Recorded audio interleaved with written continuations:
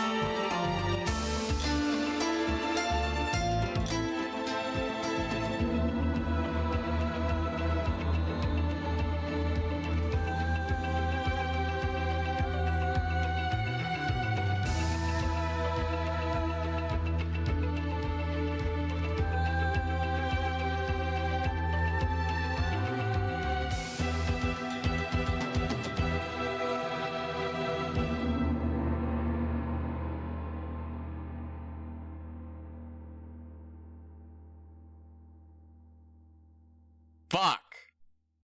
God damn. Hi, everyone.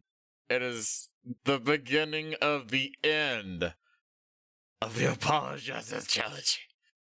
Oh my god. And of course, since I'm about to wrap up this game, maybe tomorrow, I super highly doubt today. And of course, because I'm about to wrap this up, Capcom's like, hey, what if we just did like a fucking Ace Attorney announcement? God damn it. I swear, it is Ace Attorney and Like a Dragon that I'm just gonna be constantly playing. Because there's the Pirate in Hawaii game that's coming out in February. Wait, hold on. October, November, December, that's already 5 months away. God damn. So there's that, and well, I mean, the Capcom thing might not be a game announcement. It could be something like, oh, we got a fucking actual jacket you can wear now, and it looks just like them.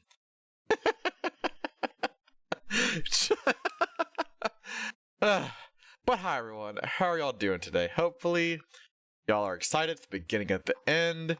It's gonna be the very final case of the Apollo Justice Ace Attorney trilogy. I've gone through the entire Apollo Justice, like the game. I've gone through Dual Destinies, which I think so far is also my favorite one. I like Dual Destinies a lot. It's really good. And now, here we are. Spirit of Justice. All the main cases done. And now, all that remains is the DLC case. God damn. So, let's get into it. Let's see what the fuck. So, all I remember is that Larry was on the thing? Let's see. Yeah, here it is. Special episode. Turnabout Time Traveler. Yep, there he is. Larry the motherfucker. Alright. Let's get this done.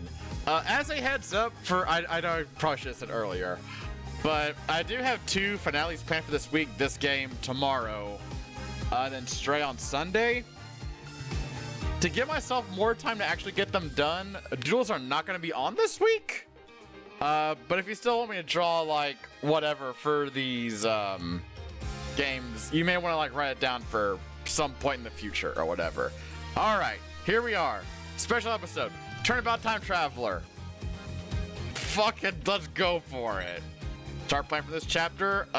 The beginning, yes, please. My plan for tomorrow is to get some glasses. After that, I'll see what happens. Oh my god, Raven. Oh my god. Classy as ever, my friend. Ah, okay, shut up. We have cutscene. I'm not completely heartless. I'll even throw that time machine you cherish so much overboard with you. Please take me back to that blissful moment.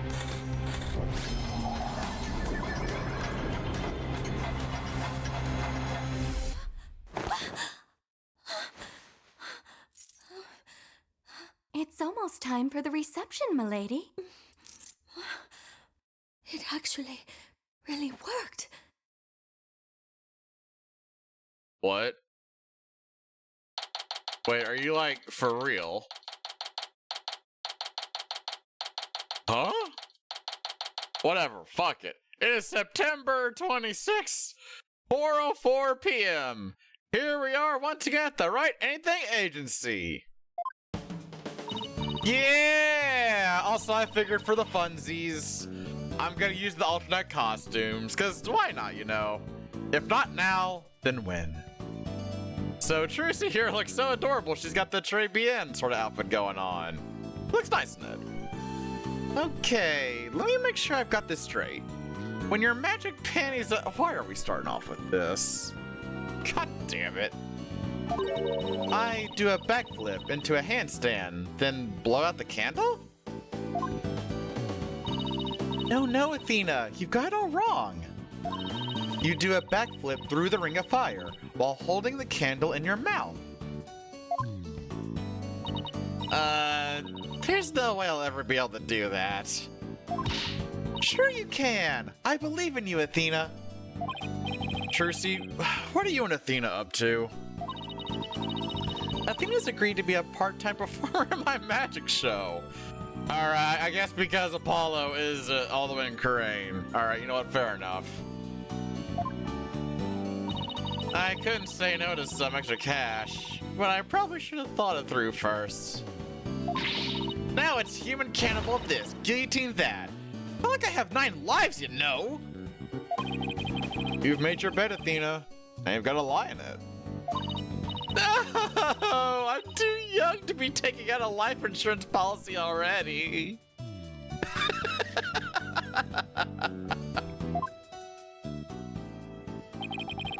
My name is Phoenix Wright. Why the fuck would someone play this before any of the other episodes? I'm the head of this law office. And since when did you become the head of this office, Daddy? I mean, who exactly does all the cleaning, accounting, and scheduling around here, huh? Shut up, you got me there, Trucy.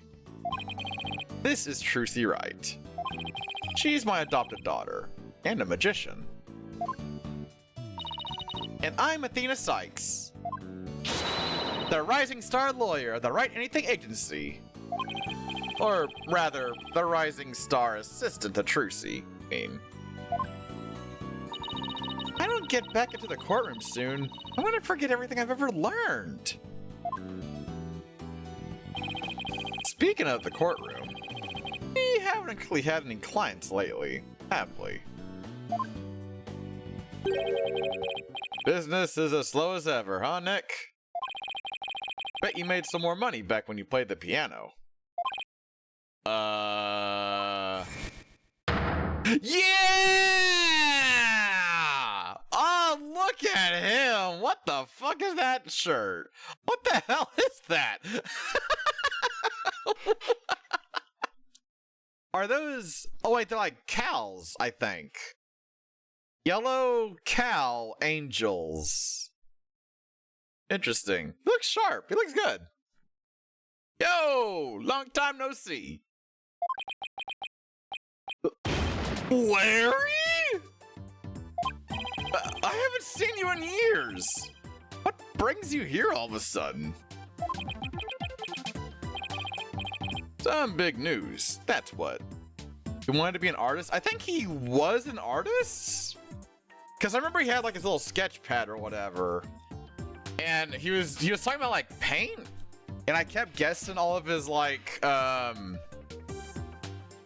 you know, it was like a bridge, you know, burnt out or some shit like that. I remember that. So I think he was a painter or artist by then?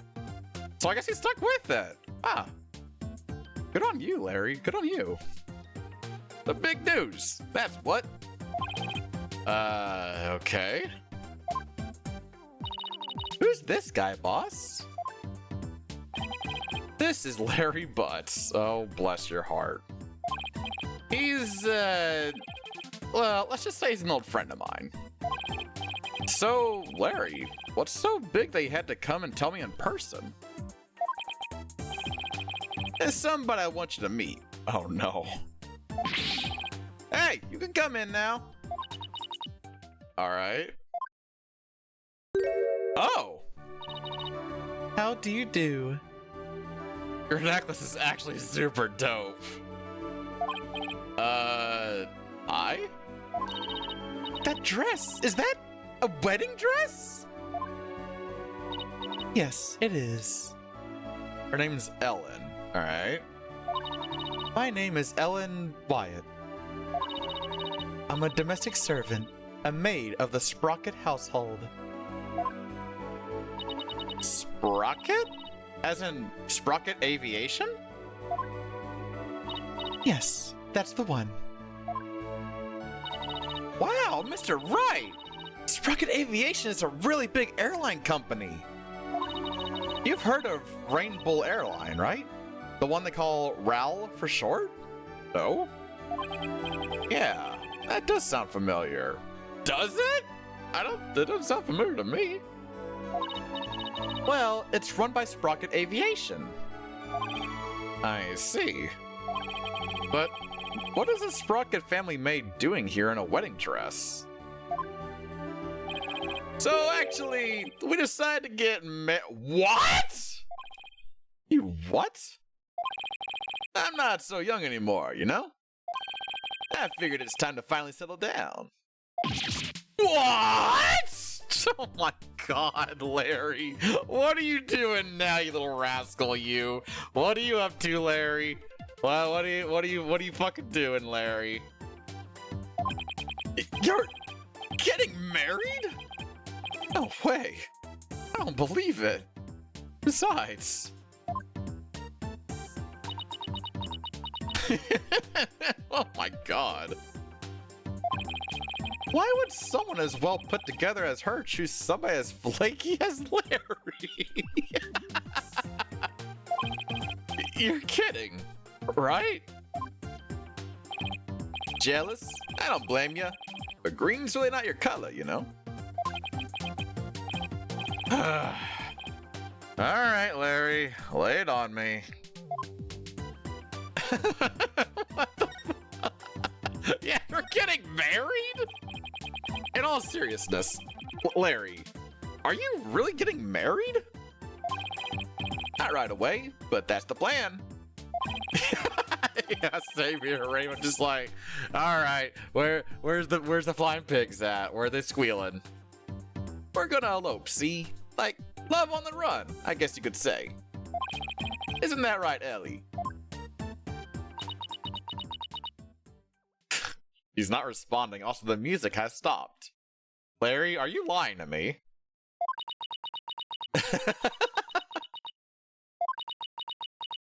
Ellen.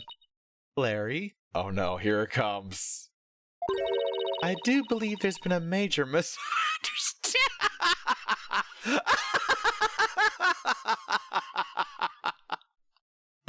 Oh, already. My heart's already belongs to another. Huh? I'm in love with Soren. Not you. Say what? That's about what I thought. That did not take long at all. But, Ellie, baby, weren't you running away with me so we could get married? As I said, misunderstand. You said you'd help me escape. That's the only reason I ran away with you. Oh. Larry.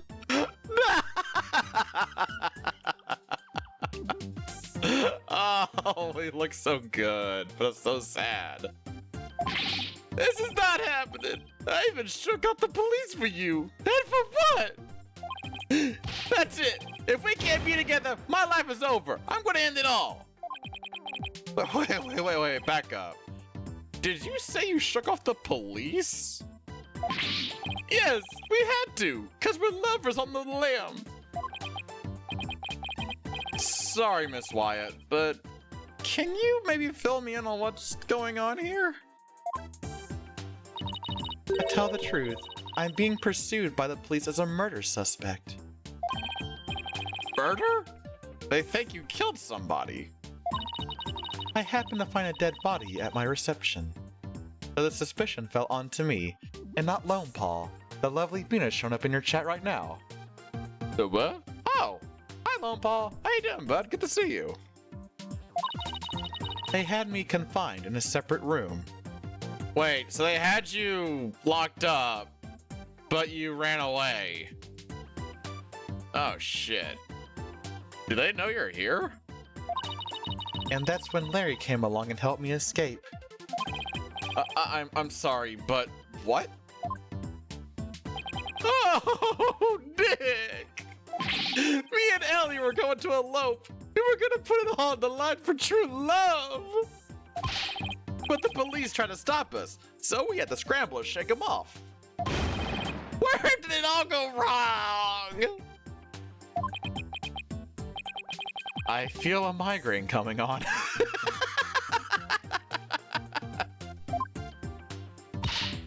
Please help me. The police are sure to be intensifying their search. Look, it's even on TV. What?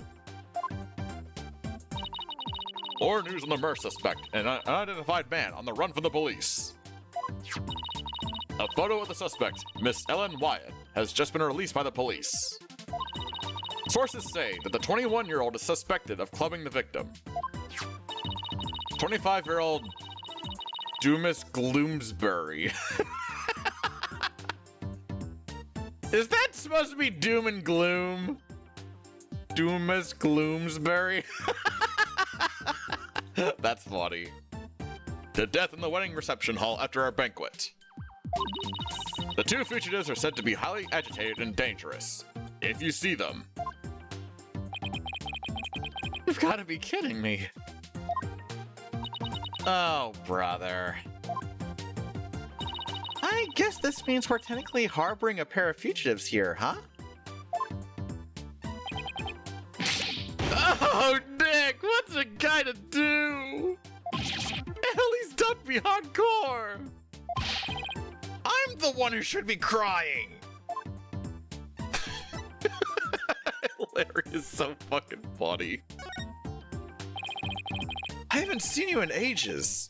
Where have you been all this time? You mean you don't know? You really gotta stop living under a rock and get out more. Oh, trust me. The amount of times I've flown on an airplane is way more than what Clappy's done like the last 2 decades. I'm the hippest, hottest picture book author in the business. Loris Dunham? I can't believe it. The fucking mustache. I can't. I can't believe you didn't know that I'm taking the picture book world by storm. Oh, but I know you. Oh dear, Lone Pulse been activated. Oh fuck, oh god, oh shit. You're the one who wrote Francie's Whippity Whip Trip. Franziska. Now that you mention it, I think I did hear something about a one-hit wonder. A one-hit wonder? What the heck, Nick? I'll have you know I just created a brand new character to moderate acclaim. He's mildly popular with 18 to 24-year-old women everywhere. Oh my god, the fucking pipe. Look, you can see his cute cello all over this jacket. The cow? What? That heart-shaped pork chop? Aww. He's not a the fucking smoke? What was that? What came out of his pipe? He's not a pork chop. He's the main character of my last picture book. A lovable little soul pierces the hearts of lovers with his arrows of amour. Q Piglet. Fuck me. Q Piglet. Alright, you know what? The name's actually the name's pretty good. I like Q Piglet. That's pretty adorable. I can't hate it. I can't hate it. And you can see this adorable fellow make his debut in Q Piglet's Lovey-Dovey Luck. In stores now. Are you sure? Because I've never seen that book in stores. Now or ever. Well, if you ever do see it, do me a favor and buy a copy or 10, will you? But I thought you were taking the picture world book by storm. Anywho, you'll defend Ellie in court, right, buddy? Please, I'm begging you. I didn't murder anyone. I swear. Oh my god, Raven!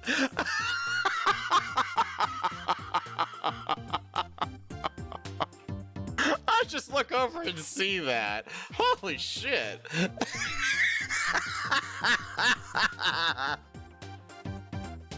You finished the first game? Paul, tell me, what did you think of it? What did you think? How was the one specific cross examination that had only one word in it? I think it was the first game? Yeah, it was the first game. But oh my god, the bottom of the bargain bin, that is rough. I swear I'm as clean and pure as this pure white dress. That's pretty great, fuck yeah. No, Cyclox. I guess that means she's telling the truth. But helping a fugitive on the run? What am I getting myself into? There's actually one more thing I really need to tell you. Oh god, now what? Oh? You might find this hard to believe, but the truth is, I'm a time traveler. Fucking what?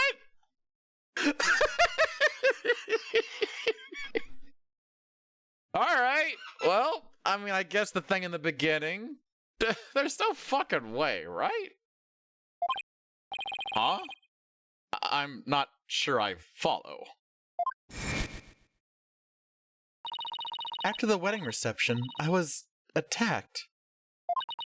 I was moments away from my death. But then, in that instant, I made a wish upon this pendant around my neck. And I went back in time to just before the reception started. Only, this time around, the man who was trying to kill me was already dead.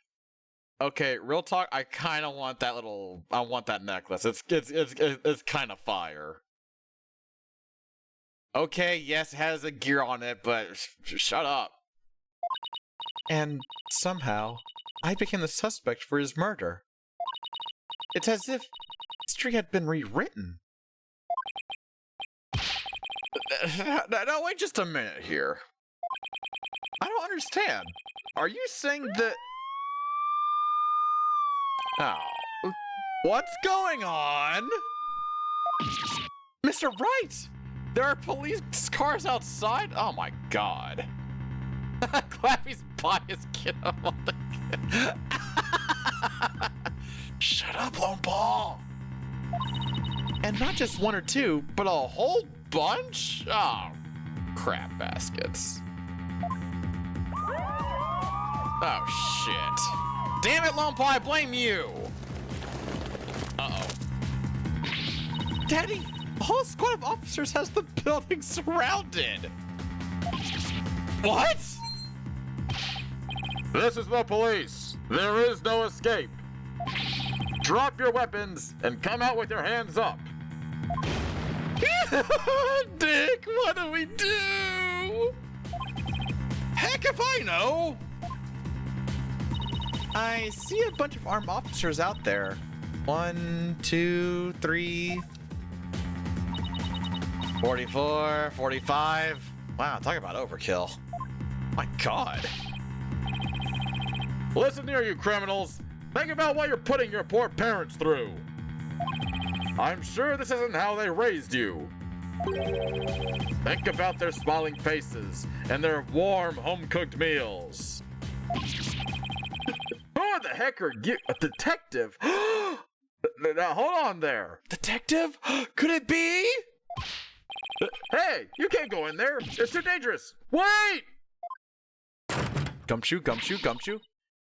Is everything okay in here, Mr. Wright? Gumshoe? Oh. Oh, well, I mean, okay. Oh. I was hoping to see a 3D Gumshoe. I mean, Emma's cool, though. She's still cool. God damn it. Emma? I'm sorry for all the commotion. So what in the world's going on?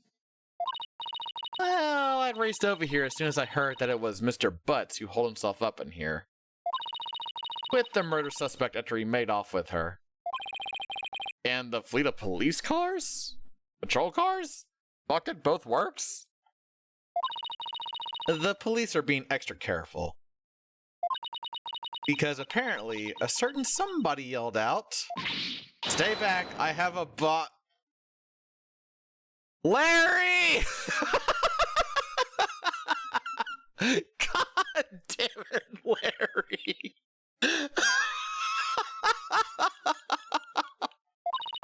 I'm sure you can guess who I'm talking about. Well, the police were being so persistent. I had to do something, so I tried bluffing.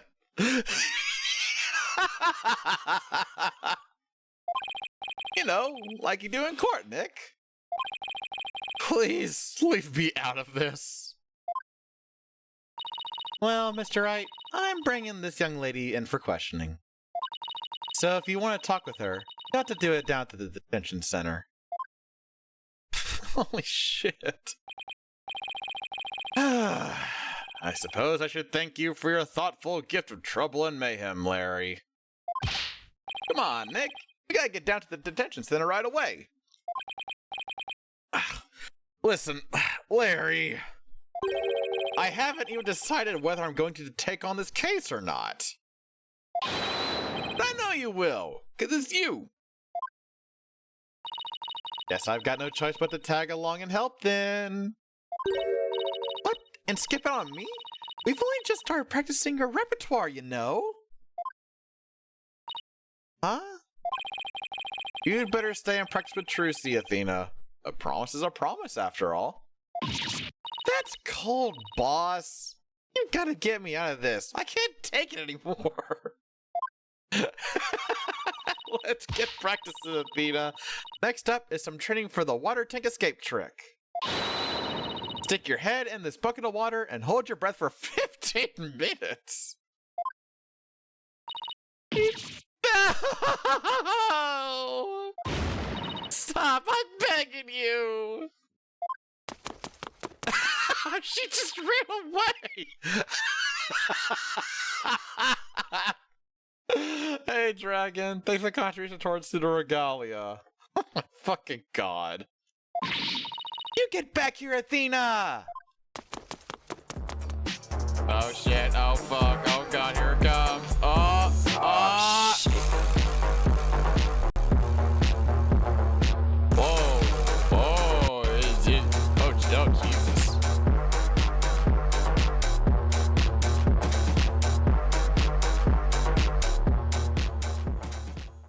Well, that was quite queer. The video seemed to go chuggy chug. But the audio is fine, which I'm okay with. What the fuck, Larry? I guess the only person cut to be Trucy's assistant is Apollo. Well, I guess we better get to the detention center and ask Miss White some questions. Especially about the whole time-traveling business she was talking about. Well, let's get this started.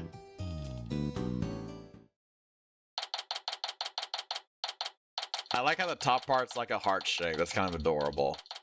September 26, 4:28 p.m. Detention Center, visitor's room. Oh, it's you, Mr. Wright. Miss Wyatt, would you mind if I asked you a few questions? Schedule 2 weeks ago. Nick is going to defend you, Ellie. Isn't that great? Larry, I told you, I haven't decided yet. What? Oh my god. Oh.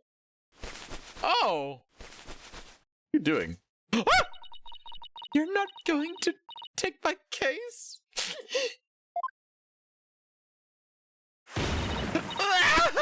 I'm never gonna be happy.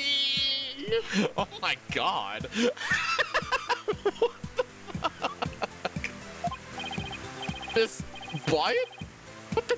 Did I do something wrong?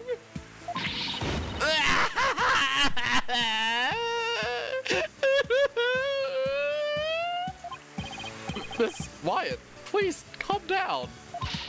I'm innocent, I tell you. But the police won't believe me. And neither will anyone else. I'm gonna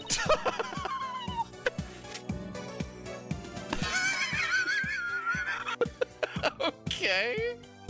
I'm gonna die all alone in a jail cell. Alright, I'll do it. Just, I'll take your case. Just stop crying and banging the shit together. Stop. Really? Well? The fact that Larry was the one who brought you to me had me a little worried, but you don't seem like a killer to me. Oh no. Oh, thank you!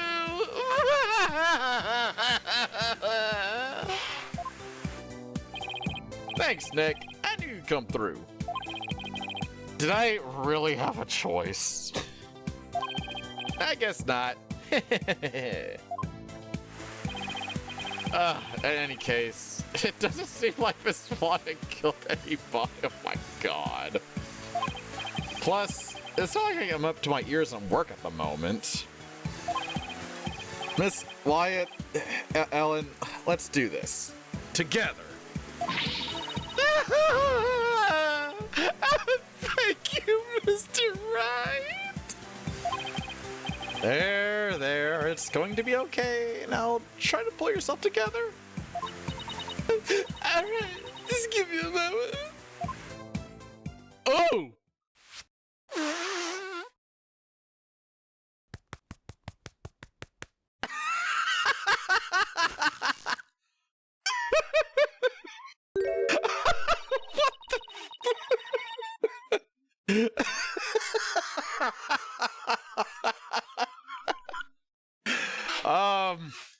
Wow. She's really animated. Perfect for Larry. I'm truly grateful to you for taking on my defense, Mr. Wright. Sure, no problem. Wow, she literally pulled herself together. Holy shit. Let's talk about the suspicion of Moida. Ellen, please tell me everything you can about the incident. All right. It happened at the wedding reception. I was attacked by Mr. Gloomsbury. Wasn't Gloomsbury the name of the victim in that news report? Oh yeah. Doomus Gloomsbury. Yeah. Maybe I should listen to what she has to say first, though, before I start asking questions. How dare that guy lay a hand on somebody else's blushing bride? What a creep! That's rich coming from you. Do you have any idea why he'd attack you? No, but what? Well, to tell the truth, Mr. Gloomsbury didn't seem very happy about me getting married. Jeez, jealous much? What a loser. Mr. Bitch had forced me onto the Vista deck, and he was going to push me off. Oh, how frightening it all was. I was just about to lose my life on what should have been the happiest day of my life. So that's why I made a wish upon this pendant. That pendant? Yes. It was a gift from my husband to be Soren. He said it's a symbol of our love. And so you made a wish on it. Now, you may think what I'm about to say is very strange, but I beg the pendant, please, take me back to that blissful moment.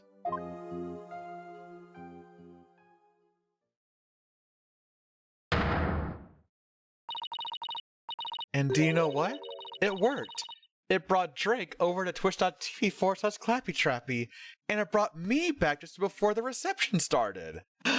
Look, chat, it worked! Drake is here! Yay! Hey, Drake, hey, girl. I was waiting for the perfect moment to bring that line in. Hell yeah. How's it going? It's going good. This case is starting off strong. Fucking Larry is back. And I love it. So that's the time traveling thing you mentioned back in my office. Larry is back? Oh, hell yeah, he's back. I'm sorry, but I have to say, it's pretty unbelievable. Unbelievable? Oh, and then this is our defendant. I knew you'd never believe me! Nick? Ellie here is an honest-to-goodness time traveler. And I'm back. I'm pointing at you, Drake. Yeah, look at my dust. You like what you see? Yeah. I got a suit and tie and everything.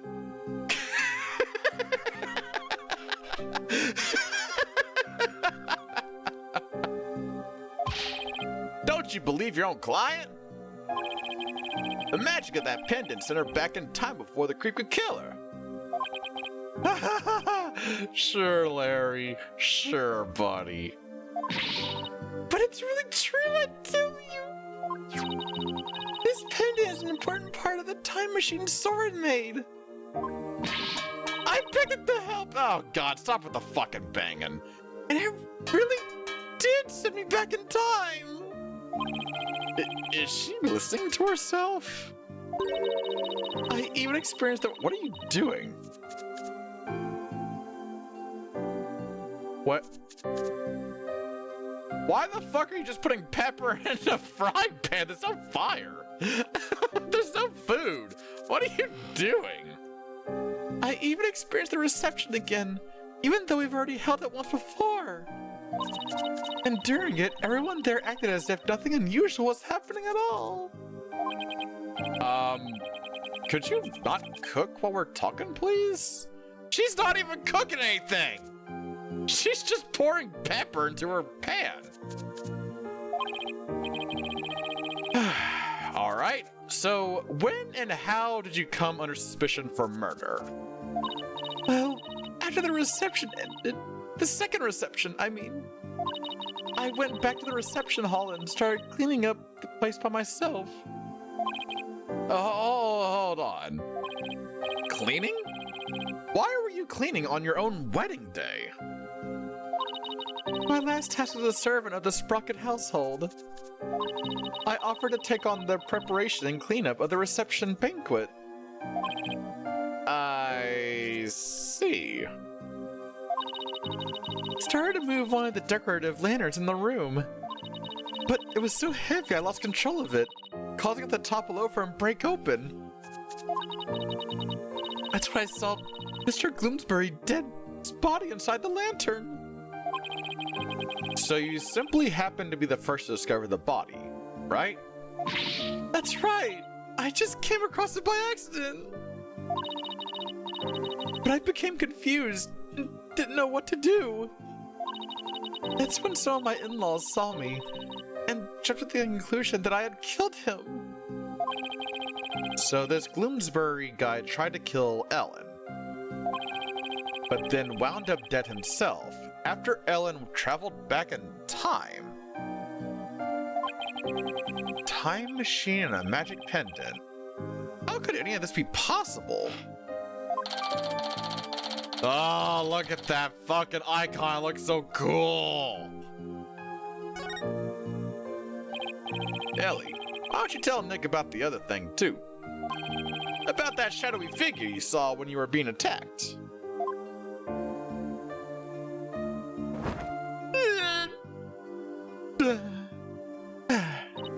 Yes, good idea, Larry. How the fuck do you do that?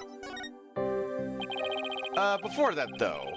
So, you and Larry here were never planning on getting married, right? That's right. We've only had a few brief interactions, so I can't say I know him at all. Oh, Ellie! How can you say that?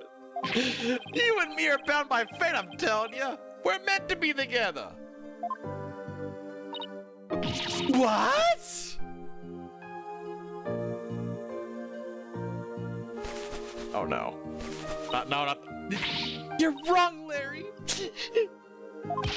I've never been so right, baby. It's as plain as the goatee on my chin.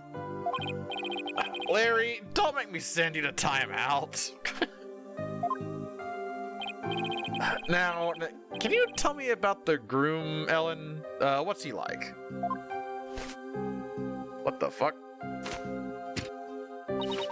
His name is Soren Sprocket. Soren Sprocket. Fuck me. Because aviation, Soren Sprocket. Oh my fucking god. Oh, he's the most wonderful man. He is truly my destiny. Did you say Soren Sprocket? As in... That's right. The next president is Sprocket Aviation. Wait, he's in line to take over the company? Huh, he's nothing but a rich, spoiled brat. I'm clearly the better choice. Clearly. Larry, you and Soren are as different as night and day. There's no comparison. Ellie, you're breaking my achy, breaky heart. heart.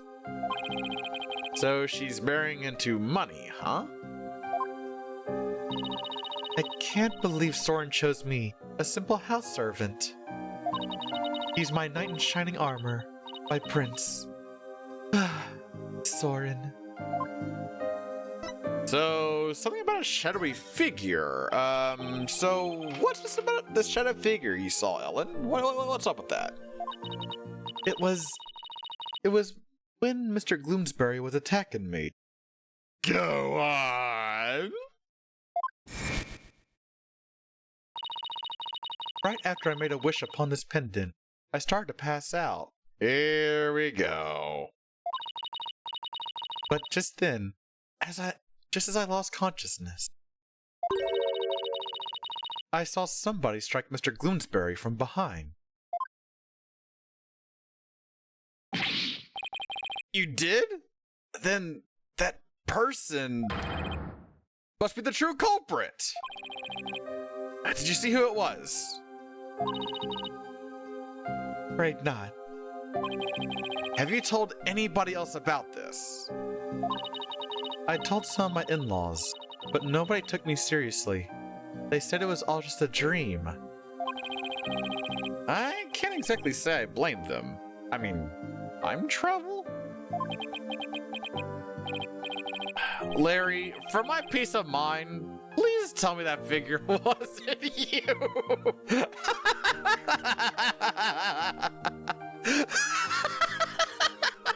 Immediately. Of course it wasn't.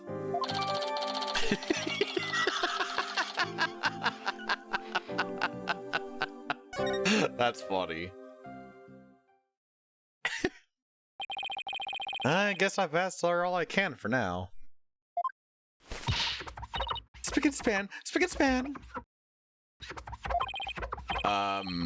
Ellen? What are you doing?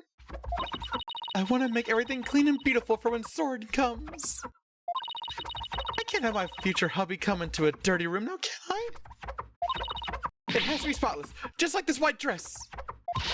Spick and span, spick and span. Let's hope we can wipe away all suspicion from you soon, too. Nick, we better get to the crime scene right away. What, you're coming too? Of course I am! If I solve the crime and reveal the true killer with my super sleuthing skills, Ellie might change her mind about me, you know? You never get the message, do you, Larry? Next up, the mooring dock at Sprocket Park. Come on, Nick, let's go. Larry accompanies me on this. Oh my god, I'm okay with this, actually. Alright, to the mooring dock. The mooring dock. Bunch of cows everywhere. Ooh, look at that. That's a blimp. September 26, Sprocket Park mooring dock. So this is Sprocket Park, but where's the reception hall? Reception hall. Oh, that's wow, looky there. Why'd you stop yourself? What? What is it? I just spotted me a cute mamacita. Don't wait up, Nick. Larry, you're a piece of work, dude. What the fuck? Hold on. Where's the reception hall? Sorry, Nick. Man's gotta stop and smell the roses when they appear. I am an artiste after all. Oh, miss. Yoo-hoo. I thought he was going to take me to the crime scene. Oh, well. I'm sure he'll come slinking back when he inevitably gets rejected. I'll just take a quick look around until then. Doggy! Oh wait, y'all can't really see it. Hold on. Y'all look. Look at the doggy on the bottom left. Doggy. It's a very good dog. Good dog. Pet the dog. Yay. Pet dog. Pet dog. Get happy. Best timeline. Yay. This is Larry. Let's keep looking around. Oh, okay. What am I looking at? The doggy? I can't look at the dog. Fuck this game. I guess the big ass blimp. Wow, that airship is whoosh. Oops, didn't mean to say it out loud. I've only ever seen the airships like this up in the sky. But I've gotta say, they're mighty impressive when you can see them up close like this. Oh, what the fuck happened here? Ow! Thing's really banged up. Maybe there was an airborne Kitty loaf that came by, flew at it, and destroyed it. The perfect crime. You looking at the sign? They say it got damaged by heavy winds yesterday. That's what they say. But they don't know. They don't know the truth. A big gust sent that bench flying into it. Well, that's what they're saying anyway. Exactly. That's just what they say, not what they know. I see. The wind caused that? Like a tornado. The repair guy was saying, don't touch, it's dangerous. I see. The heads up. Poor guy. Like goes a lot of work. Hey. Sorry about that. I had to commit murder. Larry, what did you do? I told you, I committed murder.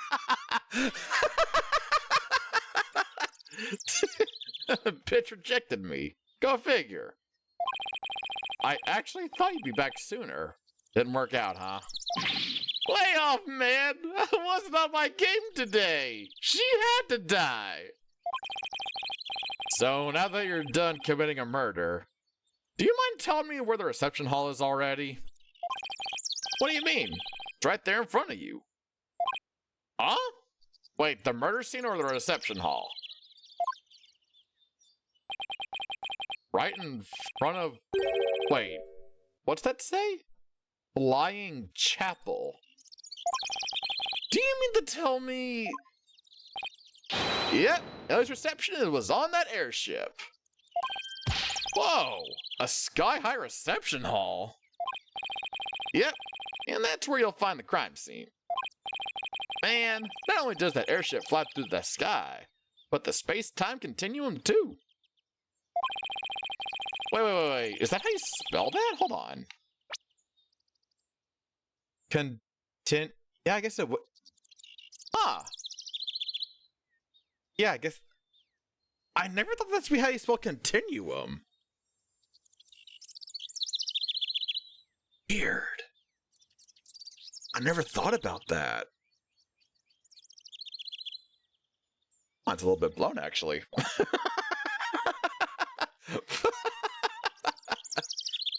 But the happy couple's honeymoon got left far behind when it had made that time skip, though. Ghosted that through autocorrect. Ha! I never thought that's how it was spelled, although I guess to be fair, I never thought about it. This game, y'all, it's taught me so much. Like on the lamb, I never knew that phrase before. And now continuum having two U's. It looks incorrect, but saying it out loud makes it seem right. Words are weird, y'all. Words are weird. Here, check the airship out for yourself with this pamphlet. Flying Chapel pamphlet has been added to the court record. Ooh. By the way, I figured you could use some backup, so I called in some help for you. It did?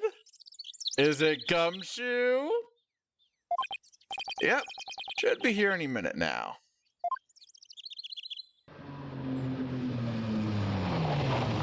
Uh-oh. Wait, a bike? Huh? Oh. That red sports car! Wait, is that Edgeworth? Larry, don't tell me you called... You know it, buddy. I trust you've been well, right? Oh, it's totally Edgeworth. Maya? Surprise! Now admit it. That was a pretty good Mr.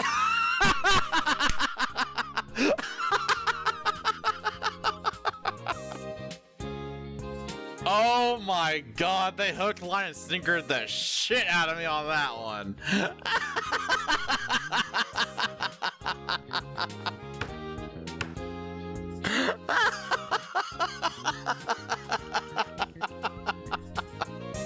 Holy shit. Maya, what are you doing here? Larry called me up. He said something about it finally being time for him to tie the old knot. But that's funny. I'm pretty sure he mentioned something about being here with his bride. Oh no. Larry? Maya, I know this is sudden, but please. Why? What are you doing, man?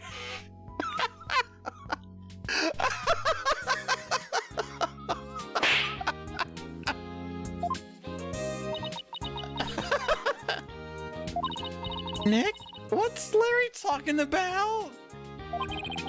He was dumped by his bride. Well, by his imaginary bride anyway. Wow, poor Larry. That's a new low even for him.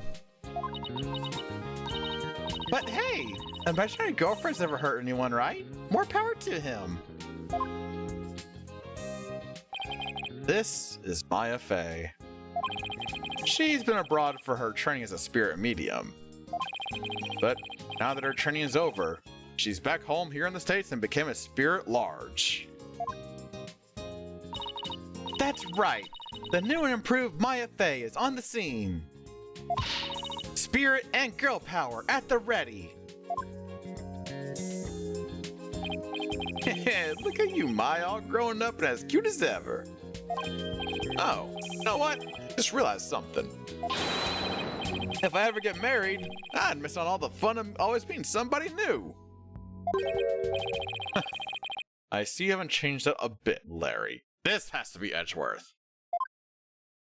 Yeah! Edgeworth! I figured that car belonged to you. But when did you become Maya's chauffeur? It's nothing like that. I just happened to run into her en route and picked her up. And by run into her, I mean she jumped out in front of my car. I nearly ran her down. The mental image is so funny.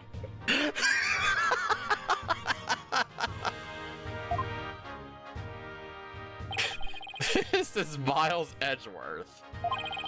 He's a friend of mine, the district's chief prosecutor, and apparently also an investigator. I heard he's been busy lately.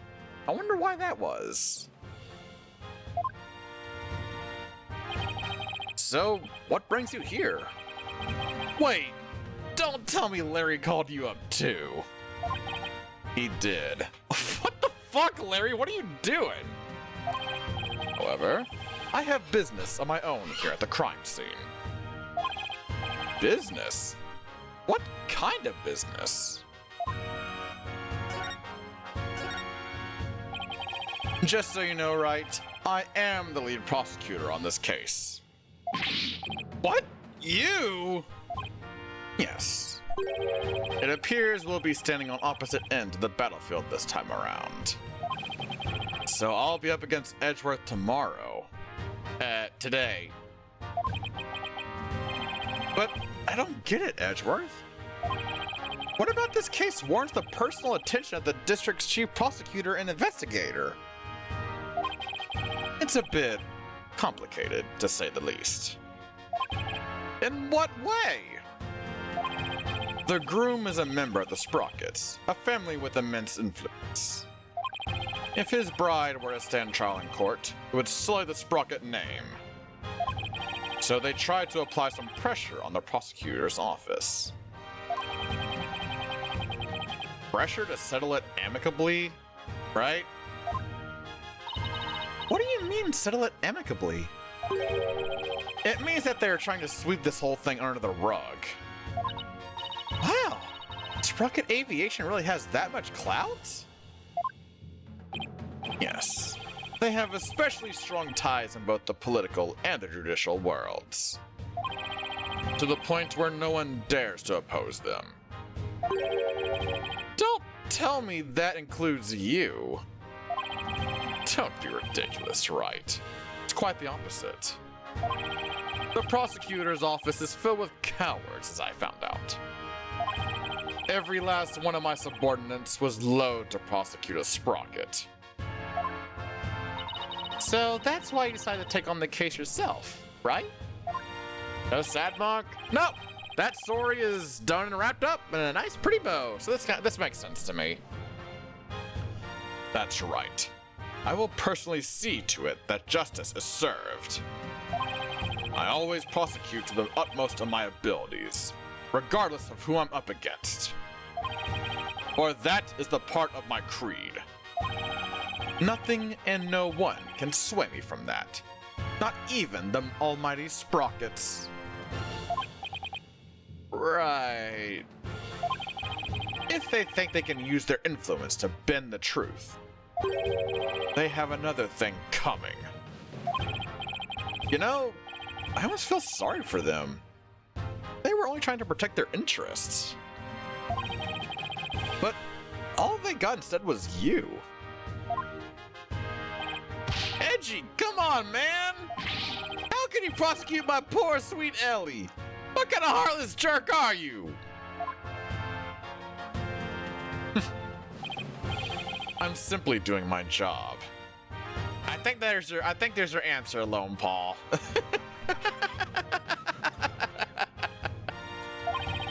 And I'm warning you right. I won't hold back. Not for you or anyone else. Thanks for the warning, your righteousness. So, how's it going, Mr. Chief Prosecutor? Busy as always, I presume? Of course. Unlike somebody who has too few clients and too much time on his hands. Huh. Guess that explains why your brow is more furrowed than the last time I saw you. Maybe you should learn to relax a little, Edgeworth. Nice try, right? But as always, I have no intention of showing anyone any mercy. Including you. As inflexible as ever, I see. Besides, I think I've mellowed out a bit with age. So if anything, these furrows should have smoothed out a little as well. Honestly, Edgeworth, are you really that blind to yourself? Excuse me? He's really self-conscious about those lines, isn't he? Edgeworth, about this incident, don't forget, right? I'm the prosecutor for this case. Need I remind you that I'm not in the habit of sharing information within my adversaries? No. I guess we are adversaries for now. And you, Larry. Me? I'd like you to come with me. You have a lot to answer for after that little stunt you pulled with the suspect. But Edgy! We're old pals, aren't we? Come on! Personal appeals won't work on me, Larry. Now come along. Nick! Help me out here!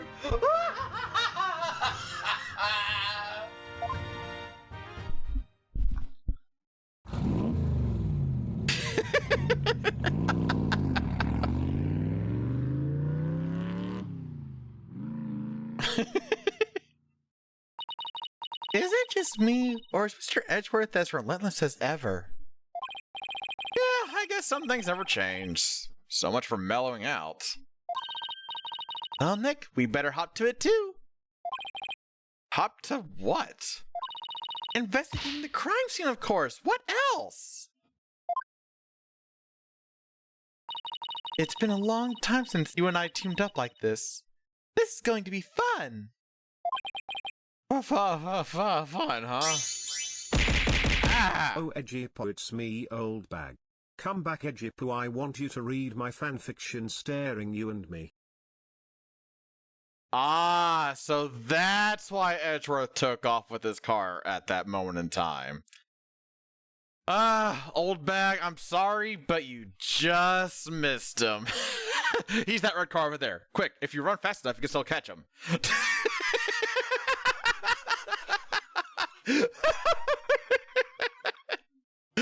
Just imagine she's actually just sprinting at him. Come back, Edgy Poo! Read my fan fiction! Notice me!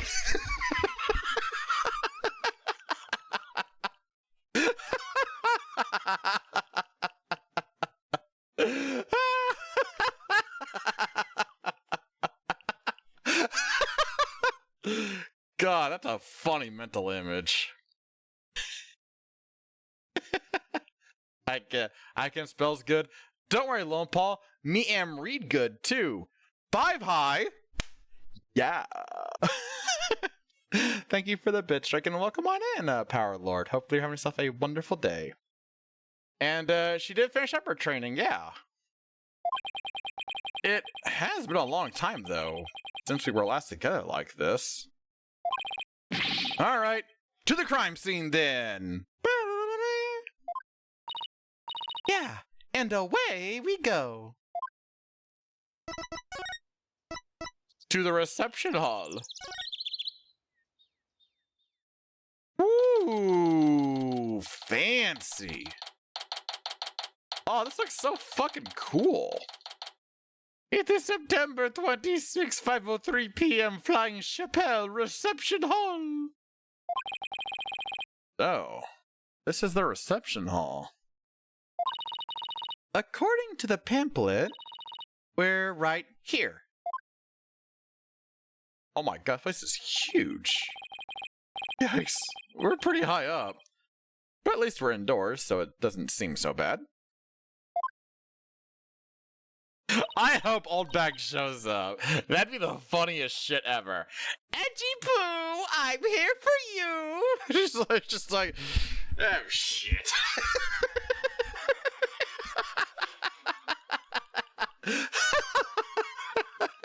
Not again. Oh, look, Nick, it's Emma. Hey, Emma, over here. Mr. Wright, Maya. Does this mean you've taken the case?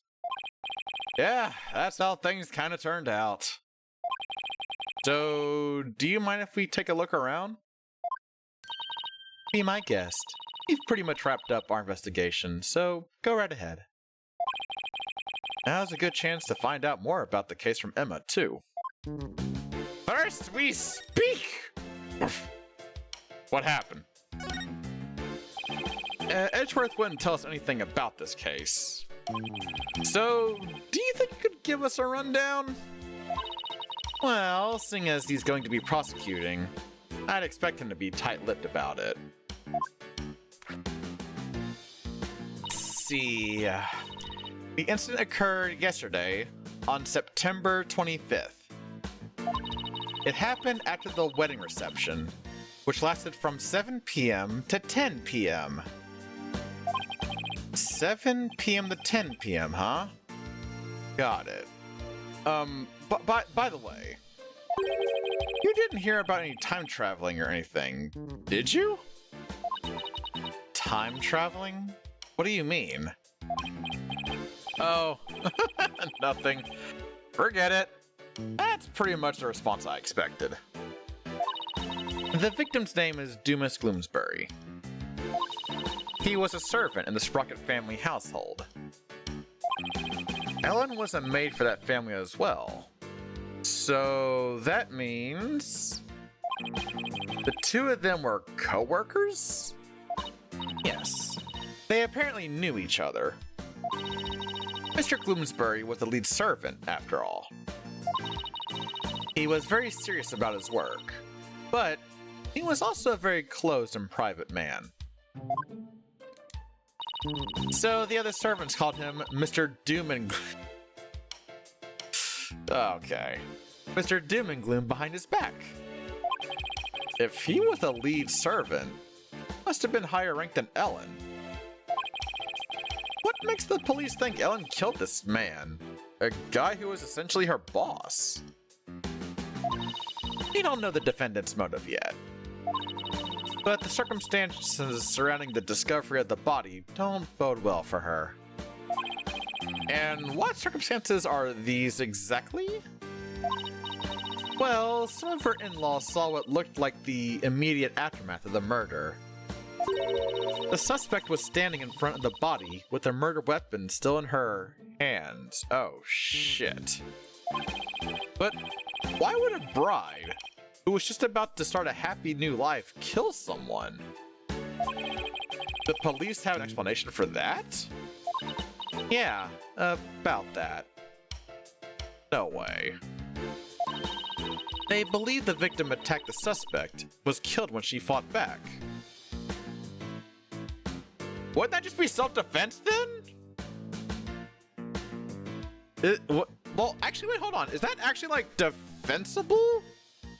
Or, like, a reason that's, like, fine? Like, if you're defending yourself,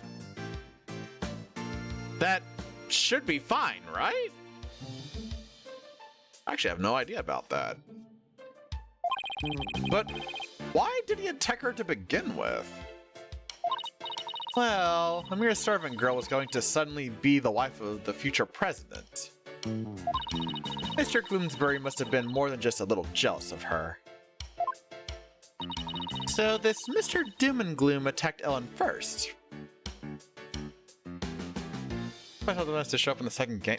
Oh my god, it's been so fucking long. If he attacked first and she just did to disarm, yes, okay. Although, that's to disarm. That's not... But if she was only trying to protect herself... Okay, well, they're gonna mention it here. Wouldn't that count as justified self-defense on her part, Nick? It would. There's a good chance she'd be acquitted if we could prove that, but... Wonder what Edgeworth will have up his sleeve to counter that claim. But, wow! A servant girl marrying the future president of such a huge company. Goes on how she defended herself. Okay, okay. We're gonna need to see how the body, like, how he died. We're gonna have to see that. It sounds like a modern day fairy tale. It does, doesn't it? Thing is, not everyone was on board with their union, apparently. There we go, murder weapon, perfect! I was just thinking about that. So, what was the murder weapon, Emma?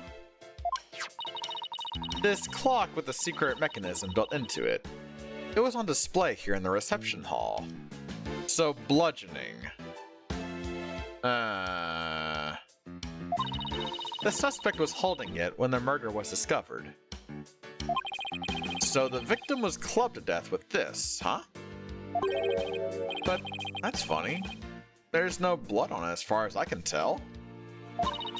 Maybe it was wiped off in an attempt to tamper with the evidence? Emma, don't you have the fucking luminol? You could just test this. What are you doing? Emma, please. But there was definitely a luminol oh, okay, you did. Okay.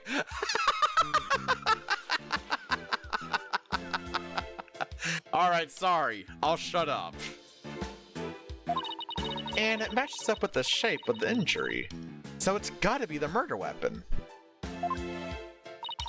What a funny looking clock. They call it the timekeeper. The idea is that it's a time machine. Oh, fucking hell.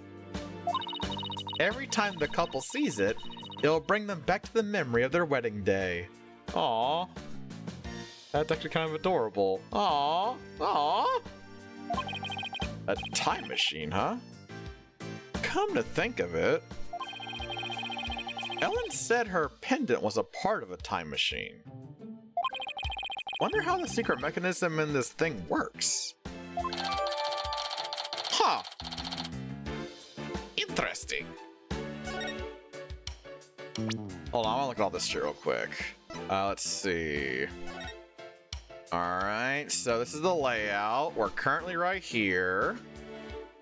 Yeah. There's a gigantic ass elevator, apparently. The lit. There's the hold. The cabin. Oh, fucking hell.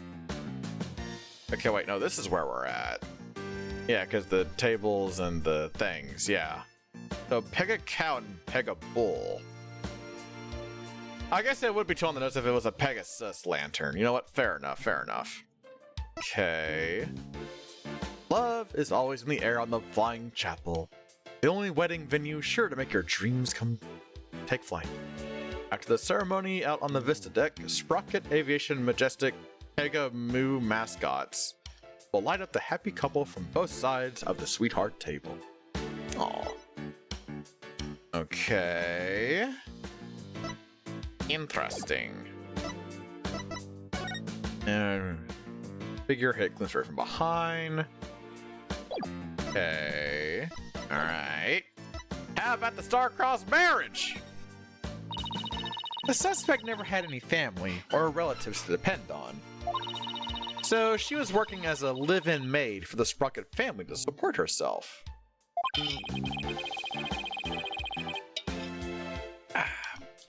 So, a maid with no family or fortune was set to marry the president's son, huh? I guess it's not surprising that ruffled a feather or two. Yes, apparently the groom's parents and all of his other relatives were strongly opposed. But that didn't stop the young couple from deciding to go ahead with their wedding. Love flourishes in the face of adversity. Oh? Is that how it works? Yep. If you ever have any questions about love, just ask me. I'm a qualified expert. With all due respect, no, you're not. I spent all of my spare time in Korean watching soap operas on TV. Fuck's sake. I'm not sure that's enough to make you a qualified anything, Maya. Oh, and by the way, what now? I heard the suspect faced her fair share of harassment too. And from the sound of it, it got pretty ugly for her.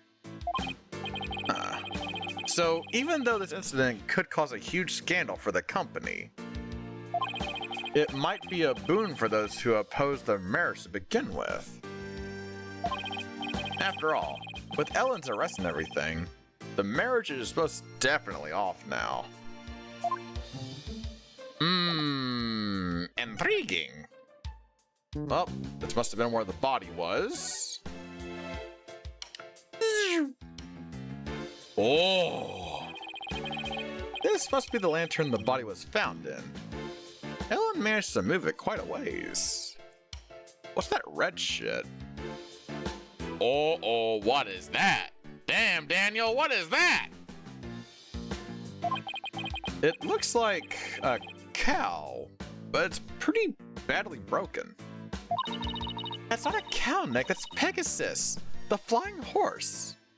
Wait, what? Oh, peg a cow. Wait, Maya, you're full of shit. No way, it's definitely a cow. It's got horns and everything. But look, it has wings. Cows don't have wings. So it's Pegasus, I tell you. Are we seriously having another step ladder bullshit debate right now? This is what's happening. Oh, I know. That pamphlet should tell us. Yes, it should. Let's see. Apparently it's called a Pega Moo. I did not see that coming. Yet somehow the name really captures the essence of what the creature is, you know? Huh, that's strange. What is? Well, this Pegamoo is definitely a male Pega bull, right?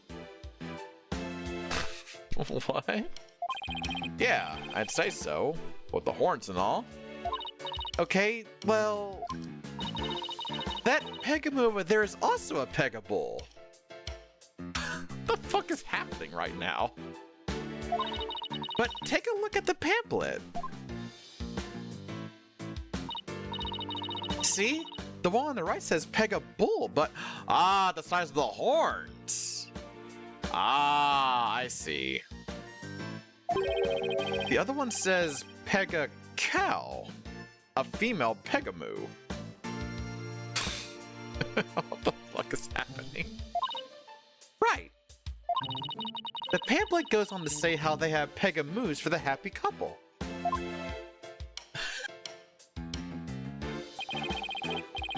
So, for Ellen's ceremony, there should have been a male and female pair of Pegamoos. But for some reason, there are two males here.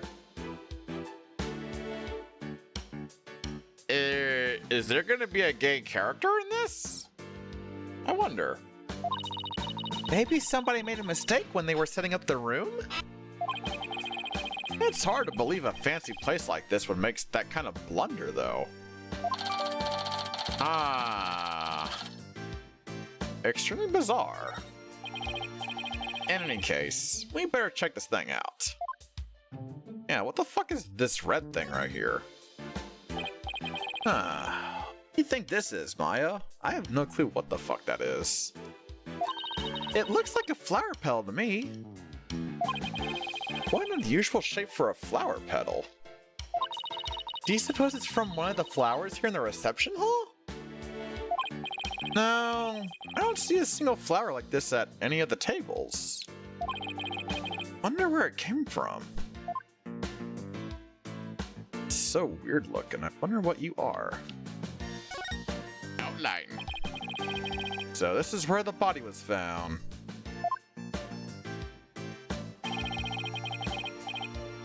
And the first person to find it was Ellen. Okay, so it's like that. There's like a note there. Okay. It looks like the flower petal's like on top of him. Curious. Emma, what can you tell me about the condition of the body when it was found? Let's see. The victim was apparently hit on the back of the head. Here's a photo of the scene as we found it. Okay, hit on the back of the head. Got blood on his hand. There's a note there. Okay. And there's multiples of these weird little things. Okay. Interesting. I hope she can tell us about what that note and those little things are. Oh, the note's still here. Hey, what's this? Ooh, let me take a look. Grab Ellen when convenient, then send her off from the Vista deck. Oh? It looks like a note outlining the murder plot. Whoever wrote it has better handwriting than me. But it looks like they wrote it in a rush. Yeah, it's like kind of smudged up and stuff. Bizarre. And why do you say that? Because the writing is only smudged starting from the middle of each line. That happens when a right-handed person with a slight hook writes in a hurry. Oh, right. Wait, that could be super important. I do it sometimes myself when I'm not paying attention to where my hand is on the page. Yes, I'll take your word on that, Miss Bad Handwriting Expert. Hey! Even I don't smudge my handwriting this badly. Alright. Get back to that note.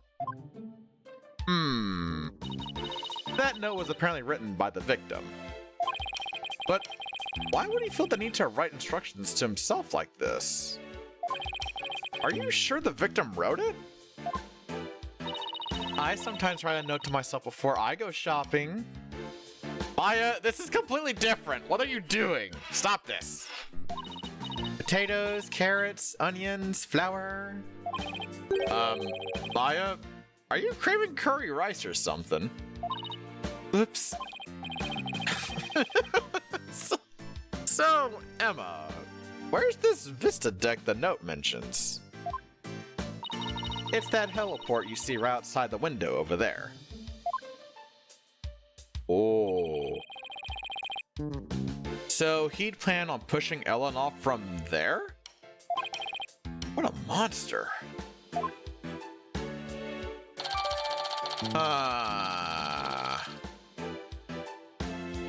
Interesting. Okay, so what's the dealio with this shit? Did this come from the lantern? Ick, it's covered in blood. Maybe it got on there when the killer was putting the body in the lantern? Can you imagine going to open a door and finding the knob covered with blood? That'd be bloody awful to say the least. Phoenix Wright is funny, man. Yeah.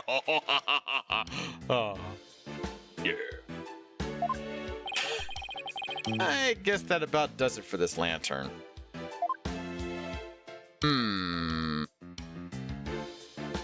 Wait, what about... Okay. Let's see... This, I guess? Oh. This is the sweetheart table where the bride and groom sit. Where they gorge themselves on the wedding feast, you mean? I'd be too nervous to eat in front of a bunch of guests like this, though. They say that newlyweds are usually really busy during the reception, you know. They had to greet and talk with all the guests that came to give their blessings. They don't actually get all that much time to enjoy their dinner. Aww, I wouldn't be able to stand that. I can't imagine having a huge feast right in front of me and not being able to eat it. These same brides tend to have an especially hard time because of their wedding dresses. Those tight corsets squeezing their waists, they can barely eat a bite. Really? It sounds like wedding receptions are absolute torture. I guess food still wins out over romance in Maya's book. Let's see. Surprisingly, they don't get much time, which is why they usually have a room they can sneak out to for a rest. True. That makes a lot of sense. Alright, what's behind this, huh? This must be where the time machine was placed. Is there anything behind it under that little cloth? Come on. I can't believe that such a beautiful memento was used for murder. It's just awful. Nick, we have to prove Ellen's innocent, no matter what it takes. I agree. We can't let this go down as the saddest flying wedding reception in history. Oh. This. So, that's the Vista deck out there. I bet the view is amazing. But I guess it must also kind of freak you out, huh, Nick? Yeah, kind of. Mostly because there's no surviving a fall from way up here. That's absolutely fair. I think that about does it for this area.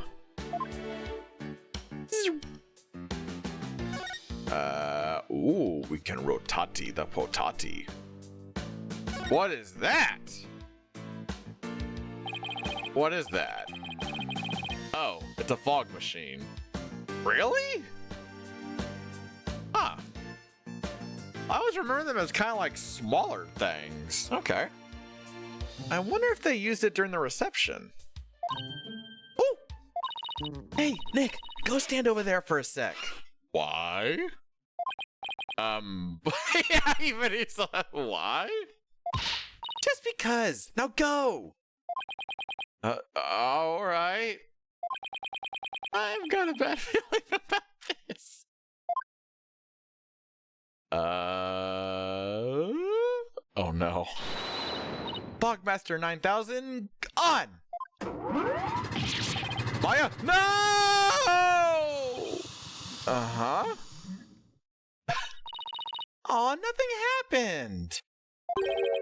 Looks like it won't work without some dry ice. God damn it, Lonepaw. Darn it. All I wanted to do was surround you within a thick cloud of smoke. The what, Master? Fog. Fog. You know, the thick clouds that surround people. Good Lord, Lonepaw. Why would I say the other thing? Christ almighty. Yeah, see, I agree with Phoenix. Christ almighty. You silly, silly man. This is a Holiday Vegas. Oh, the covering. I wonder what this partition is for. I imagine people like the reception staff or entertainers use it. They probably wait behind it when they're on standby. I see. With a partition this size, I bet they could even fit an elephant back there. Or maybe even an Octorok. Ah, Nick, I'm so hungry I could eat an Octorok. Not that anyone sane would.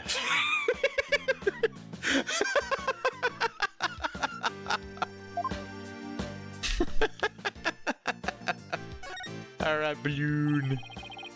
It's a hot air balloon. A symbol of humanity's ambition to take to the skies. It's kind of a romantic notion, don't you think? Yeah! But I just noticed that it doesn't seem to be tied up to the ceiling all that well. I'm sure it's fine. Please don't let it fall on my head, please don't let it fall on my head, please don't let it fall on my head. Okay. Alright. Ah, another one. It's a fog machine for the reception. Pretty cool, huh? Don't you dare touch it! No! Bad, Maya! Bad! Bad! Bad, Maya! Bad! Aw, spoil sport. That's because I know how you operate. Ooh, what is this? Oh my god, are you serious?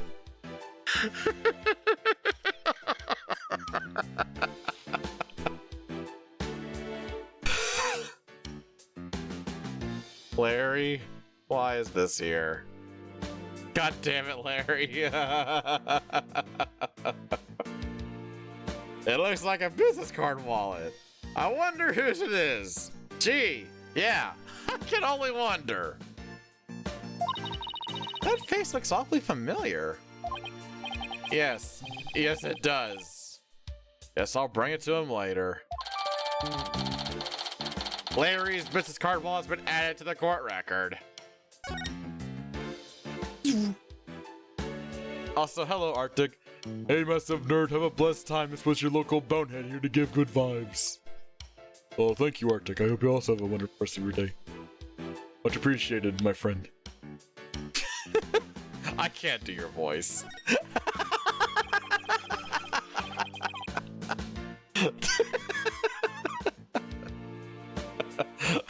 Patrick.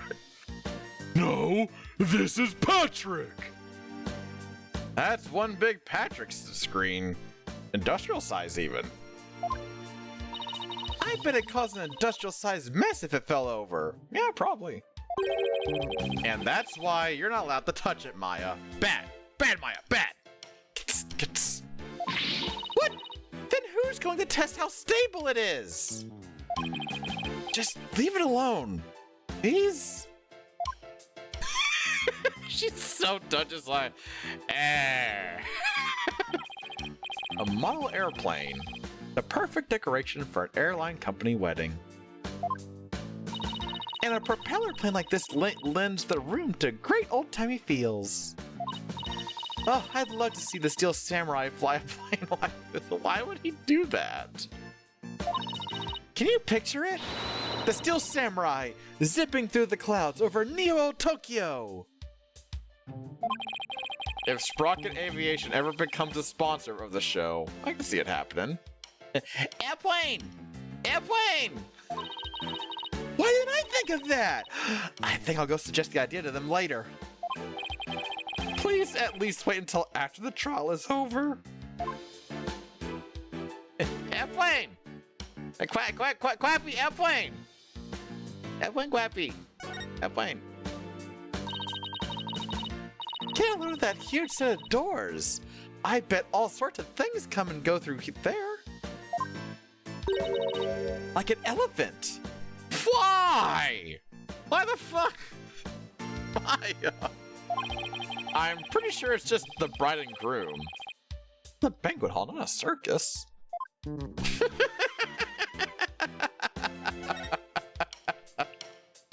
I believe that's everything, yeah? Oh! Wow, look at the horns on this flying bovine. He must be a bull.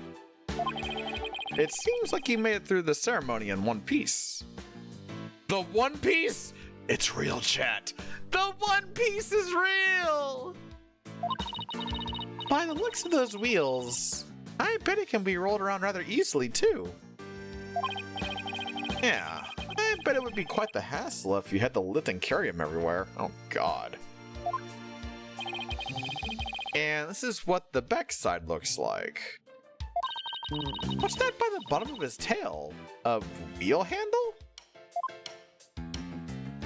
Oh, it's for opening it. Oh, I get it. This way I can get inside to change the light bulbs. Ah, right. I see they left the wheel handle on the inside unpainted. Well, yeah, there's no reason to paint the inside if you're never gonna see it. I guess they figure nobody will see it, so why bother? Fuck yeah. It makes sense to cut costs where you can.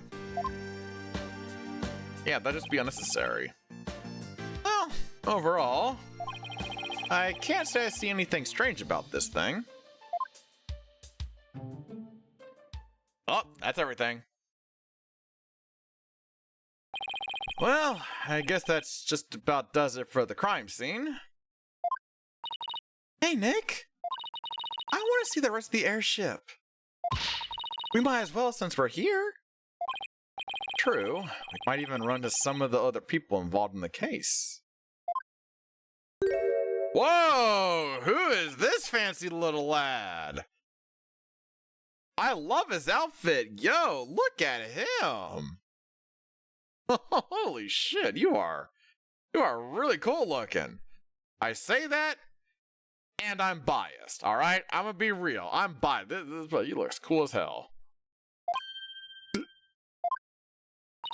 Nick, how long has that guy been standing there? I didn't even notice him until just now.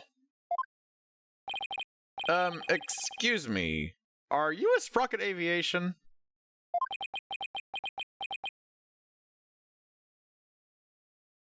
Is that a yes or...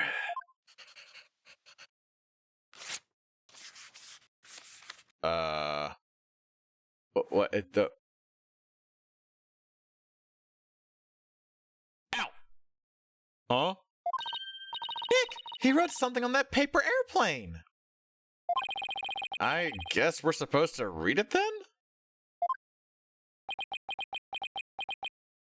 Is he a mute? Is this where we're going? Alright.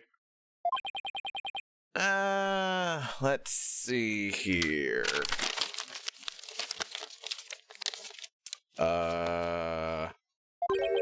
Get out, intruders. Well, that was a rather cold welcome. Mr. Wright, Maya, meet the lone son of the president of Sprocket Aviation. Soren oh, shit. Or to put it another way, the future president of Sprocket Aviation. So he's Ellen's fiance?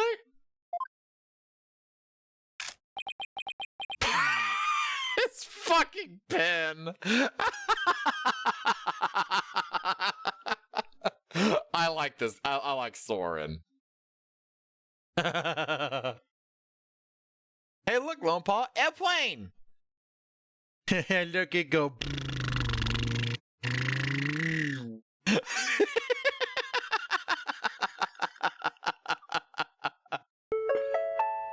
Let it be known that Lone Paw is not only a fantastic streamer, but also a capable pilot and certified cute teen. I just realized, is this your version of like jingling keys, Lone Paw? Instead of keys, it's just a little airplane. It just go.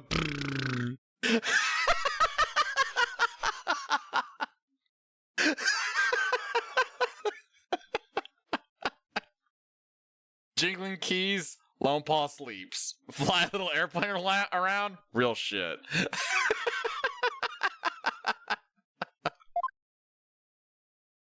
Oh, he just left? There we go. He's kind of an eccentric. I hear he's the genius inventor behind many of Sprocket Aviation's business successes. An inventor, huh? Yep, he even designed this airship. Holy shit, really? How old is he? He's so young.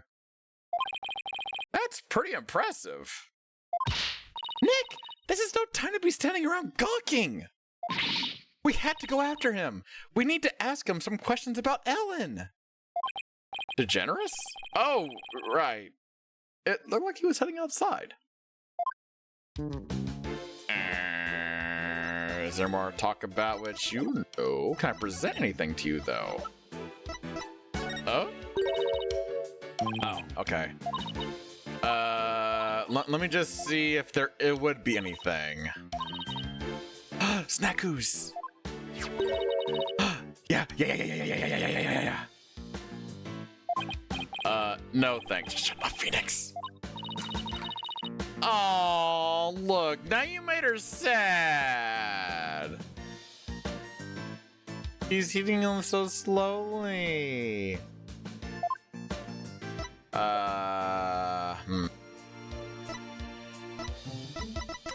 And I probably just wants me to go outside. Alright. I guess I examined it? First here, but it never hurts to take a look or rep. So wait, is it presenting something? Because it wants me to go outside, but I cannot outside do.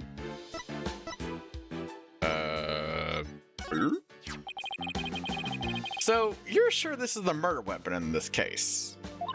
Positive. The shape of the victim's injuries and the shape of this clock are a perfect match. I see.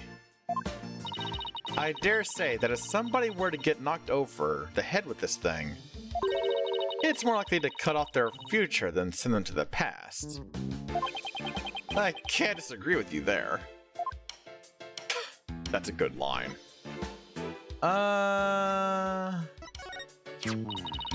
It's absolutely unbelievable. What kind of monster would plan to commit a murder on somebody's happiest day? I take it this means you don't have any significant news. No, I'm afraid not. You? I've got nothing. Wish I could be of more help. Well, thanks anyway. I appreciate it. All we can do is keep on keeping on, right? So wait, what does it actually want me to do right now? Hold on. Chase after sword. What, did he just fuck off out of here? Oh, okay. I thought it went like out to the deck or whatever. All right, fair enough. September 26, 5:40 p.m. Sprocket Pot Mooring Dock.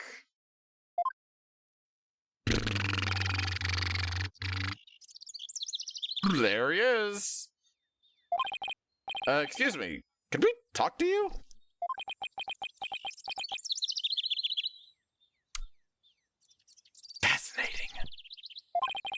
Excuse me. Do you mind if I ask what you're doing? Ah, he's reacted finally.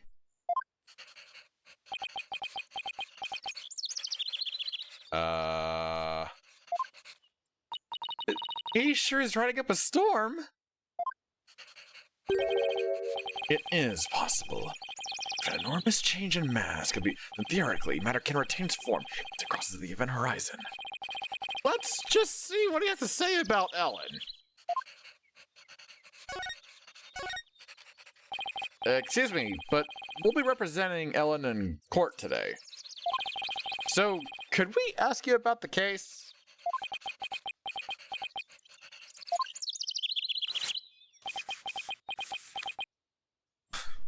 Ow!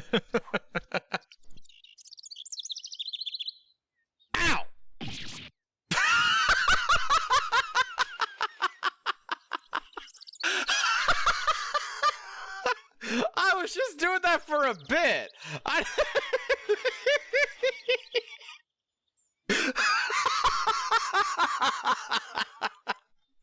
didn't think I was actually gonna do it. Fucking hell.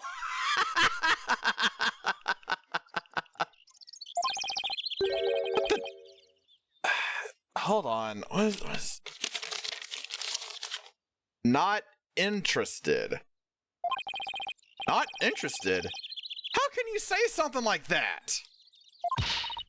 This is about your fiancé. She's under arrest, you know? What the fuck? Diameter of the airship is approximately 80 feet. The amount of energy necessary to move to the amount masses. He's off in his own little world. I can't believe he said he was not interested in talking about his own bride's arrest. We'll just have to talk on his level then. With something he might be interested in. Could you take a look at this? Is that Ellen's? Ellen told us that she traveled through time during the incident. She said it happened after she made a wish on this pendant. You mean to say you two are Ellen's? Yes? Yes, I just told you that a minute ago. Sorry, I was lost in thought. He wasn't even listening? Oh boy. He's not at all what I expected, based on Ellen's gushing testimonial anyway. Ellen!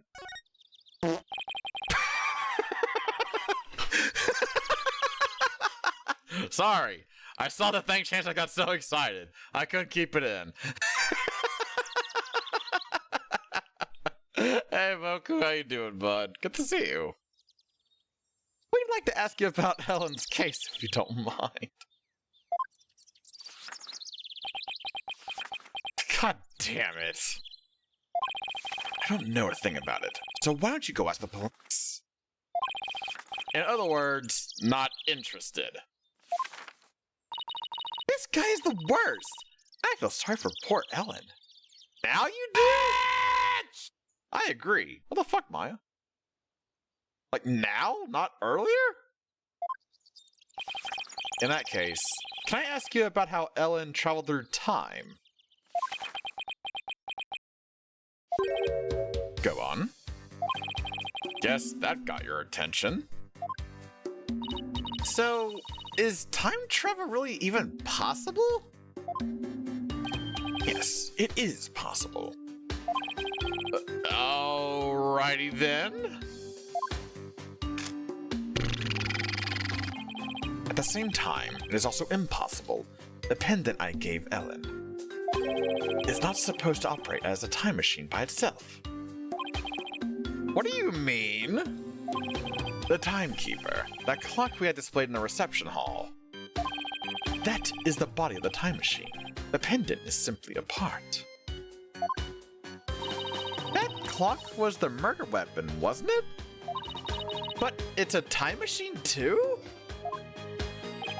What Ellen experienced is akin to traveling down a road by car key. Physically and metaphysically, it should be impossible. Unless, maybe the quantum system inside the pendant accidentally interfered with interflow of the fourth dimension. We're losing him again. Maybe we better ask him some more about the time machine.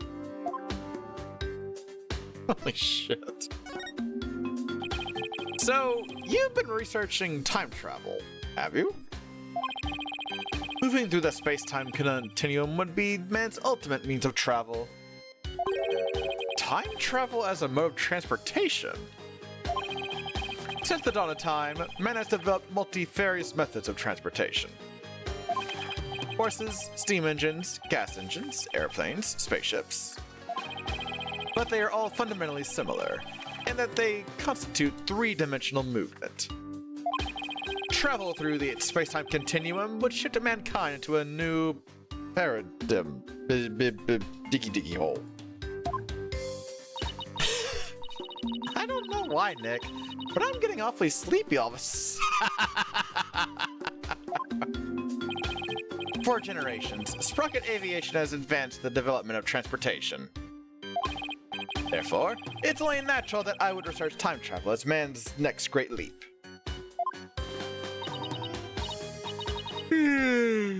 Are you done? So, what exactly does all that stuff he was saying mean, Nick? Well, basically, it's like taking a hamburger joint and you gotta drive through.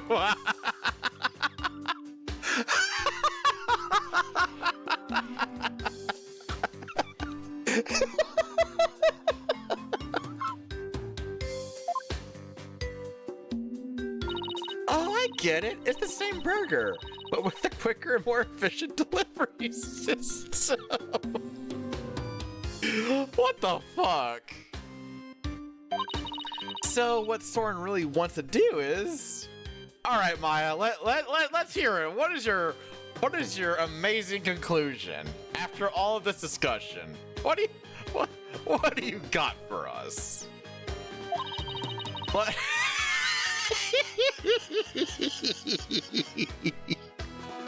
Okay, a good pun wasn't what I expected. Launch humanity into the future. Fuck me. Launch, not lunch. But do you really believe that time travel is possible? It only becomes truly impossible when man stops daring to believe. Besides, time travelers do exist, you know. But you wouldn't understand. Did you hear that, Nick? Time travelers really do exist. All I know is Soren isn't the easiest guy to wrap your head around. Oh, I don't know. I kind of like the way he talks.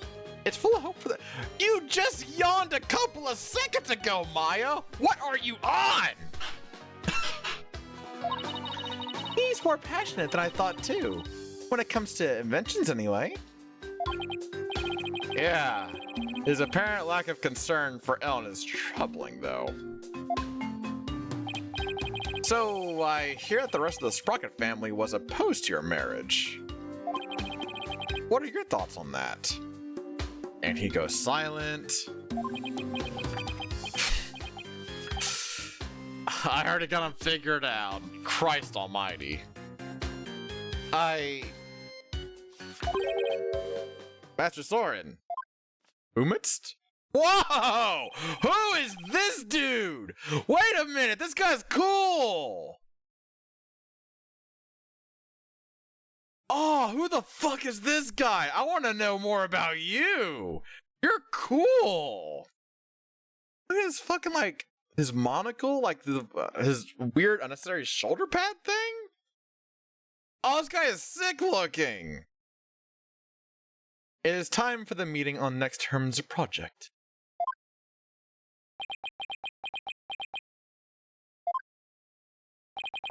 What is this? Daydreaming about your inventions again? Tut tut. You're the future president. You must consider the business side too. Oh! It is I. I found Soren. It's in the car over at 1. It's a radio? Holy crap, that's so cool! Yo, this guy's my favorite character. I love him already. I must know who this person is. I'm not interested. Oh, Master Soren, you do give me quite the headache at times. In any case, your attendant waiting. Please go to him now.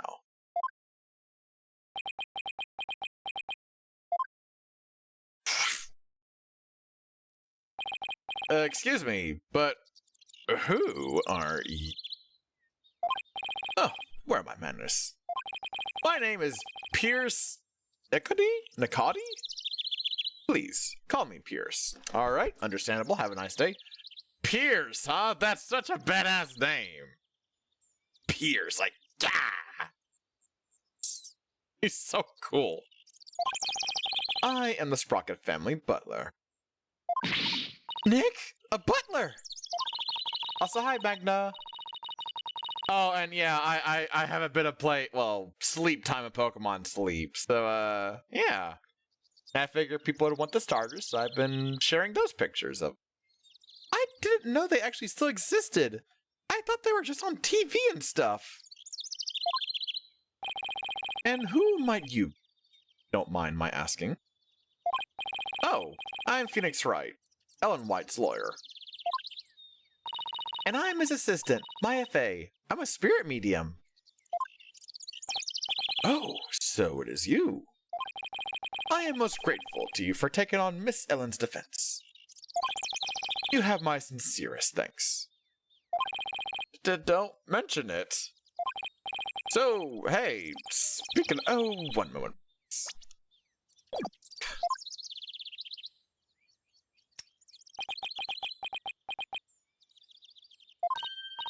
Wow, what a beautiful pocket watch! Speaking of airplanes, I'm off to go take pics of planes with friends from work who wants to get into it. Ooh! Well, I hope your friend from work enjoys the photography and they get some good pictures. Fuck yeah. Enjoy the lurkies. The butler's the killer joke. They wouldn't do that. That'd be too easy. These games always subvert guesses. So they always make, well, hold on, let's think about this. They always make the obvious killer not the obvious one. Except for the first case of the main game. Sometimes the second. Maybe even the third, depending on the game. But this is a DLC case. And the one for Dual Destinies, that was a good subversion in that one. I like that. I like that one. So, I wonder. Maybe there's a body double of Ellen? Maybe, right? Because if you do time travel to the past, this is assuming that it's actually part of the thing. If you time travel to the past, right? Then there would still be the past you, right? So there's a chance that what happened, it's gonna be some shit like, oh, it was actually the future Ellen that did it, but not the present one. So the present one's fine, but future one's guilty. Or some nonsense like that. I don't fucking know. Oh, this? It's just a bit of a good luck charm. That's one expensive good luck charm. But I guess it makes sense, knowing the time is pretty important in this line of work. So I guess that pocket watch is as important to him as my attorney's badge is to me. Look, Power Lord! The attorney's badge! It's been mentioned! Holy fuck! So cool. There is a little time before I must attend to Master Soren again. Why not come to Sprocket Manor? What? Huh? You mean to Soren's home? as a token of appreciation for taking on Miss Ellen's defense. I would like to serve you some delicious tea and refreshments. Oh boy, Nick, a fancy high society tea party with high-class snacks and everything. And what about the investigation? Are you kidding? What better place to investigate next than Soren's house? I don't know. Do you really think this house is going to give us any new leads? Of course it will! I say we take the butler up on his kind offer and go to Soren's place. Alright. You win. Very good. To Sprocket Manor, then. How fancy is it gonna look? Oh, look at these people! Fancy. With a bit of a nostalgic spin to it. I like this place. September. Oh, wait, hold on. It is September 26th here at Sprocket Manor in the foyer. I need to get all fancy. Wow, this place does not disappoint. Oh, I'm so excited. Maya, slow down, Maya. The mansion isn't going anywhere. Now then, we won't have to worry about anyone untoward eavesdropping here. I take it you wanted to ask me some questions? Huh? That's why you invited us here? I am sorry to have tricked you like this. But this is a murder, after all. I couldn't talk openly about it in public and risk sullying the Sprocket family's reputation.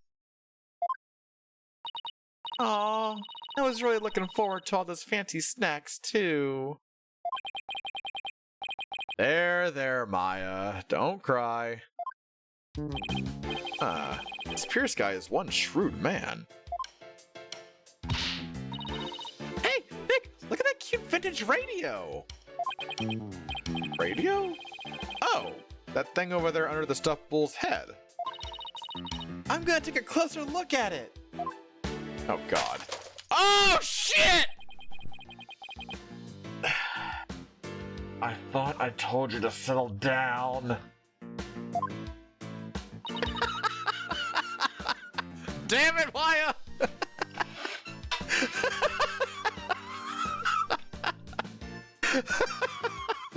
I'm sorry. Not to worry. What?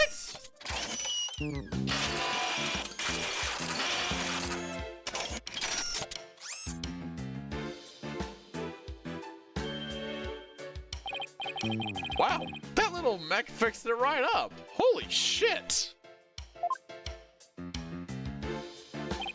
I am not only the butler, but I'm also Sprocket Aviation's repair department director. One might say that patching things up is my specialty. That was incredible! What is that little doohickey on your shoulder anyway? It's my... Fuck off. It's my fixer-upper shoulder mech. Master Soren. Soren made that? Holy shit, how old is he?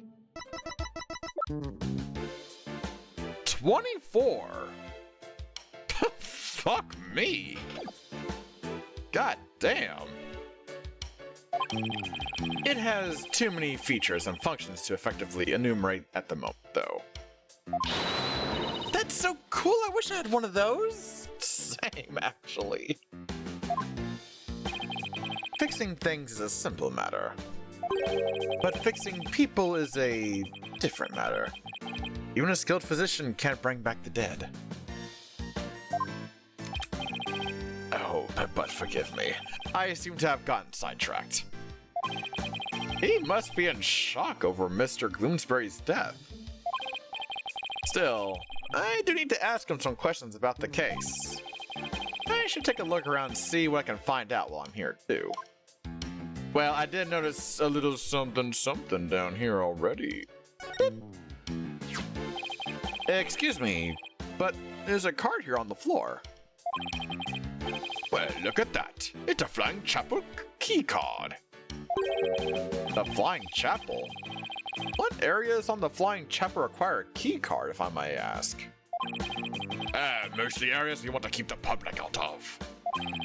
Such as the staff room and the hold, which is chock full of machinery. So you can't enter those areas without a key card. That's right. This one here belongs to Ellen.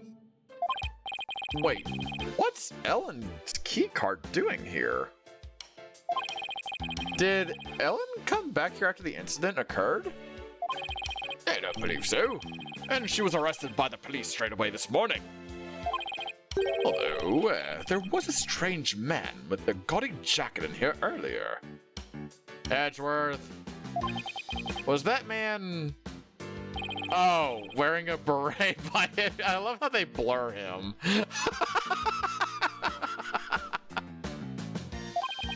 Yes, he was, as a matter of fact. He was also wearing sunglasses and a fake mustache. So wait, he was here. Interesting.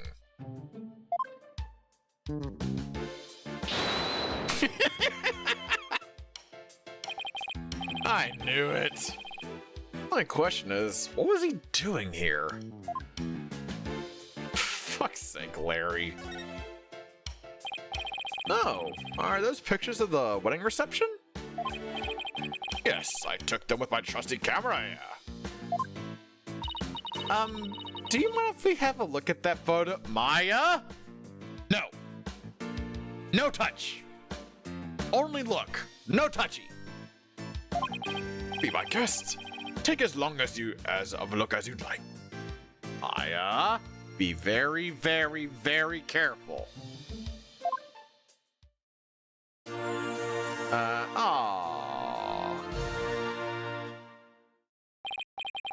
Well, what do you think of this gorgeous dreamscape?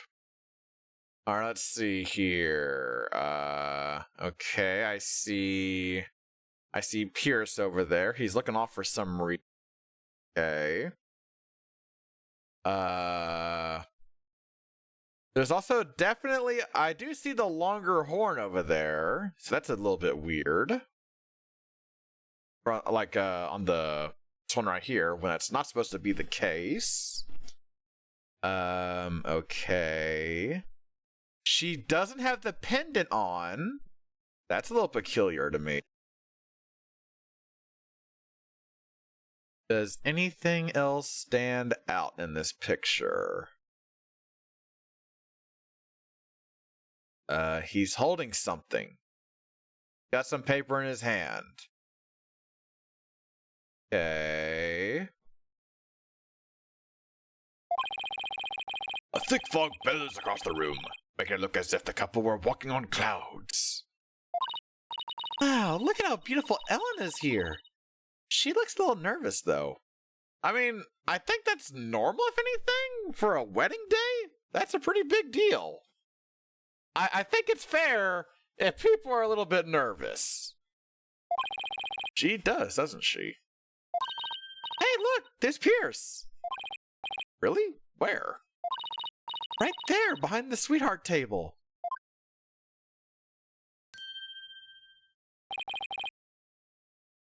Hey, you're right. I bet he was there attending to the happy couple the whole dinner. So, what do you think, Nick? Does anything in this photo stick out at you? A couple of things, as a matter of fact. No, not at the moment anyway. Shut up! It's very interesting to me. This is way more interesting to watch than I thought. Thought probably be garbage of the game itself. It's weird, because, like, on my own time, I probably wouldn't be playing this sort of thing. But for stream, I super do. Probably because I can, like, do voices and stuff or whatever. And just have a good time with it. I do like these games a lot. But for me, at least, they do feel more like stream games, if that makes sense. Because, like, holy shit. Imagine if you're like a bunch of people together in a call or something like on Discord and like went through this. Bro, that'd be the funnest shit ever. Holy crap. Hey, Nick. If Ellen really did travel back in time... Next drawing stream? Oh, you mean for Pokemon? Saturday. I do post a schedule every Wednesday in the Discord as well as on my Blue Sky. Do you think this photo is of the second reception? You know, after the time jump. I wonder. Excuse me, sir? Yes, can I help you? Ellen told us she traveled back in time. Would you happen to know anything about that? No, no, I haven't the foggiest idea what you're talking about. Why are you so stammering? He clammed up faster than I clam. Bizarre. Sure. Hey, Nick. Now here's a real lady. Oh, look at her. Ah, oh, she's pretty. Why does she have that watch as well? Whomidst is thiseth? I like the little airplane thing over here. That's kind of cute. Like that. She looks smart as a whip, doesn't she? I wonder who she is. We didn't see her on the airship. That is Selena Sprocket, Soren's elder sister. Beautiful and capable. She was a great lady. Oh, is she dead? Soren's sister. Huh. I think I see the resemblance. Maybe I'll show Pierce this photo later and ask him about her. Interesting. Yeah, that's what I'm thinking. Was? Nick! Look at that airplane propeller up there going round and round. I see they got an aviation theme going on. Makes sense for an airline family.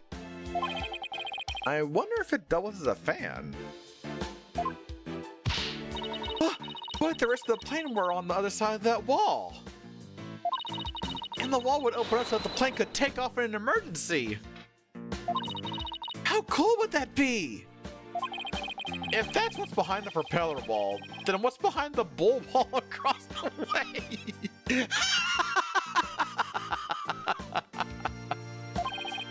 Oh, I know. Maybe it's the rest of him. That must be where the Sprockets get their milk. Phoenix is clapping back with the same bullshit nonsense Maya's feeding him.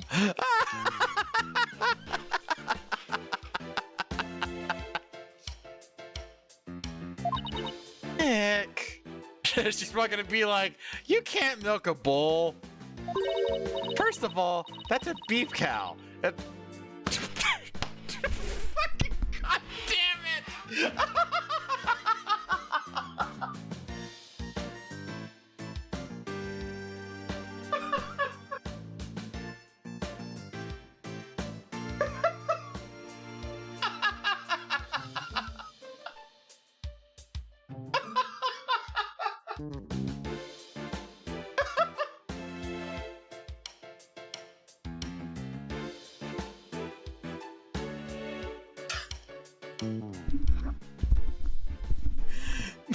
Bro, come on, man.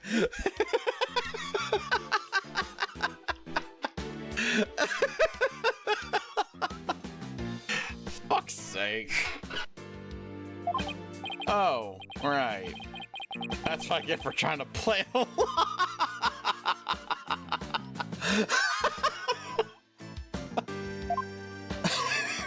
Holy shit. Woo! This is a funny fucking case. Flowers. Oh, it's the bridal bouquet. Hey, Nick. How about I throw it? And you try to catch it? Why me? Just because. Maya, what you're trying to go for wouldn't work, because it's gotta be the bride that throws the flowers. I bet you'd look hilarious flailing about trying to grab it. But doesn't tradition dictate that it's the ladies that go after the bouquet? Who cares? Just catch it! Here! Ow! Hey! You threw that right at my face! Oh, you don't want to catch that bouquet, trust me. Why not? They say it's bad luck to catch the bouquet of a marriage that doesn't last. But I already caught it. Whoops. Too late now, huh, Nick?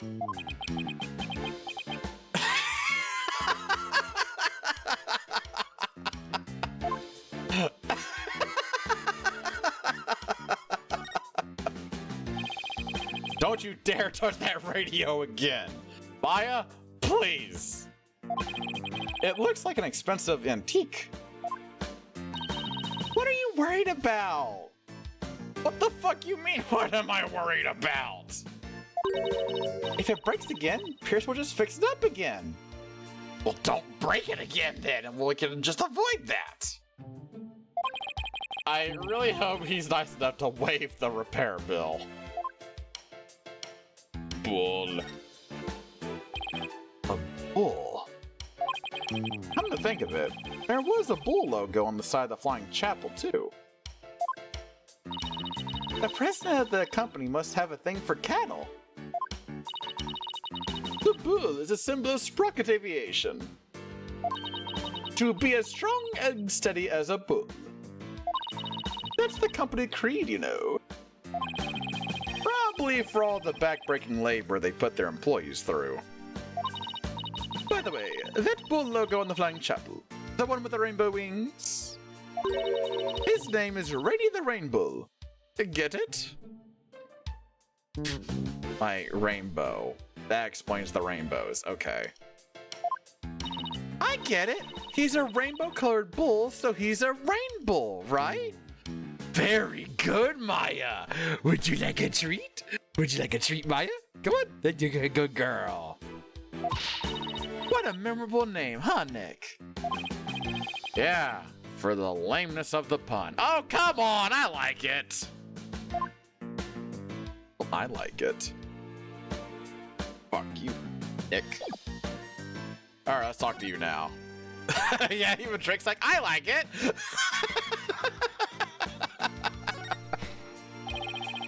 About the incident Miss Ellen was arrested for. Do you think she did it? Well, I can't prove it yet, but no, I don't think she could have done it. I guess you could call it a gut feeling. Huh? I see. I guess we have different opinions then. Do we now? The prosecution says that when Gloomsbury attacked Miss Ellen, she fought back and ended up killing him. Reed's perspective. Or rather, that is the consensus of the entire Sprocket family. Even so, I heard an interesting story from Chief Prosecutor Edgeworth. I heard that the Sprocket family had tried to pressure the prosecutor's office into burying this case.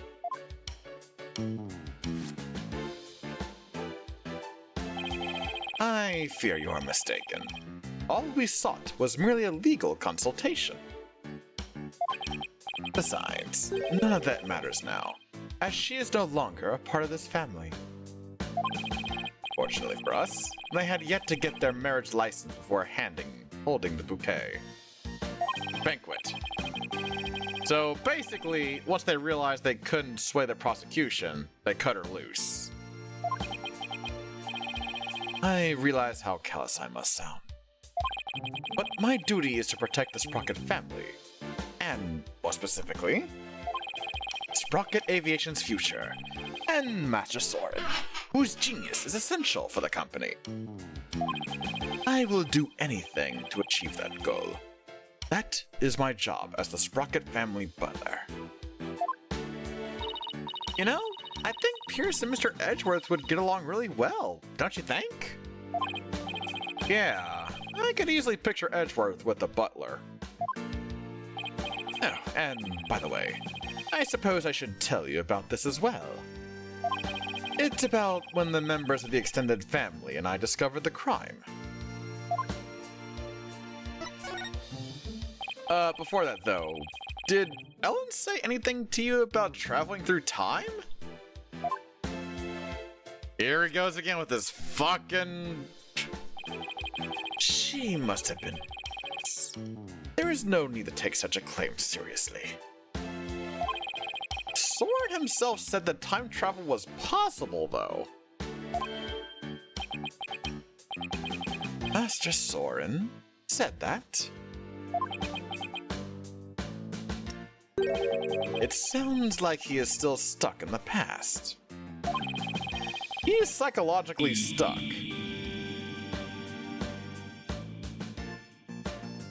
As I was physically stuck, I take it. Hello there, Lore. How you doing there, Lore? Oh, fuck, by the way. Hey, y'all, just as a little bit of a heads up, our lovely local resident, Lore, here, he is really close to reaching affiliate. So if y'all want to be like super sexy, awesome people, go over to his channel, right over here, and help him get to affiliate. He's a good bean. So yeah, you see that blue name right there? Go to that channel, twitch.tv/LOIRMST3K. That's twitch.tv/LOIRMST3K. Give him a follow. He's a good bean. It won't take you that long. Just go over there, give him the little heart icon or the little heart on the top of your chat right there, or it goes away. Click that. Just give him a follow. Do it. Do it. How you doing, Lore? You just said you're doing good for your stream. Hold on. Excuse me. Hello? What is it? I see. I believe I told you the madam will be having milk tea. Still, have lemon slices at the ready, just in case. Let's not disappoint her, understand? You sure are busy. All in a day's work. And still, we really do need Master Soren to start focusing on the business side of things soon. Could you tell us about that thing you mentioned about Soren's past? There is something in Master Soren's past that he wishes he could change. Please forgive me. This isn't something I should be sharing with strangers. Now I really want to know what Soren's still hung up on.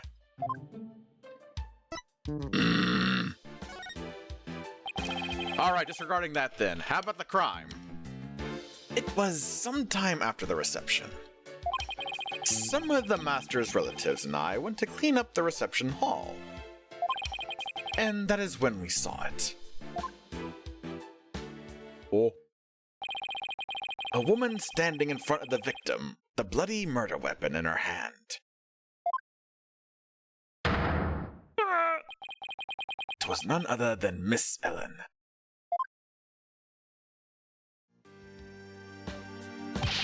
But Pierce, it wasn't what it looked like.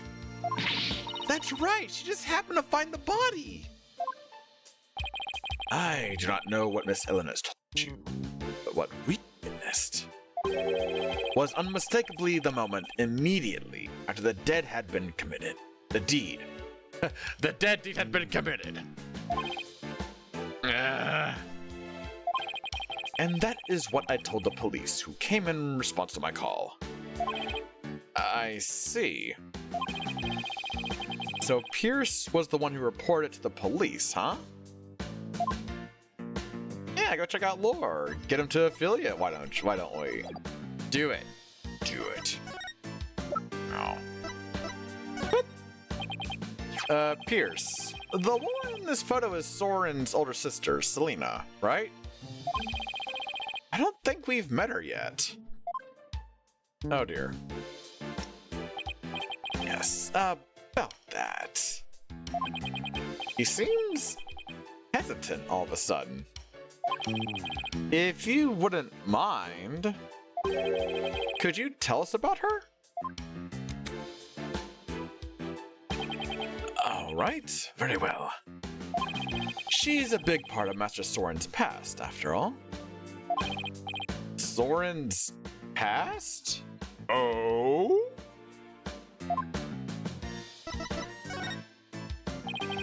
Master Soren will become the next president of Sprocket Aviation. However, that wasn't always so.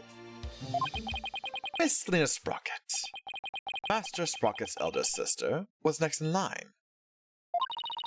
So why isn't she becoming the next president?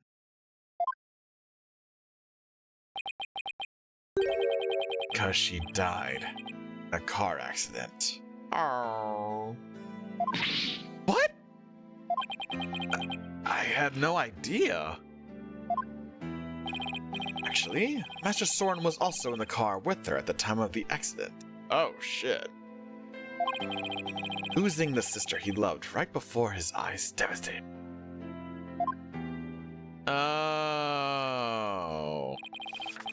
Ever since then, he has buried himself in his research on time machines.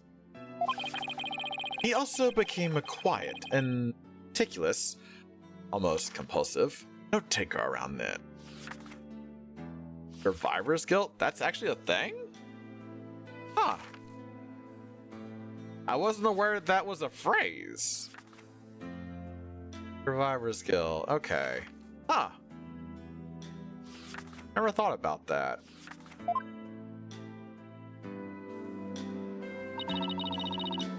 He seems so stiff and robotic. I had no idea he was carrying all that around inside him. Master Soren has abandoned the company business and spends all his time on inventions.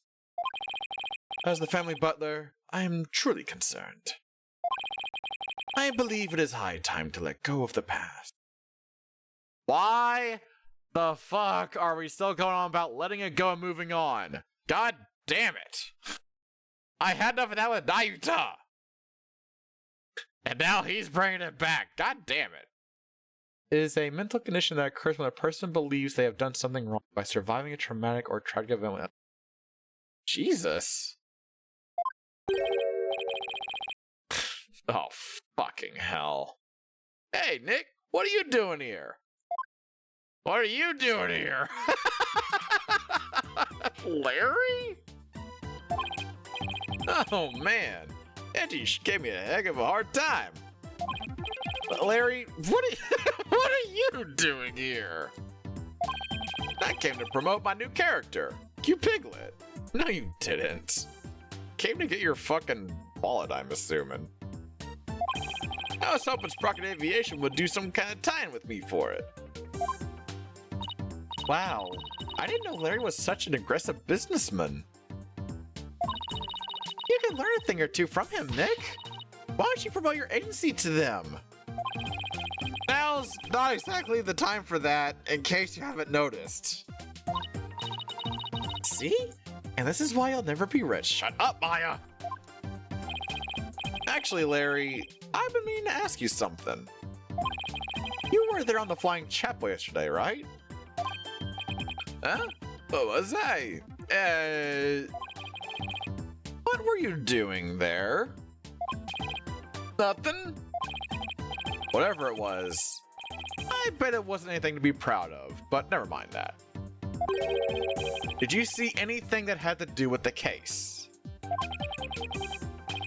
Scratch that. Let's just start with, you weren't involved in this case, were you?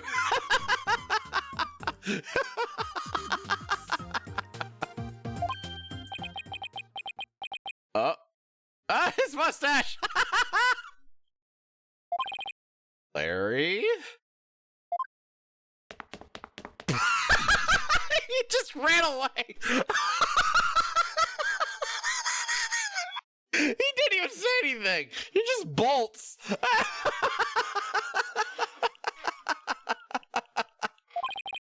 I just knew it.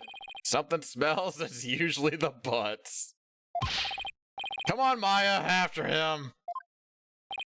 Oh, are you leaving so soon? We, have to run. Thank you for making time for us.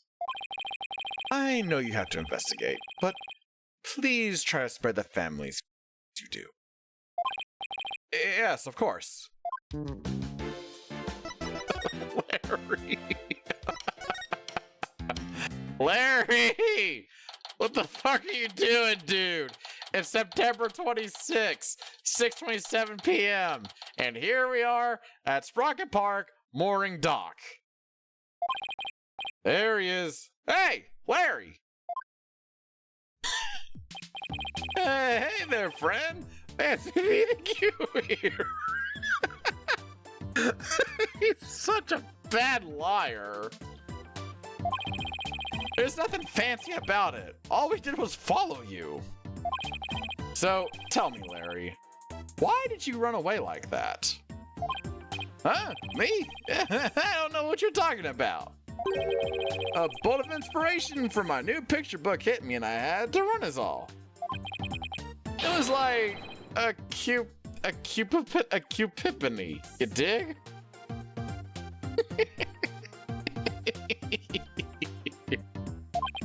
Right. He's just going to keep on playing dumb, isn't he, Nick? Alright. Then what the fuck's up with this, huh? I found this in the reception hall. Say, that's a pretty stylish wallet, ain't it? You're so bad at playing dumb. Have you ever seen it before? He's gonna say no. Nope. And then cue maybe some Psylocks. Oh, I'll take that as a yes. Which means he must be trying to hide something from me. I don't know anything about that wallet. I'll just have to take him to task later. Oh, no Cyclops. Okay, I'll be damned. Well, Larry's not in the picture.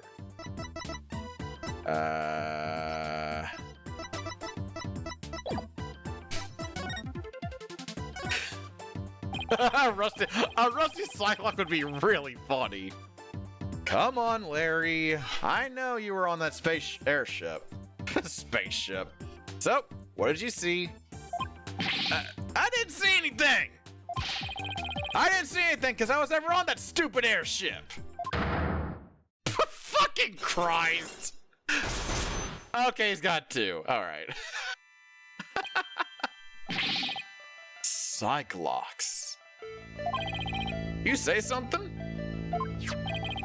The spiritual power this Magatama allows me to see. These mystical locks that appear. Someone is trying to hide something from me. They're called Cyclops. And when I see them, I simply present the Magatama. Why? To try my hand at breaking them. If I can unlock them, I'm sure to finally get a straight answer out of him. Fuck's sake. Take that! Take that!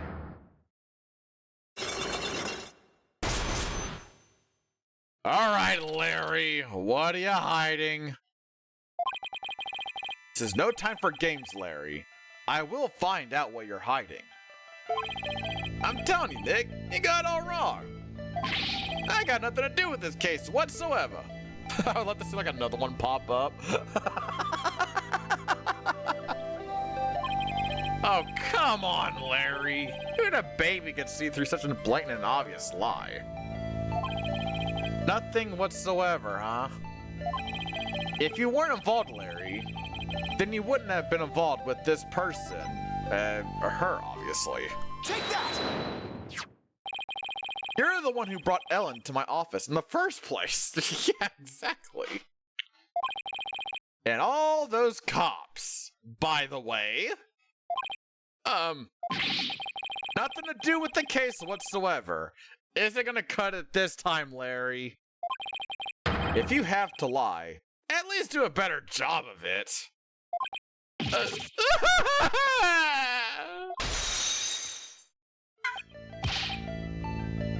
Don't diss me, Nick! If you're so convinced I'm lying, then let me ask you this. What makes you think I was on that stupid old airship anyway? Let me see some proof, if you got me. Doubling down, are you? Fine.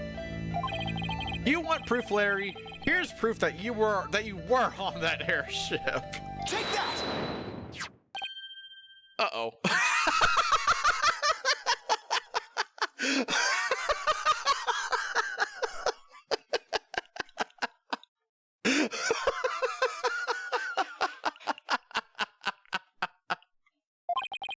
This is your business card wallet, isn't it, Larry? I found it in the reception hall. Ah! Time to come clean, Larry Butts. What exactly are you hiding?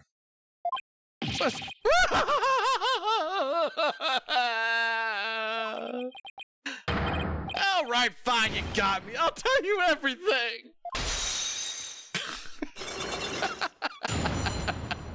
I love this guy.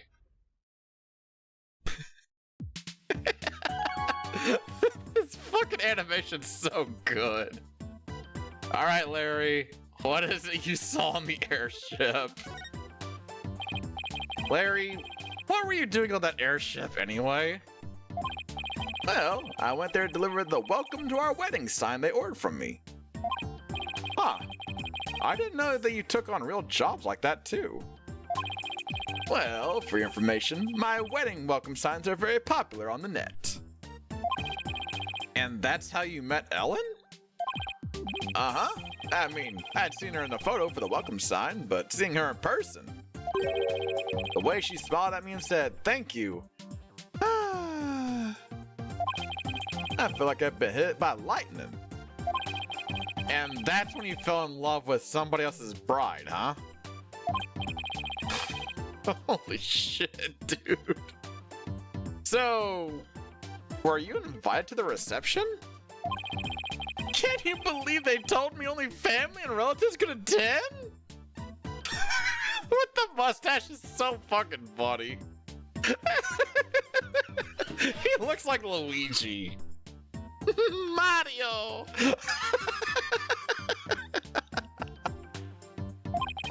They wouldn't even let me into the reception hall.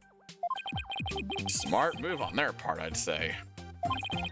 I got upset. Started wondering, why is there a bubble? And started wandering around the airship. That must be when I dropped my business card wallet. On the table? So somebody else must have found it. And brought it to the reception hall then. Oh, okay. But you know what? I saw something incredible while I was on that flying chapel. Like? Get a load of this. I like how he actually has a point animation now. That's so good. Eh? What the heck is this? Is that... Okay, hold on. Is that...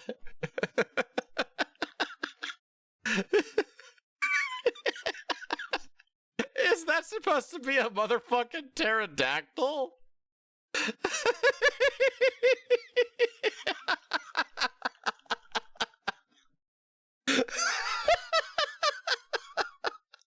Don't tell me that Larry's gonna actually say to us, without any sort of joking in his voice, that he's gonna see that he saw a pterodactyl. You're fucking with me. What do you mean, what is this? Isn't it obvious? It's a drawing. Oh, well, yeah, I guess that's fair. I sketched a picture of one of the cabins on the airship. Like, is it a picture? So, what's so incredible about a cabin? I mean, real talk, for a sketch, this is damn good. Like, he's a bit of a bumbling bastard, but real talk, he's got some good drawing skills. Like, look at this. That's really good, actually. Like, he's got some shadows in here, like a little bit of like, I think it'd be like cross-hatching, like for some of the detailing. Like, it's not bad, actually. He's a good artist. Look at him go. Look at what was outside the window. Yeah, Larry, what is it? It's one of those.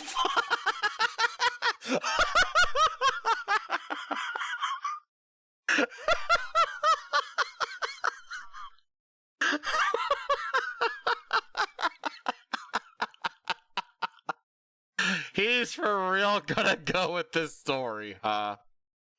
Alright. Alright, sure. It's one of those flying dinosaurs. A real life pterodactyl. I looked out the cabin window and there it was, just flying out there. That airship traveled through time, I tell. Why is it playing this music?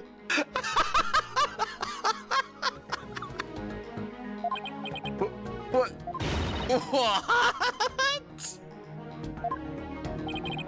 When I told that Pierce Butler guy about it, he told me to never mention it to anybody ever again. But why would he try to keep you from spouting what is clearly just nonsense? Maybe Sprocket Aviation is secretly developing a time machine. No way. Nick, this case is totally amazing. What, Larry? You didn't tell Mr. Edgeworth about this, did you? Of course not. Edgy would just roll his eyes and think I was off my rocker. I didn't even tell him I was wandering around on the airship.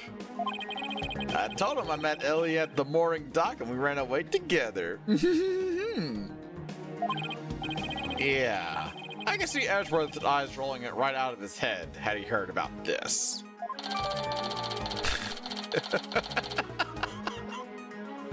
A fucking actual pterodactyl, huh? That's where... Alright.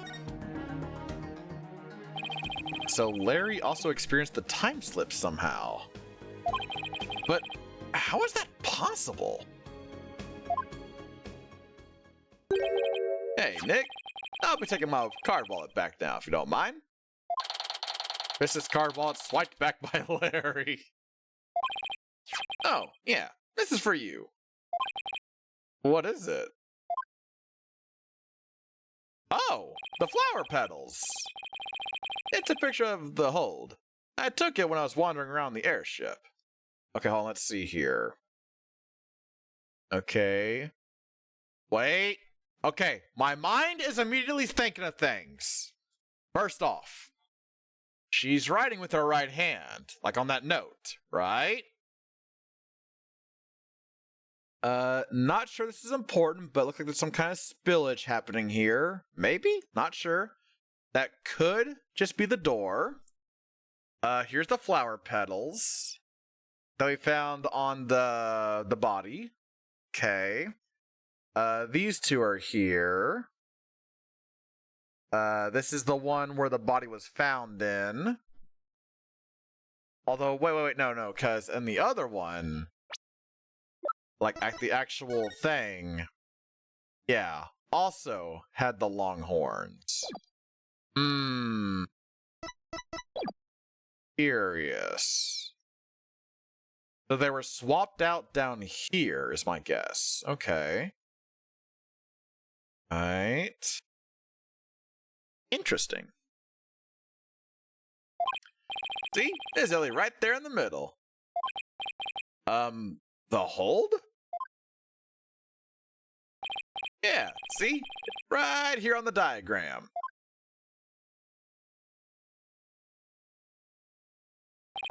Okay, so now I know where the hold is, but what was Ellen doing there? Well, they were using it as a prepping area for the reception. I see.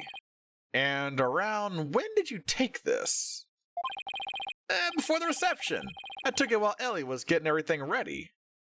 Wait, what? Wait.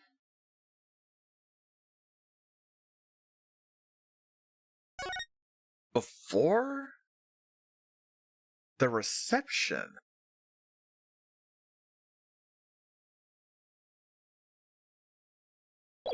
Huh?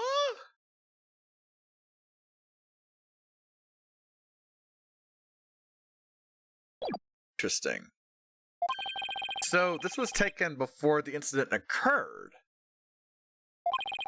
I don't know if it'll be of any help, but thanks for this anyway. This is so weird. By the way, Larry, I heard that the door to the hold is controlled by a security system. So, how'd you get in there? It's a trade secret, can't tell you. And the hits just keep on coming. Well, I guess that's basically a wrap on the investigation. Wait, already? Oh shit. Not quite, Nick. I want to meet Ellen too. Oh, that's right. You haven't met her yet, have you? Okay. Let's head over to the detention center then so you can say hi. Alright. There we go. Alright, we gotta basically go through... What the hell was that game for the DS? Was it just called Super Princess Peach? The game where you, like, control Peach's, like, emotions or something? Was it just Super Princess Peach? Anyway, September 26, 6:43 p.m., Detention Center Visitor's Room. No, why? Please understand that this is the Master Soren's best interest. Sounds like Ellen's busy talking with someone. Of course. The next president cannot be married to a criminal. It would disgrace Rocket Aviation. Miss Ellen, I need you to forget about this marriage. Pardon us. If it isn't Mr. Right. So, their marriage is definitely off. There is no other choice. Cannot have a criminal in the family. For the sake of Master Soren and the Sprocket family, this is what is best. No! In that case... What if Nick here proved Ellen's innocence? Then you wouldn't have a criminal in the family, right? I suppose you are right. But I'm afraid that will be impossible. That's not true. Not for Nick. He may look like a nobody, but he can do some pretty amazing things. Gee, thanks, Maya. I think. I don't take cases on lightly, so rest assured, I will prove her innocence. Mr. Phoenix Wright, I understand your name is quite well known in the judicial world. For better or for worse. Pierce, I want you to promise me this. If I can prove Ellen's innocence, then you won't stand in the way of Soren and Ellen's marriage. Very well. But not even the most talented lawyer in the world can change reality itself. I'm gonna take your tongue out and lick my ass with it. And then I shall clean my tongue with this napkin.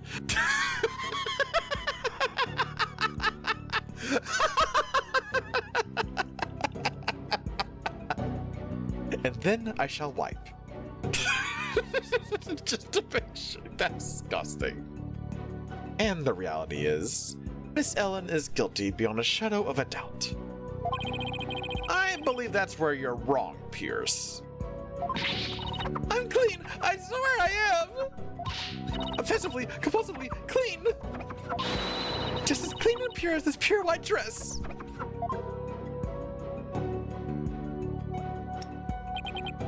Fine. You have my word. But you will be the one to regret this promise.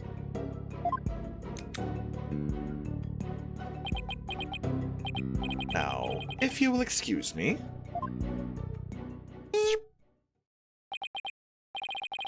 Now I have all the more reason to win this case. Oh boy. Ellen, we finished our investigation, and we'd like to talk with you about what we found. Oh no.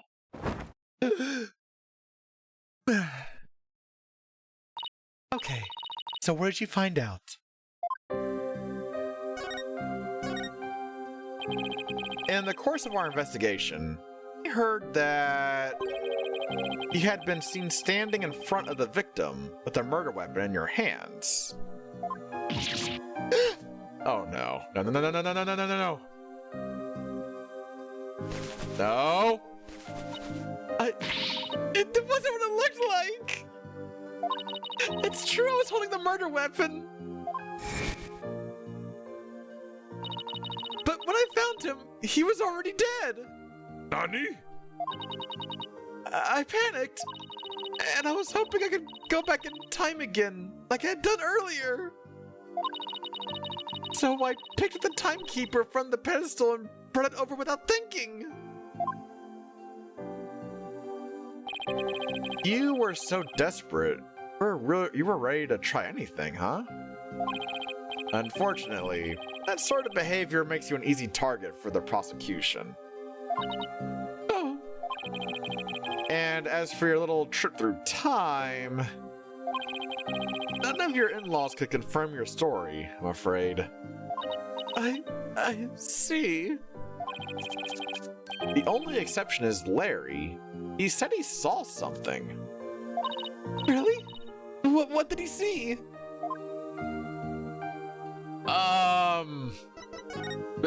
Maybe you should just take a look at this. Oh, okay. I thought that maybe I had to show it. Okay, oh my god. God, take a break forever, goddamn. Can't say I quite believe it myself, but Larry claims he saw something incredible. He claims he saw a pterodactyl flying outside the airship. What?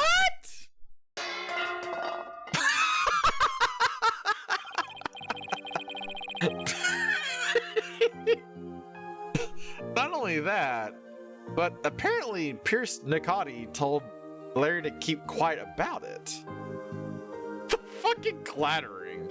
They didn't have to do that, but I'm glad they did. Do you have another one? Why would Pierce do such a thing? Larry's theory is that Sprocket Aviation is developing something in secret. A time machine, to be exact. Do you think that's why nobody would confirm my story? Because it's a secret? I really don't know. But speaking of your in-laws, we did manage to find your key card at Sprocket Manor. One of your in-laws said he'd keep an eye on it for you. Oh, thank goodness. I lost it while I was getting things ready for the reception. I looked everywhere for it. Oh, I'm so glad you found it! At least there are tears of joy this time, for a change. Well, Nick. Yeah. It looks like you'll have to prove the existence of time travel in court tonight. Oh my god. That's right. I swear that while Mr. Gloomsbury was being killed, I was busy traveling back through time. Great. The stodgy skeptic Edgeworth at the... Please stop that. At the helm for the prosecution tomorrow. We're really gonna have our work cut out for us.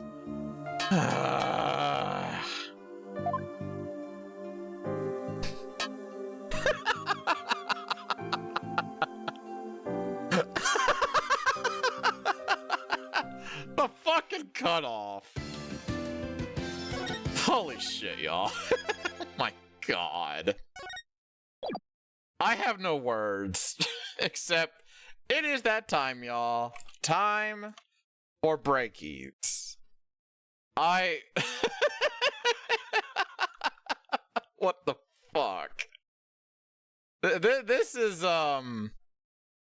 something else.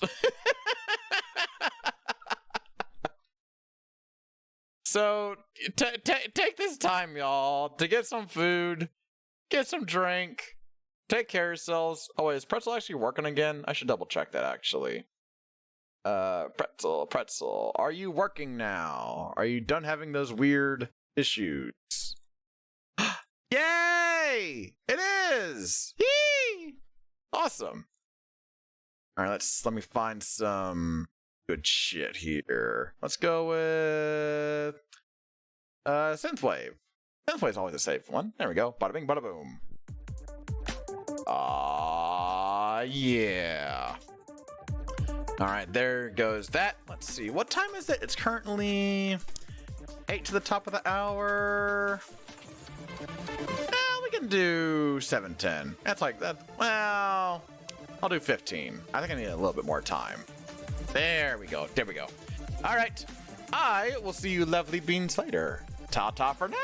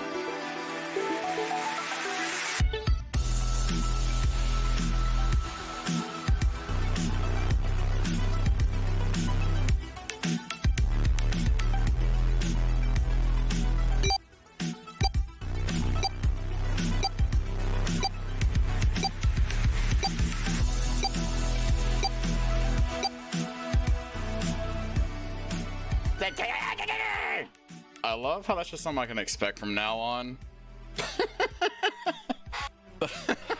The fucking countdown and the noises. Love to see it. Love to see it. Yes, welcome back from breakies, everyone. Hopefully I'll take the time to get some good food, some good drink, etc., etc. Alright, we are going to see how this is going to play. So, back to it. Alright, let's continue air. Alright, here we are. September 26th, 7:15 p.m. District Court, Defendant Lobby, number 3. Good morning, Mr. Wright. Good evening, Ellen. I see you're still wearing your wedding gown. And I will continue to wear it until our marriage is saved. Oh, Soren!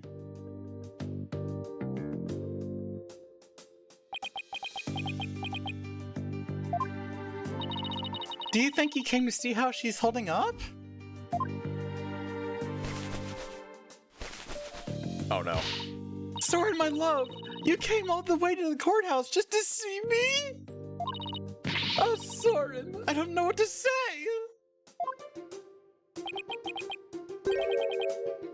That's... what? Huh? The engine blueprints. I can't find them. Do you know where they are? Bro, come on! Oh, they're in your room. 3rd shelf from the bottom on the right-hand side.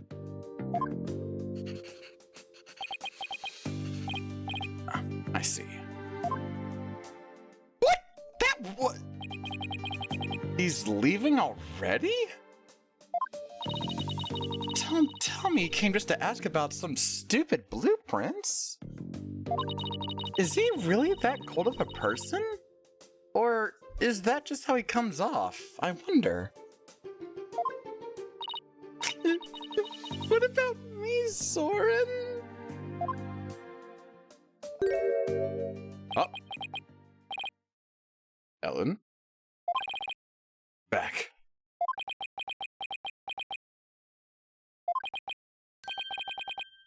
Come home soon. I'm lost without you. Aww.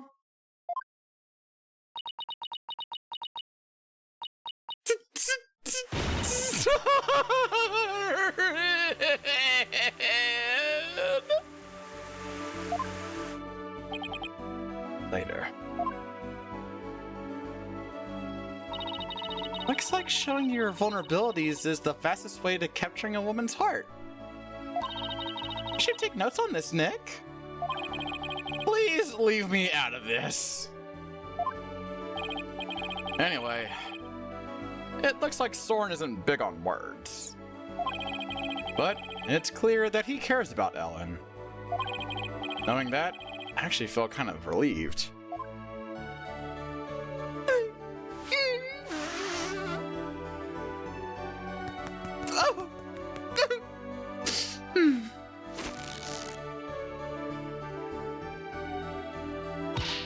Mr. Wright, I just absolutely can't be found guilty, you hear?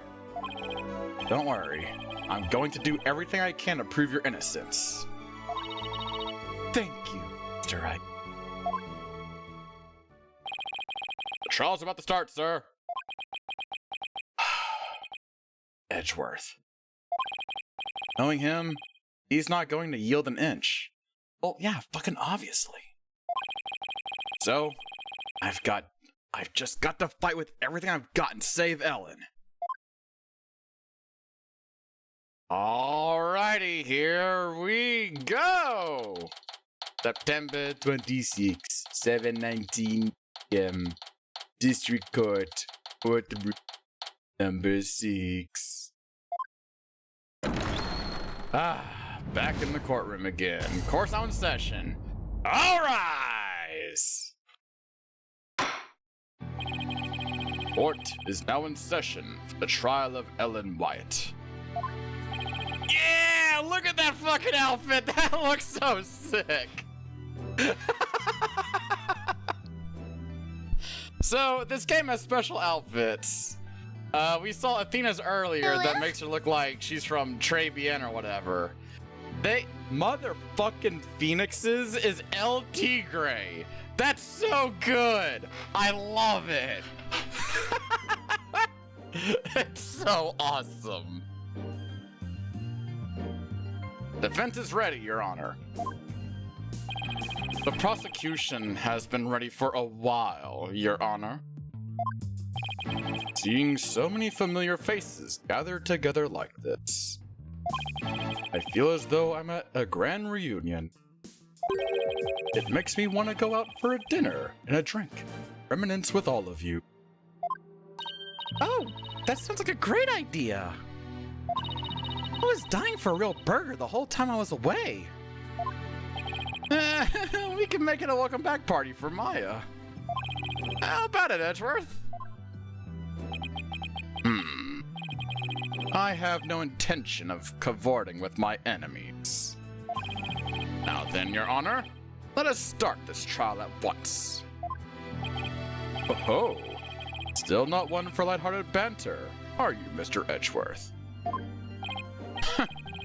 Jokes and good humor are beyond worthless in a court of law.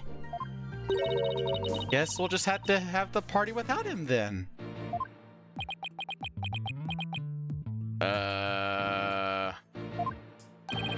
However, were it after the conclusion of this trial, I might consider joining you for your little welcome back party. Aw, Edgeworth, you deep down softy. Aww. I certainly wouldn't mind an invite at the very least. He's still as emotionally constipated as ever. Emotionally constipated? That's a new one. Now then, Mr. Edgeworth, if you could please go over the details of this case for us. The victim was Dumas Gloomsbury, a servant in the Sprocket household. He was an attendant at the wedding reception that occurred from 7 p.m. to 10 p.m. Mr. Gloomsbury apparently felt some animosity towards Ellen Wyatt, and so, a bit after the reception ended at 10 p.m., he assaulted Miss Wyatt with the intent to kill her. Hey, White Cat, how you doing? The defendant fought back and ended up killing Mr. Gloomsbury. In other words, it was justified self-defense, correct? If that's the case, then the defendant might not be criminally responsible. He's right. Worst case scenario, I could go for self-defense to avoid the criminal charge. Wonder how Edgeworth plans to counter that, though. However, oh boy, here we go, Edgeworth. What do you got, you smarmy bastard? The prosecution's first witness will make my view on the matter clear, Your Honor. Very well. Bailiff, please bring in the first witness. Who is it? Is it Larry? Who the fuck? Oh, wait, is that Emma? No! Emma! No! No! What? Why? Please state your name and occupation, witness. Emma Skye, forensic investigator. And I'd just like to say, sir, that being in the same courtroom as you is a great honor. Oh my god.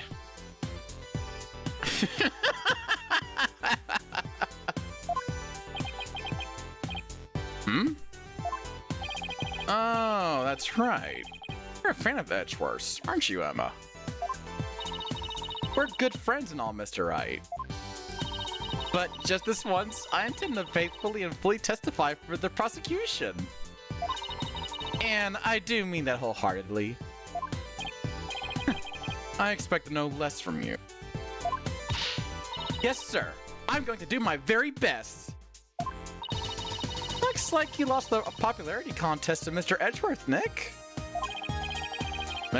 I really could care less. Besides, she'll see who's the better lawyer once I win this trial. Ooh, Phoenix.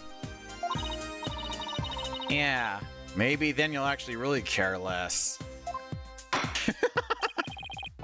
Now, Detective Sky, if you please. Bit of tooth pain. Arr. That's okay. Well, that's good. Sorry about the tooth pain, though. Hopefully that improves for you. All right, Emma, what you got for us? Their murder weapon was a clock called the Timekeeper. The victim was hit with it from behind and fell over right into the lantern. Okay. The defendant was spotted then, standing in front of the body holding the murder weapon. The victim was struck twice by the oh, shit. Fuck! Twice? He was struck twice? No! That's how Edward's gonna be like. This wasn't self-defense. Look at her go. Twice? Why would she do that?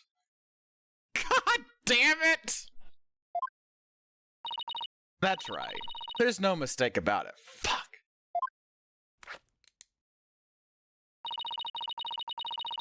The first blow was to the back of the victim's head.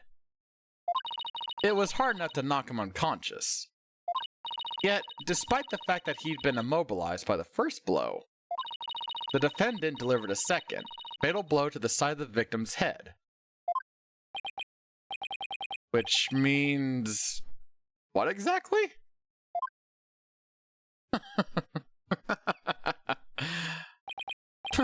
I figured it would go right over your head. Let's put it this way. By striking the victim a second time, the defendant killed her last chance to escape from any criminal wrongdoing. She did? But how, Mr. Edgeworth? God damn it. The defendant may have been fighting back because she was being attacked.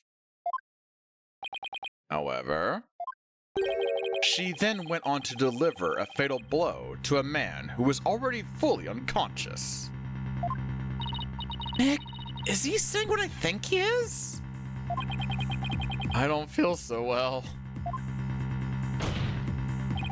And thus, Mr. Wright has justified self-defense has been removed from the table. The prosecution intends to prove that the defendant killed the victim with murderous intent.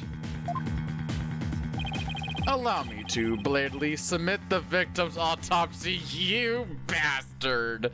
You bastard! Of course I get it later! Of course I do! You son of a bitch.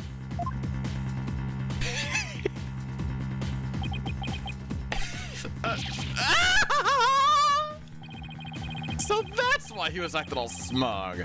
Well, more smug than usual. God damn it. It's fine, right? And look at it. It's not like we're gonna plead self-defense anyway, right? Right, but now the judge has a negative impression of Ellen.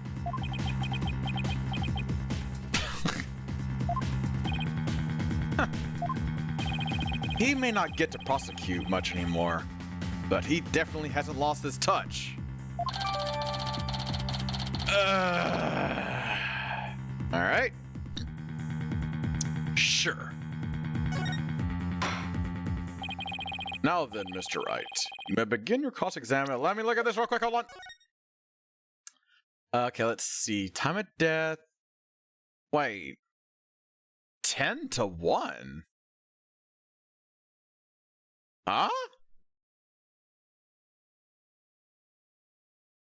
Cause of death, cerebral hemorrhage from a strong blow to the head. One contusion was found on the back of the head, and one on the side. The blows were caused by the same weapon. Okay, so back of the head and side. Okay.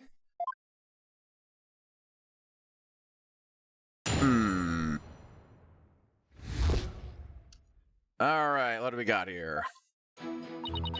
The murder weapon was a clock called the Timekeeper. Let me double check all these real quick. Called the Timekeeper. Victim was hit with it from behind. He fell over right into the land. Wait. Hit from behind. Wait. Wait.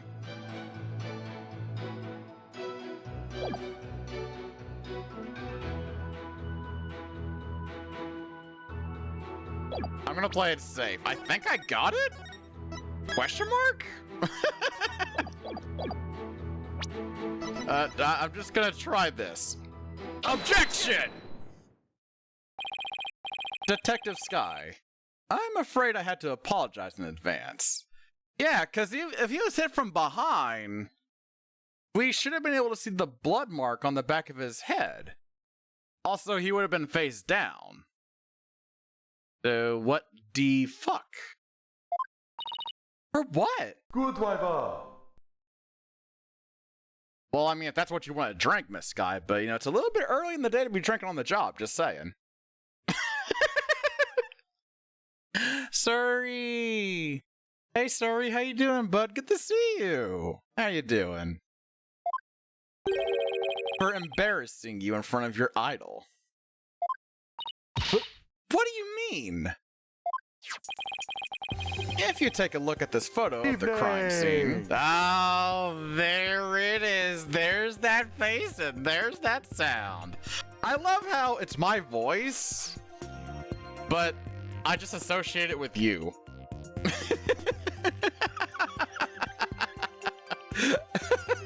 It's become so ingrained. Doing good to get some last minute plots in? Ooh, exciting. I look forward to seeing what these plots entail. You'll see that the victim is lying on his back. Yeah! Called that shit correctly. Look at me go. But if the victim had been hit from behind, as you claim, then he should have been fallen over into the lantern face down. It's not enough to simply take someone's side, Detective Sky, even if it's Mr. Edgeworth's. Oh, wait a minute. Does the fucking outfit have the, like, cardboard attorney's badge? Wait a fucking minute. I had to see that shit again. There does appear to be a flaw in Miss Detective Sky's testimony. Mr. Wright, if you think I'm going to just back right down, then you're sadly mistaken. What now? Emma is unusually fired up today. Gee, I wonder why. Oh my god, it is!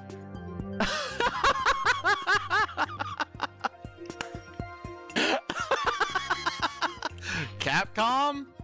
I like the attention to detail here.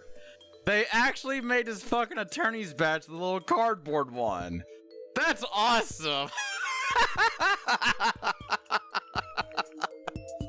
Sidesman's back tattoo on Phoenix's shirt. Oh no.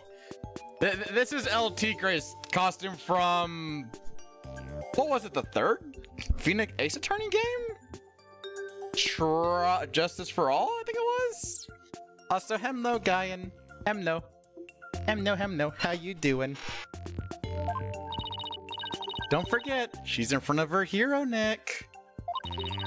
If the Steel Samurai came to watch this trial, I want to do my absolute best too.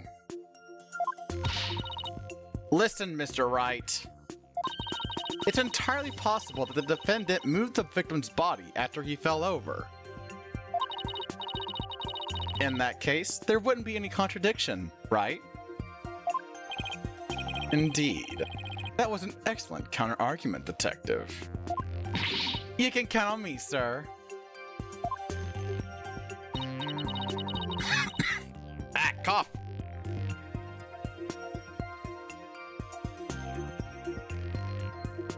Oh, God. That was a weird random-ass cough.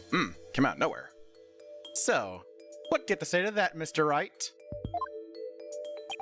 Is it possible that the victim's body was moved after he fell onto the lantern? Well, if I'm gonna go with my point, it's not possible.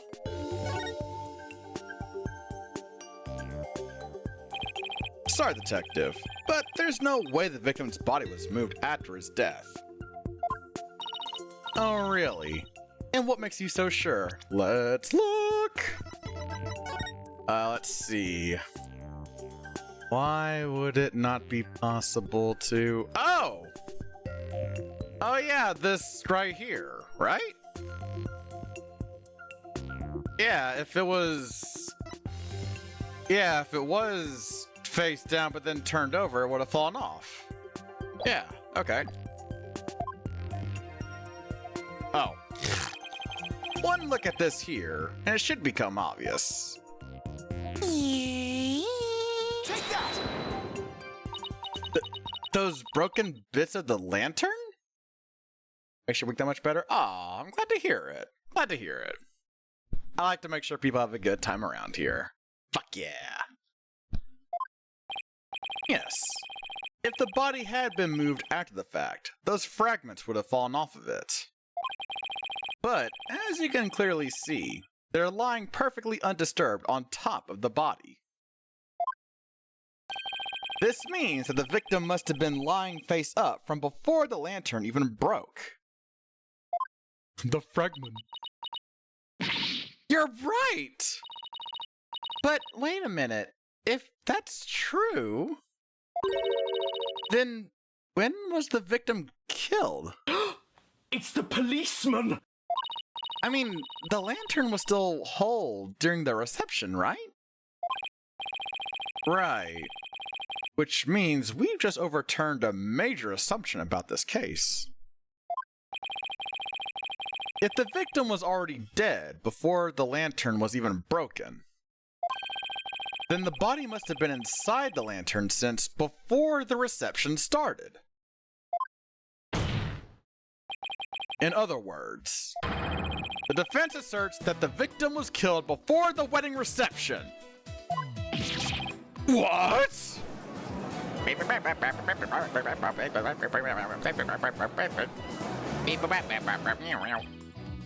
In short, when Miss Wyatt was seen standing in front of the body after the reception, it wasn't the moment just after the murder was committed.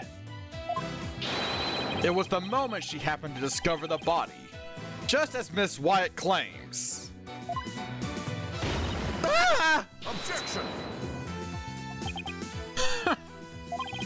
Whether the act was committed before or after the reception is entirely inconsequential. After all, it was the defendant who prepared the reception hall for the event in question. Therefore, when the murder occurred changes nothing with regard to her guilt. She could have killed the victim before the reception, as you claim, and then tried to hide the body and the lantern after the event ended. Objection! Sorry, but that doesn't make any sense. I mean, where would the body have been hidden during the reception in your scenario? That's... Even you have to admit, Mr. Edgeworth, that this has opened up a new possibility. Do explain, Mr. Wright. Well, if Mr. Wyatt didn't commit the crime in the reception hall, then that means someone, somewhere, put the victim's body into the lantern. I suppose that makes sense. A dead body couldn't have put itself in there. Exactly, Your Honor. In other words, if the murder actually occurred before the reception, it was the possibility that Ed killed somewhere else, obviously. If the body was hidden inside the lantern, then it's possible that the body was moved along with it from somewhere else. Oh, you're right! You can run that mouth of yours all you want.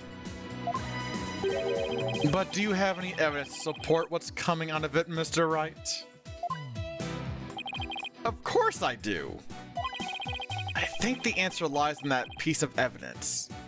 And in something that was left at the crime scene that will point us to where the victim was really killed. Very well, Mr. Wright. In that case, what proves that the lantern and the body were moved from somewhere else? Well, this, cause the petals, right? Cause we see the flowers in this picture. Bippity bappity bloop. The photo of the victim again? My business card, I moved the body. We found a business card wallet, sorry, earlier. Oh my god. Yes. I'd like the court to focus on this thing. Right about here. Take that! Flower petals, Mr. Wright?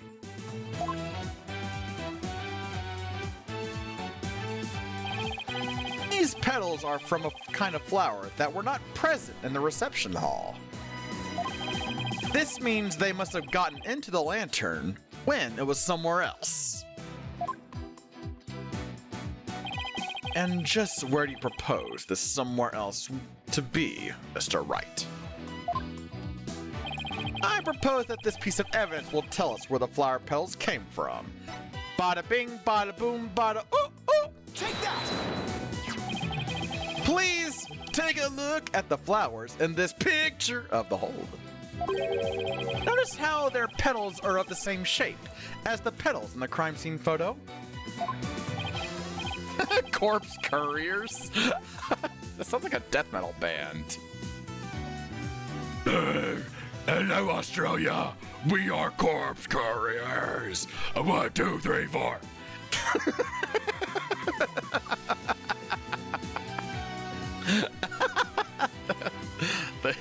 They do look to be from the same kind of flower.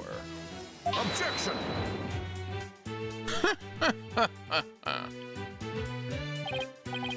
Is that really all you've got?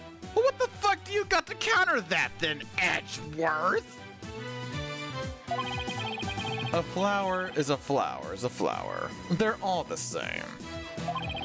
I would hardly call what you presented compelling evidence. These weren't in the reception hall! They were only down there! What the fuck do you mean? I'm afraid I couldn't disagree with you more. Thank you, Judge! Thank you!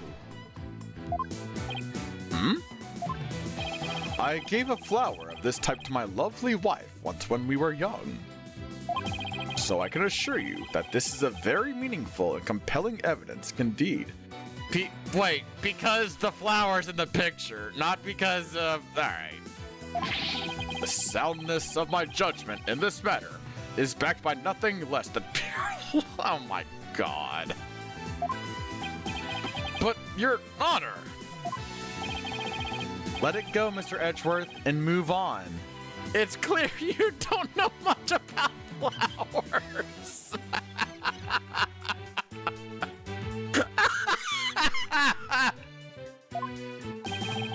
It's not like you have anyone you'd actually give to. Oh my god, Mr. Wright! Oh my god, Phoenix! Whoa! Whoa! I mean, he's not wrong, but he's out of line. Whoa!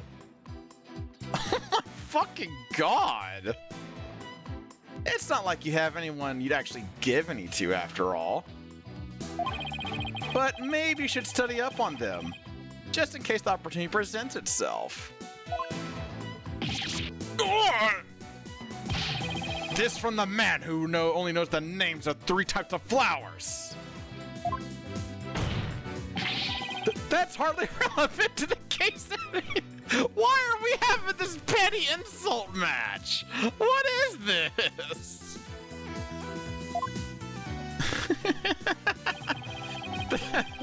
Fucking hell. The defense asserts that it's highly probable that the victim was killed in the hold. If the body was then placed in the lantern and moved to the reception hall for some reason,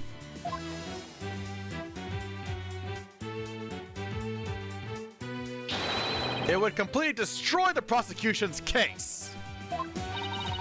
Then you mean the body was... Yes, the victim's body was... inside the lantern during the entire beautiful wedding reception, while the defendant and her betrothed were celebrating their love. What?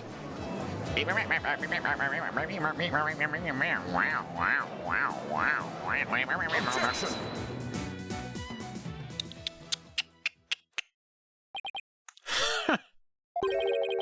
Your smooth talk might work on his honor, but it won't work on me. What are you talking about now? Take another look at all the evidence and you'll soon see what I mean. Huh? I wish you would just tell me already. Detective Sky, I'm sure you've already figured out what I'm talking about, correct?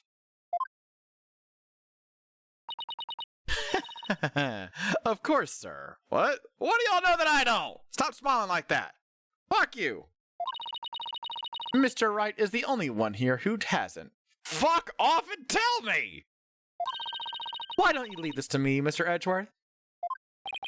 Very well. Let's see what you can do.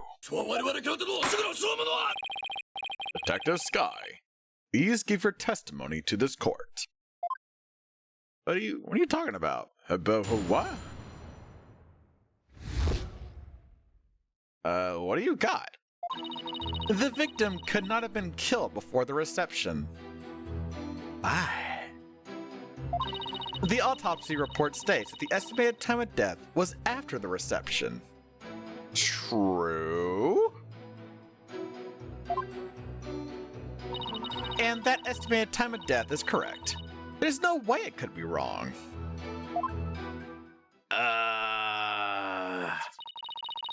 It's clear Mr. Gloomsbury was killed after the reception. And that completely contradicts your claim. I guess so. Tell me you took at least a cursory glance at the autopsy report, Mr. Wright. Yeah? Shut up, Moku! Don't give me away like this! Fuck's sake! I want to look cool in front of everyone! It appears you've grown rusty since our last outing. Might I suggest you go back and brush up on the basics? Objection! He making fun of me. Sure, though I must say, you're as cocky as ever, Edgeworth. And you're as rocky as ever, Gavin. Rock on! I beg your pardon? What are you trying to say, Mr. Wright? I'm just saying that I'll go back to basics if that's what Mr. Edgeworth wants. I'll prove how badly he's underestimating me with a good old-fashioned cross-examination. Aw, dang it! Very well. Let's see you put your money where your mouth is, Mr. Wright. Okay. I'm not sure, honestly. I'm going to press on these, because I'm not sure. The victim could not have been killed before the reception. Hold it! You sound pretty certain. Must have some solid grounds for making that claim, right? Of course I do. And you're going to feel silly when I show you what they are. Ready? Feast your eyes on this. The autopsy report states that the estimated time of death was after the reception. Hold it! I've read the autopsy report too, you know. Then you don't need me to explain it to you, right? How there's no way the victim could have been killed before the reception, I mean. Detective Sky. I think you've overlooked something big. Fuck! I have? Why don't you take another look at the evidence? But I've already looked at all the evidence, and quite carefully too, I'll have you know. Detective Sky. Do not be taken in by his verbal antics. He is simply bluffing, as always. Right, sir.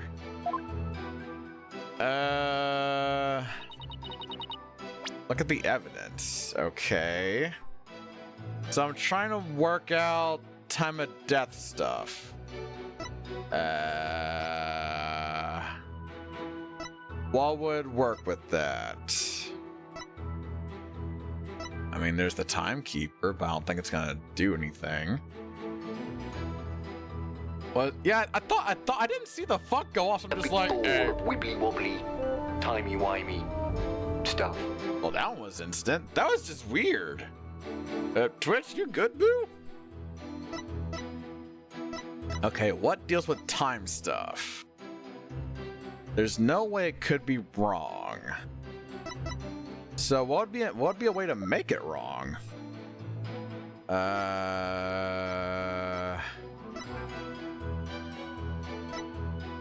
Alright, think.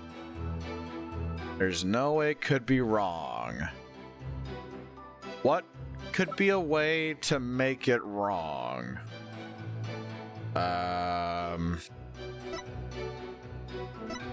Let me think. How do you... How...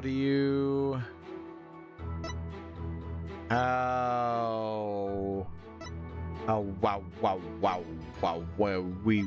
It's gotta be this statement, but what?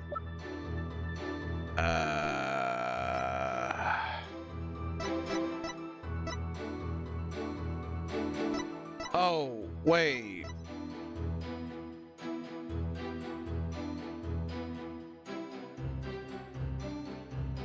Objection?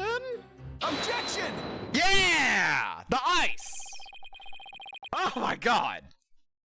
Okay, that makes a lot more sense now that I said it out loud. Oh my god. I admit that the estimated time of death does contradict my theory. My game theory, some may say.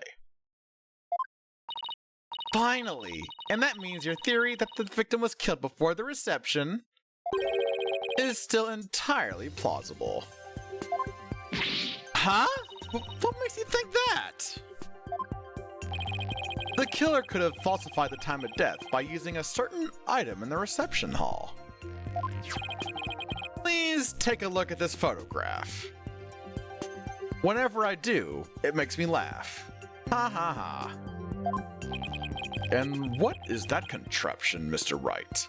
But bro, come on, Judge. Like, what do you know aside from hitting a gavel? For fuck's sake. Maybe that too. It's a fog machine, Your Honor. Used to create a special romantic atmosphere in the hall. The Canadian judge, I miss him too. He's kind of cool. And this machine could have been used to falsify the time of death. Yes, Your Honor. Because this machine uses dry ice to perform its magic. Dry ice? Ah, yes. The super cold stuff commonly used to make the theatrical fog, right? So you do know what it is then. Okay. I see. So your claim is that the dry ice was used to keep the body cold. Oh. In that case, I guess the victim could have been killed before the reception. Thank you!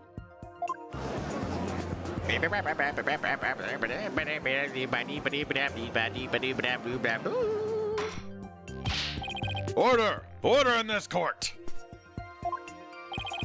Well, Mr. Edgeworth, what do you have to say about this development? That the victim was killed in the hold before the wedding reception. The prosecution acknowledges the possibility of this claim. Oh, what? Oh. Alright. Now we're getting somewhere.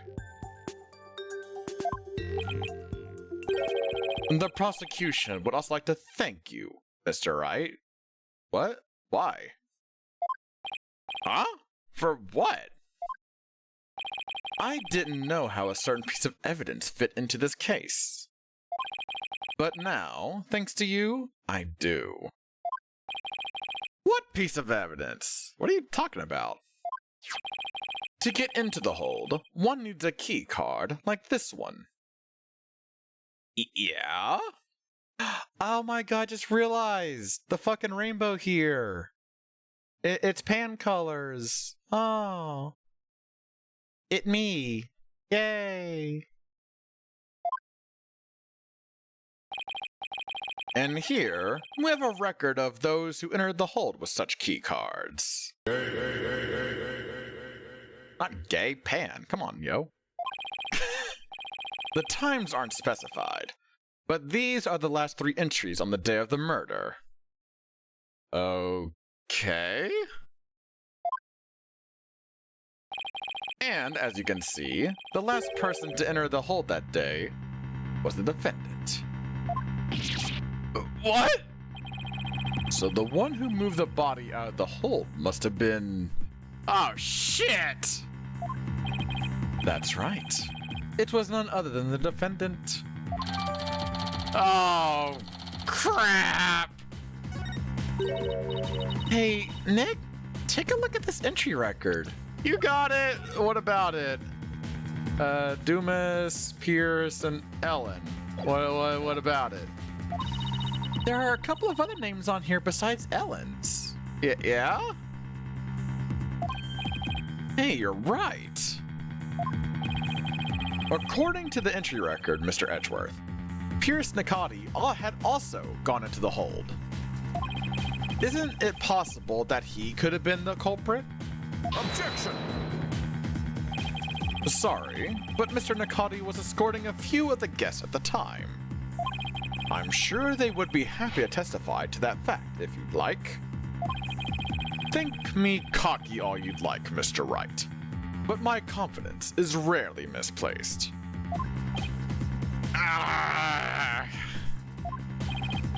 Now then, it's probably safe to assume that after killing the victim in the hold...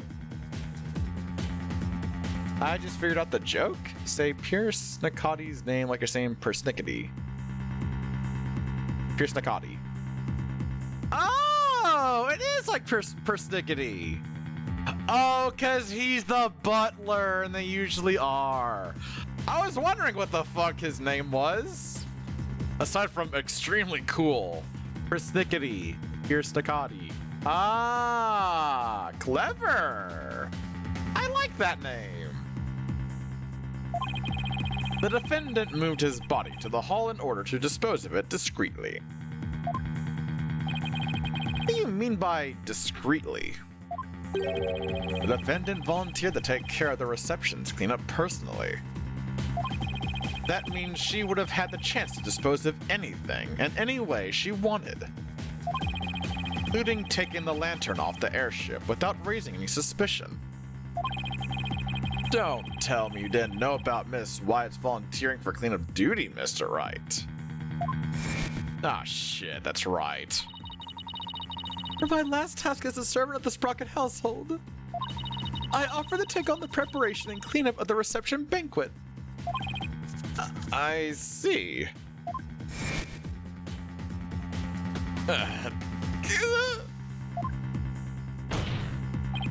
Look at you, sweating buckets like a rookie, even after all these years. Nevertheless, thank you for proving that the only person who could have killed the victim in the hold is... Ellen Wyatt. Ah! Great job, Phoenix. Now we're back to square one.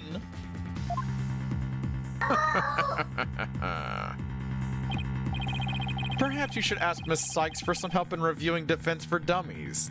And that's right, Phoenix. I just tore up that ass of yours. Way to go, sir. Christ almighty. You've got Mr. Wright in a cold sweat. I wonder if maybe the promise of seeing that miserable look on his face is what brought me back to court today. It certainly made all of my stress and woes as chief prosecutor just melt away. I guess he had a lot of stress built up. I'll give that bitch something to stress over before we're through today. Also, Yeek, thanks for the contribution towards the regalia. Thank you. Your Honor, the prosecution asks that you render your verdict at this time. Before that man over there tries to throw the court into chaos with his meaningless bluffs. I see. Mr. Wright? Are there any last meaningful bluffs you'd like to present to this court?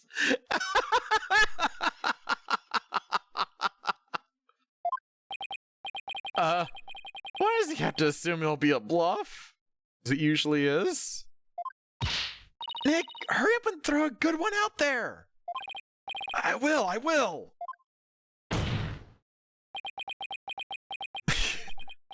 Well, all right then. Let's see. I've got it. How do you know it was Miss Wyatt who used her key card?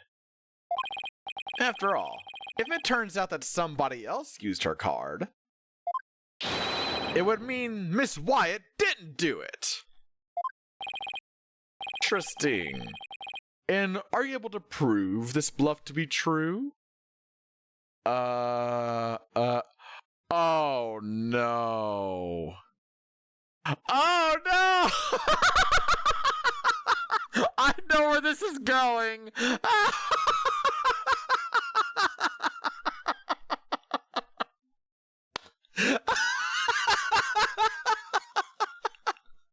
Oh my god, I know exactly where this is about to go.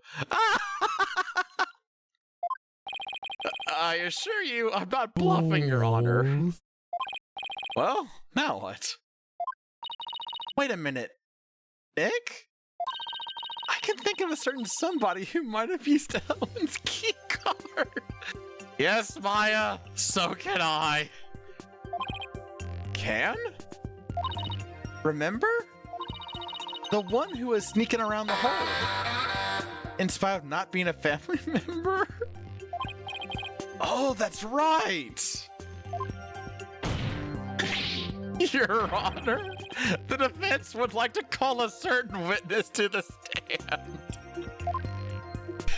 I need the testimony of this person who may have entered the hall with Miss Wyatt's card. Where the fuck is he? There he is. Take that! That's your witness? Are you saying that numbskull was on the airship?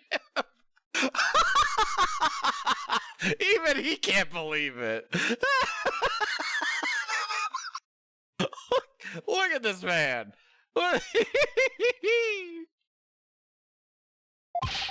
He never breathed a word about that to me. Even Edward's like, oh god, that jackass. That's not surprising, because Mr. Nakati told him to keep quiet about it. But Mr. Butts himself admitted it to me. He claimed to have found a way to sneak into the Flying Chapel's hole to see Miss Wyatt. This photo he took and gave to me as proof. Then was it he who moved the lantern with the body inside to the reception? Are we actually going to accuse him? You know as well as I that with him, anything is possible.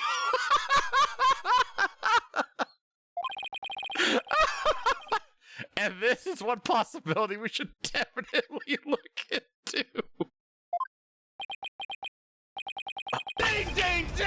motherfucker! I can't believe this. What in the world is he doing mixed up in this? Come on, Mr. Edgeworth. Remember what we've been saying since elementary school? When something smells, it's usually the butts. Exactly.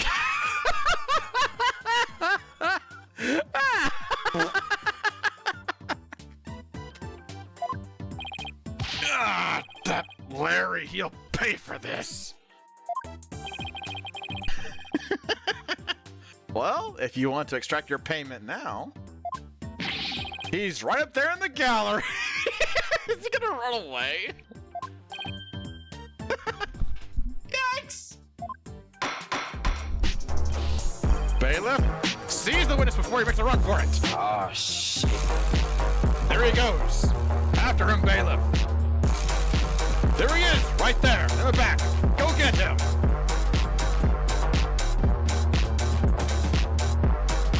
Ah, you'll never take me alive! No! Why does this stuff always happen to me? Sorry, Larry, but you brought this on yourself. Let us break for a 2-minute recess. I ask that both sides prepare for the next witness's testimony during this time.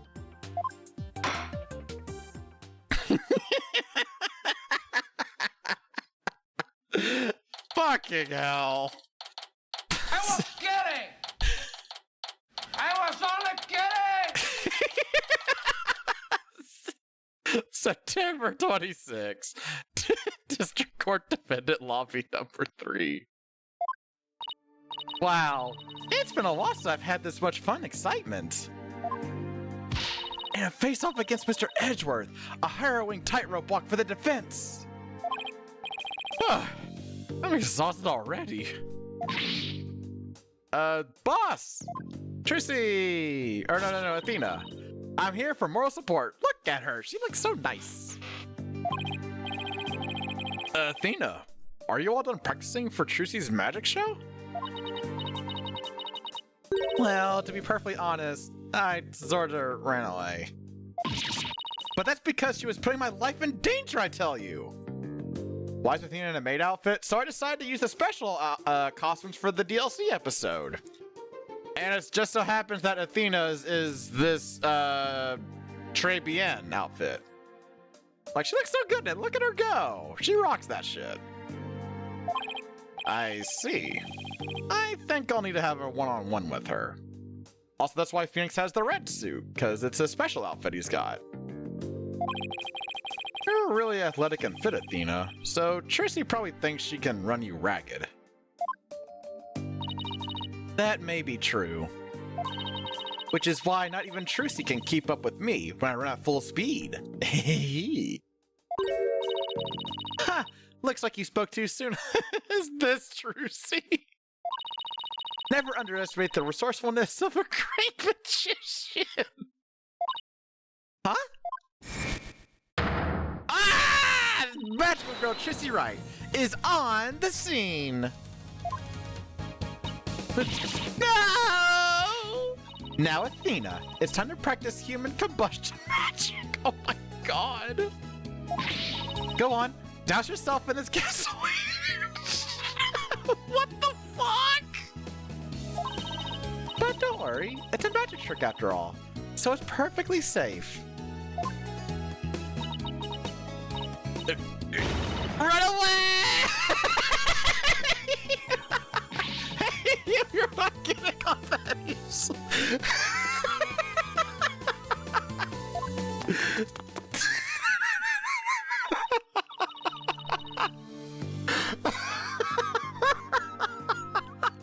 She was literally here for a couple of lines, and then they both just fucked off again.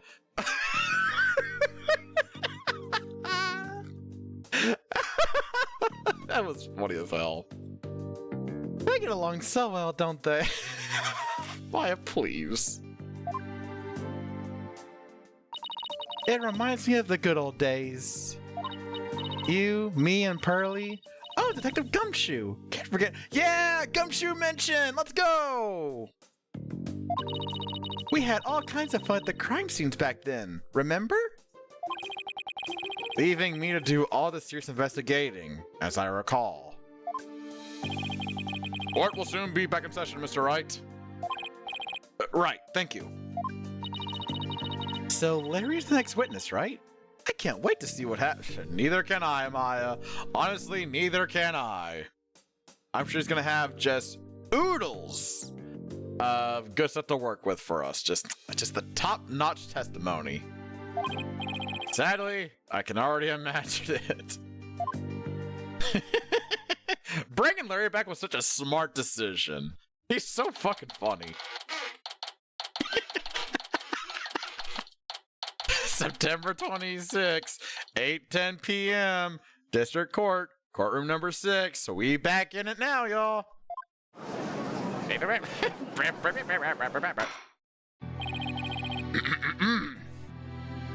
Court will now reconvene. Nick! Edgy! The two of you are gonna hang me out to dry, aren't you? What the fuck was that line read? The two of you are gonna hang me out to dry, aren't you? No, not the both of us. Just Mr. Wright. To be fair, I did name him specifically. Nick! How could you? I don't really think he did, of course, but I've got to use whatever leads I can. It's just Larry. What could possibly go wrong? Mr. Butts, there's a possibility that you move the lantern. He didn't give his name and occupation to the court. He hasn't done that yet. There's a possibility that you moved the lantern that had the dead body in it. So, if you want to clear yourself of any suspicion, all you have to do is testify.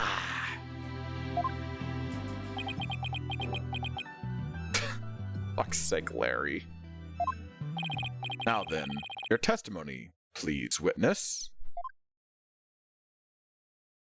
He didn't give his name and occupation. This court is ran by jokers. Nick is a jerk face. This is what your testimony is? Nick, you big fat stinking jerk! How can you tell your best bud? We've known each other since elementary school. Well, get this, pal. Our friendship's over. That's it? That was it?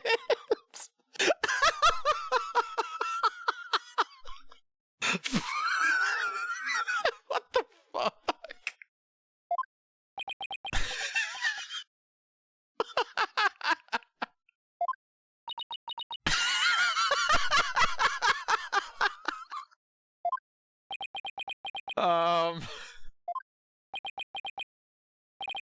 Well, go ahead, Mr. Wright. He's all yours.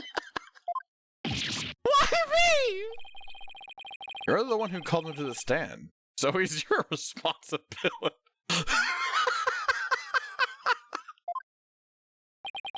Thanks, old chum. Can't any of you show me a little respect? Even just a shred? You may cross-examine the witness, Mr. Wright. Good luck. I would, if there were any testimony to cross-examine.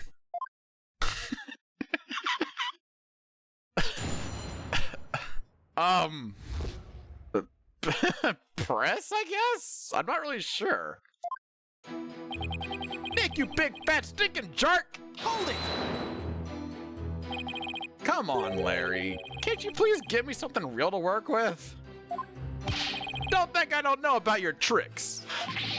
If I say something careless, you're gonna show some evidence at me with a loud objection and a super smug look on your face. Yeah, well, that is my job. And if I get found guilty, how are you gonna take responsibility for what you've done? Why should I take responsibility for just doing my job? Why I dress funny? So first off, hi Okami, how you doing? And second, there's special outfits that is a part of the game, and I figured, hey, it's the DLC episode. Fuck it, let's use them. Also, it's just for Phoenix and Athena and Apollo, not for Larry. That's just how he normally looks. Here's my testimony. Nick's a jerk. I could super see him doing that. You heartless jerk! Don't you have any compassion for me? How can you doubt your best bud? We've known each other since elementary school. Hold it! I'm sorry, Mr. Butts, but if it wasn't Miss Wyatt that entered the hold with that card, then you're the most likely suspect. Nick, are you seriously doubting the innocence of your old childhood friend? Well, technically, yes. But it isn't personal, I assure you. A true friend would believe in me no matter what. Can't you see my tears? Don't they mean anything to you? Nick! Nick! You don't really think you can cry your way out of this, do you? Okay, fine! In that case. Well, get this, pal. Our friendship's over. Hold it! Larry, listen to me. Shut up! I'm not talking to you anymore. Starting now. This is getting us nowhere. Come off it, Larry! If you don't quit fooling around and start testifying, Mr. Wyatt will be found guilty! For real? If no new information comes out of this cross-examination, then yes, Mr. Butts, for real. Not that I would have a problem with that myself. Larry, help me out here, buddy. Come on! Larry, just tell us the truth already. Did you, or did I say Mr. Wyatt? I Miss Wyatt. My brain mushy. Did you, or didn't you go into the hold and move a lantern up to the reception hall? I never moved any bull lantern, I tell ya! Bull lantern? Wait a minute, was it a bull? Ooh? Wait, hold on. Oh fuck, where was it? Oh god, where the fuck was it? It was... Oh wait, it was the... Wait, wasn't there one that was... Okay, Longhorns on that one. Was there not a way to see... Okay, there we go. So... the... Curious. What? That says something weird? You told me they didn't attend the wedding reception. Can't you believe they told me only family and relatives could attend? They wouldn't even let me into the reception hall. Yeah? So what? Then that's odd. No one in this courtroom ever mentioned the sex of the lantern that was moved. So, how could you know that it was a bull lantern? You didn't have to actually go to the reception to know that. Anyone could tell there were two Pega bulls by looking at the Flying Chapel's pamphlet?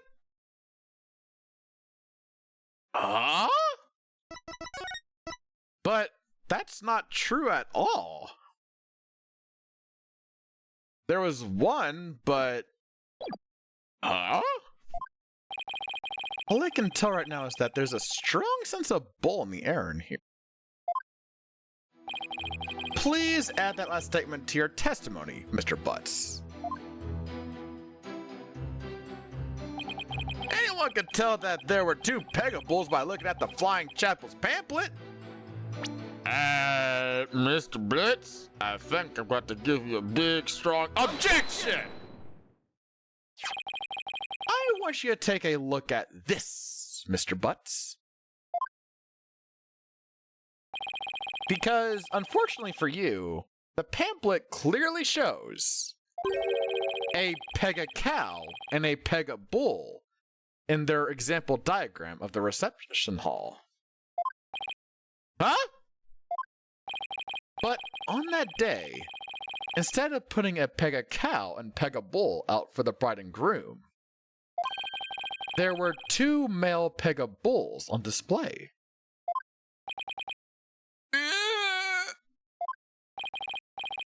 Yet, somehow, you knew there were 2 Pega bulls in the reception hall that day.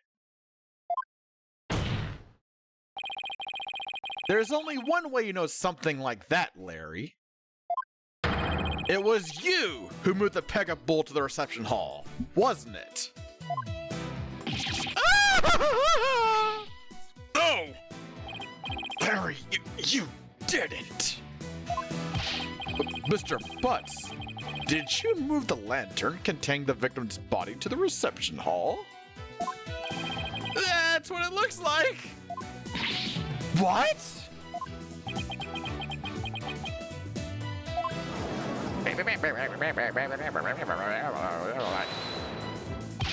Wait, Nick! You don't think I'm the murderer, do you? Drake, not you too! Come on! Would I hurt a fly? No! Ignore my teeth! Maybe you and Mr. Gloomsbury were fighting over Miss Wyatt, and you ended up killing him. Maya! Not you too! Look, I did sneak into the reception, but that's as far as it went. You know me, I wouldn't hurt a fly. You snuck into the reception? Yeah, sure. But some of the Sprocket men caught me and locked me up in one of the cabins. It was pretty awful, actually. But that's why I made that drawing of the pterodactyl I showed you, Nick. Ixnay on the aerodactyl pay, Larry. Mr. Wright, not even you would take this farce that far. You? You're talking about Larry. What do I do? What do I do? Do I accuse Larry of being the true culprit? No fucking course not. He has no motive. Well, actually, he kind of does. But I'm gonna trust in you, Larry. God damn it, Larry, you crazy son of a bitch. No, you're right, Mr. Edgeworth. Mr. Butts didn't have a reason to kill Mr. Gloomsbury. He might have had an imaginary reason to kill Soren Sprocket, sure. But not Mr. Gloomsbury. After all, he did steal Mr. Sprocket's bride and tried to elope with her. Just because I try to steal somebody's bride doesn't make me a murderer. I believe you, Larry. And I don't think you killed anybody either. You would never do anything like that. Nick, oh buddy, oh pal! I knew you'd come through for me! Funny that, considering your sworn testimony just now that we were through. Mr. Butts, it's time you told us this court the whole truth. Understood?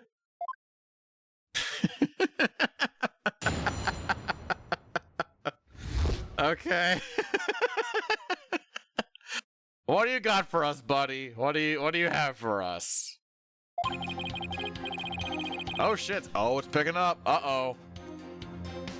Wait, why is it picking up on Larry?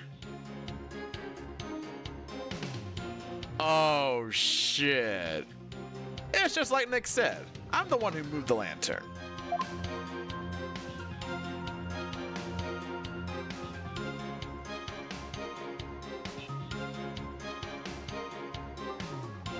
Nick's a jerk part 2. I was poking around the reception hall before the main event and saw a lantern was broken.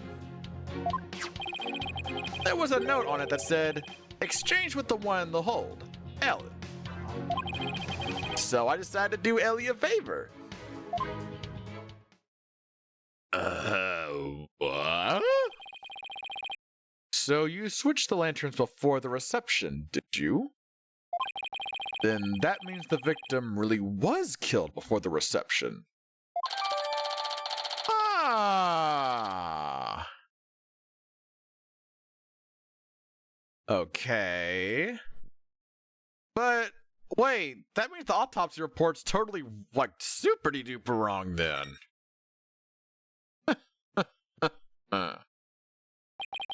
It would appear that Mr. Butts completely fell for the defendant's scheme.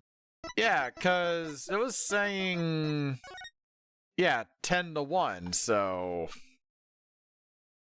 what was it? Was it 7-10? I forgot the other time. Okay. Scheme? What scheme?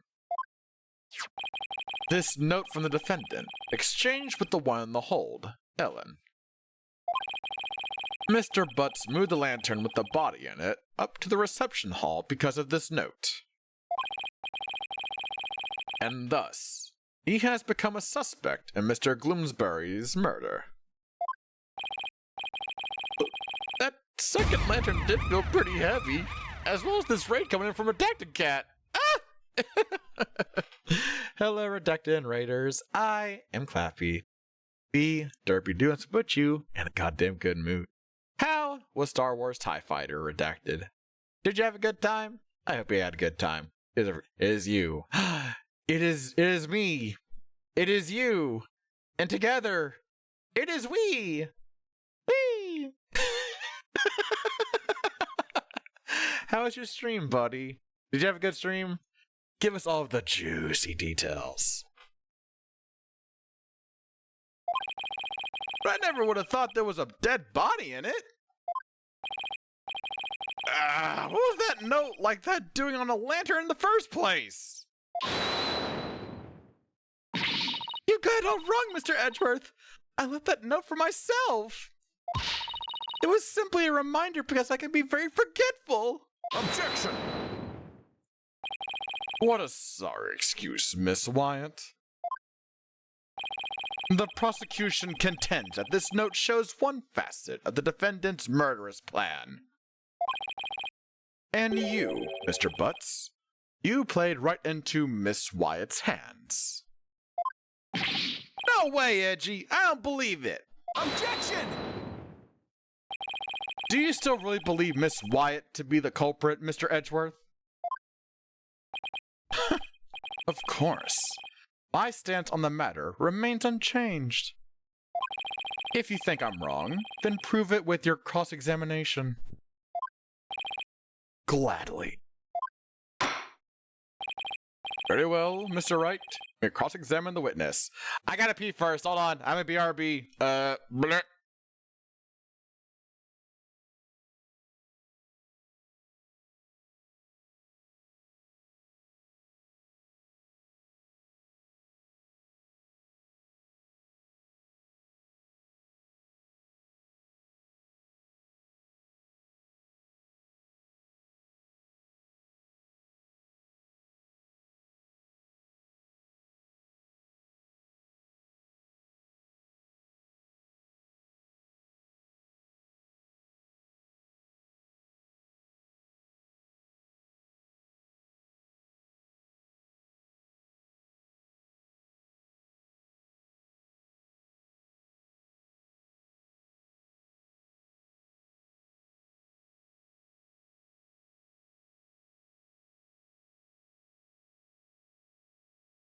All right, I am returned, and can confirm Everything came out all right.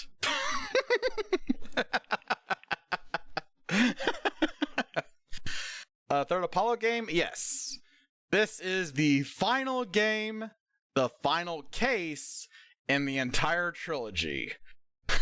Redacted Buddy Opalo Mine. I have been playing this entire trilogy since January. If you must go for spoiler reasons, that's completely fine. Go take care of yourself. Get yourself some really good extreme care, some good food, some good drink. Just whatever. Take care of yourself if you need to.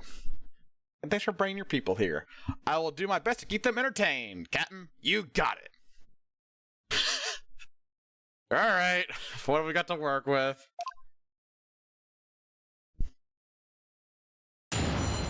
Fucking Larry.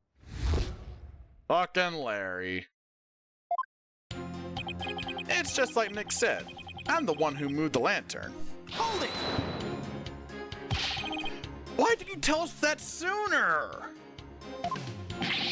Because I knew you guys were gonna be suspicious of me, that's why! We're suspicious of you now because you tried to hide it! My thoughts exactly.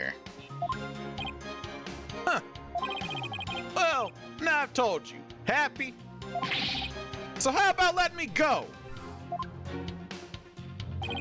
No, not yet.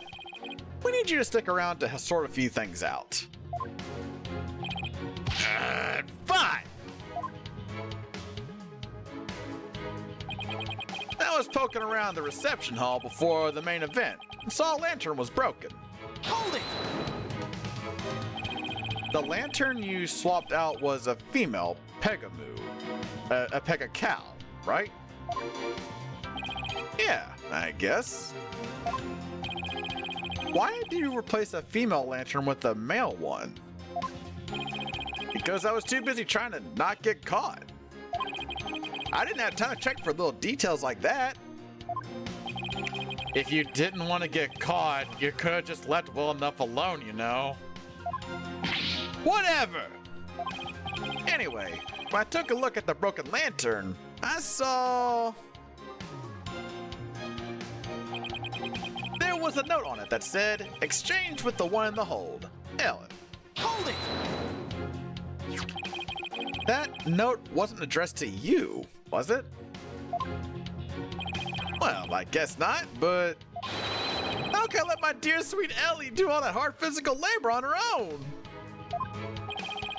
It's precisely that thought process that constantly gets you in trouble, Larry. Besides, it was my big chance to show her how much I cared about her. Oh my god. So I decided to do Ellie a favor. Hold it! Nobody saw you the whole time while you were switching the lanterns? Nope, I didn't get caught. Not that time, anyway. Not that time. Yeah, well, I tried to sneak into the reception hall the first time. I didn't have as much luck. Those sprocket guys spotted me and nabbed me. All of my words are failing me right now. I'm pretty excited, don't you think? Larry, you need help.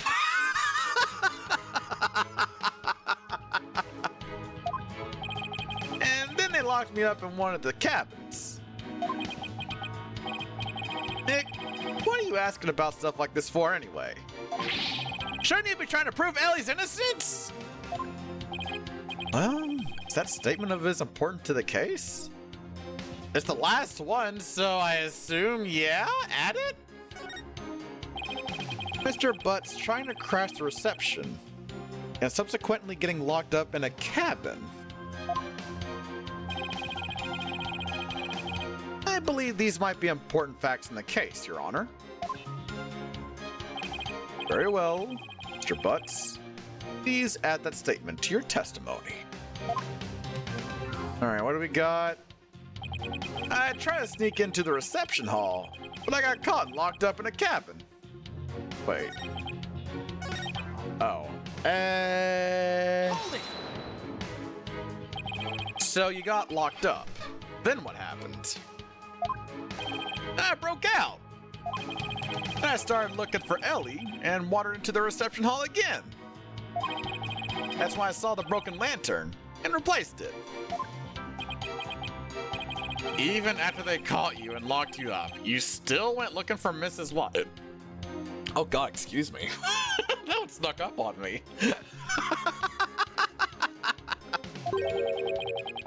But, wait. Hold on a minute. What is it, Nick? Maya, doesn't something seem weird to you? Larry is saying to go check out twitch.tv/Ryoto. Let's see, what else are you saying? Oh, hold on. Larry, what else are you saying? He's buff! He's sexy! He's got the muscles that make people go, ooh-wee! And you know, he's just a great streamer overall. Oh, and a great voice too. Good lordy almighty, that voice. I don't know how that relates to the case, Larry, but you're not wrong. You're not wrong. There's no objection to that. Hi, Ryoto and Raiders.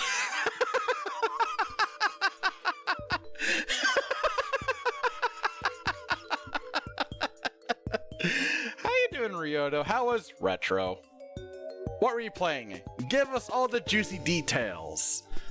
Like how your voice leaves people moist, cause I don't fucking know.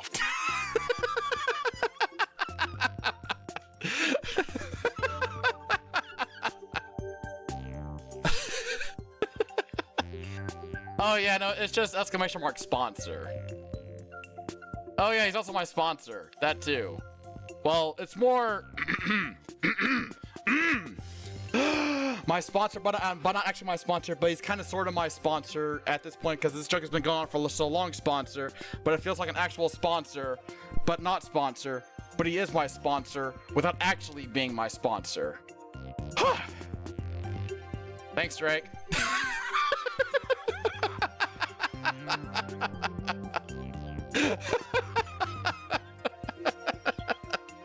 Oh man, Cook's so good with the streams, he gets 2 shoutouts. Fuck yeah.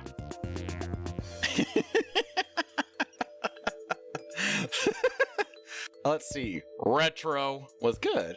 Played Retro Star Wars Jedi Power Battle. Then you watched Retro. Then you watched Retro.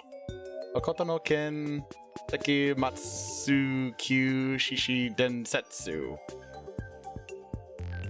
Wait. That Star Wars game. Was that the one on the Super Nintendo? The one with the fucking weird-ass Wookiee firing thing? Was that it, or am I thinking of a different one? There were so many goddamn old Star Wars games. It was all over the place. Was like 10% oh, okay, that makes sense then. 10% video game. Curious. Immensely curious. This was PS1 oh, okay. Man, there's so many old Star Wars games, I don't even know, dude. I don't even know. I still remember that clip. Like, you actually got in, like, your fucking chair. And you were just like, how the hell do you do this? Oh, that shit was funny. HNK was just literally doing the seemingly entire anime? What the fuck? Huh. The Wookiee... It was... Bruh, the fact that you tried to imitate it... That takes talent. Because I think you were doing that, like, in your chair. So that was, like, dangerous. Motherfucker cooks for content. Look at him go. At twitch.tv/Ryoto. Oh, shit. Okay. I need to get back to this. Larry is saying he replaced the lantern after he broke out of the cabin. That's right.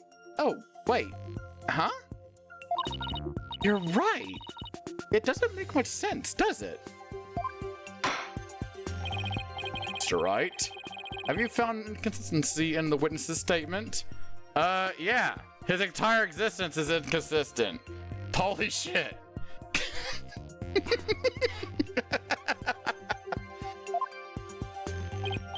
Yes, I believe so, Your Honor. Mr. Butts moved the lantern after he broke out of the cabin, but that contradicts with this. Let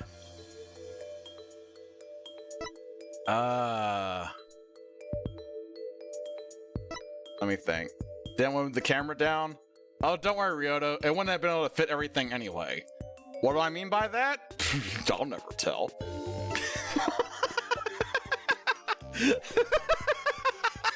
That fucking face.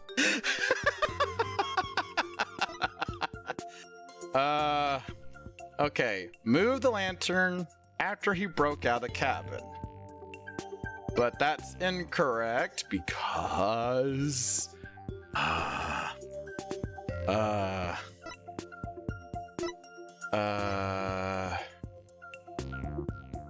wait. After he broke out of the cabin. Wait. Wheeled it from the hole to the reception all before it began. Okay, Clappy. Gotta look good in front of the sponsor. Obviously it's this one. Take that! Yes, got it. Nailed it. Is that? Yes. It's the professional Twitch streamer, twitch.tv/Ryoto, who is smart, handsome, funny, buff as hell, cool as shit, able to cook, and has a big throbbing dictionary. Go follow him today. It's the Broken Lantern, Your Honor. Mr. Butts, what you're saying doesn't make any sense at all. That shirt. Oh, Ryoto, this trilogy, this collection, it has like special outfits, and I've been using it for this final episode because, hey, fuck it. If not now, then when, you know? So I figured, yeah, let's stylize a fair bit, why don't we? And, like, do you remember fucking El Tigre, Ryoto, from, I think it's the third game? Third or second? I think it was third. The fact they actually kept the detail of the stupid-ass cardboard badge. Fucking actually peak. It's so good. It's so good. What? Why not? You swap the lanterns before the reception began, right? No? Yeah, that's what I said, isn't it? But you also just said that you swapped the lanterns after you got locked up in a cabin for trying to sneak into the reception. Oh yeah, no, not the cartoon El Tigre. It's a character from the third Ace Attorney game. And you got an Arctic, I shall do my health check. Thank you very much. First, the stretch. Ooh, that was a good stretch. Oh, fucking hell yeah.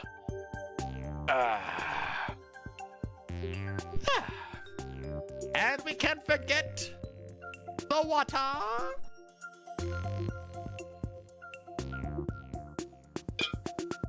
That is, as the kids say these days, that's good shit.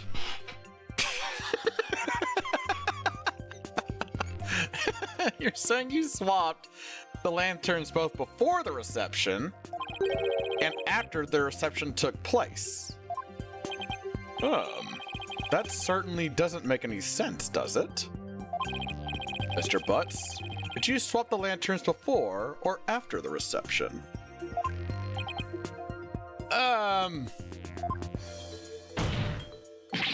Which was it, before or after? There's a world of difference between the two. Well, Mr. Butts, I guess I can't expect guys like you to understand. Oh, don't fucking tell me, Larry. Are you going to pull the...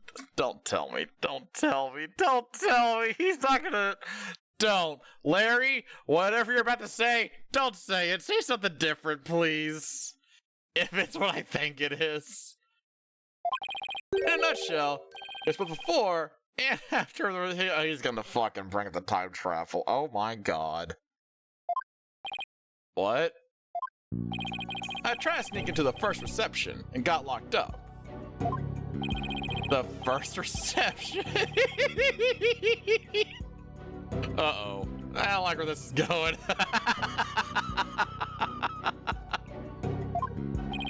Then, through the power of Ellie's pendant, fucking hell, time got rewound. I went back to the time before the reception. It was after that when I replaced the lantern. So, it was both before the reception and after the reception. Get it? We went back in time to before the reception. Larry, you fucking idiot. So, of course the reception would take place one more time after that, right? That's why what I said makes perfect sense. Mr. Wright, what in the world is the witness talking about? Don't worry, Edgeworth. We're all thinking this.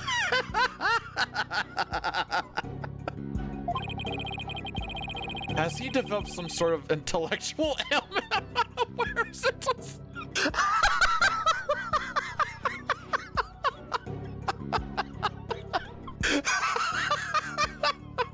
Edgeworth, is it ever actually over just you're like, did Larry get stupid or is it just me?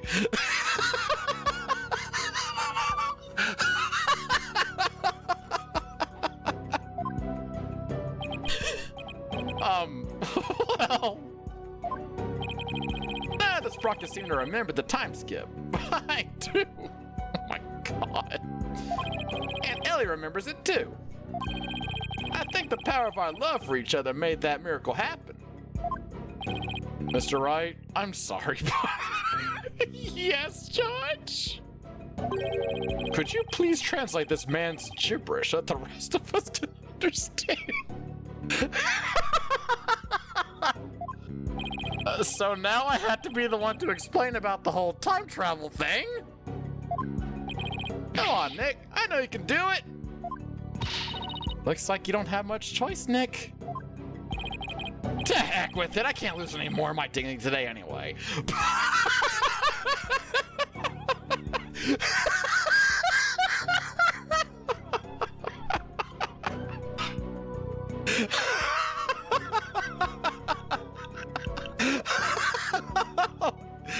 God, this case is funny.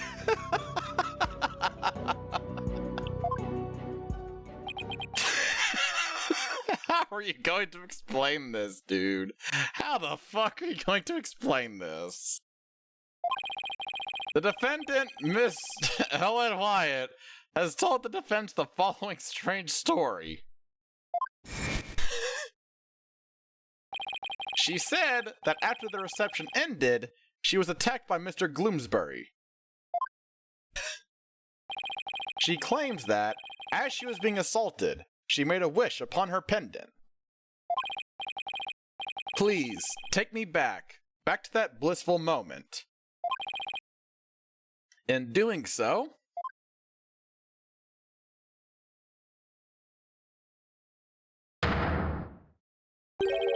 time apparently rewound itself to just before the reception began.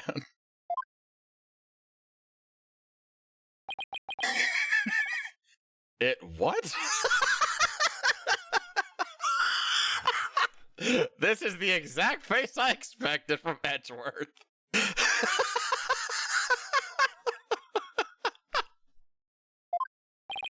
I know it's hard to believe, but think about it this way. Through the power of the pendant, both Ellen Wyatt and Larry Butts experienced time travel.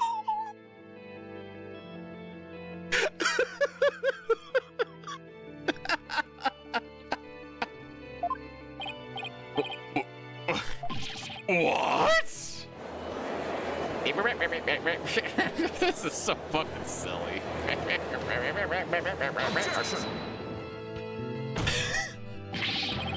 absolute rubbish. Mr. Wright, I've heard my fair share of your nonsense over the years. But this takes the cake. Have you thoroughly lost your mind?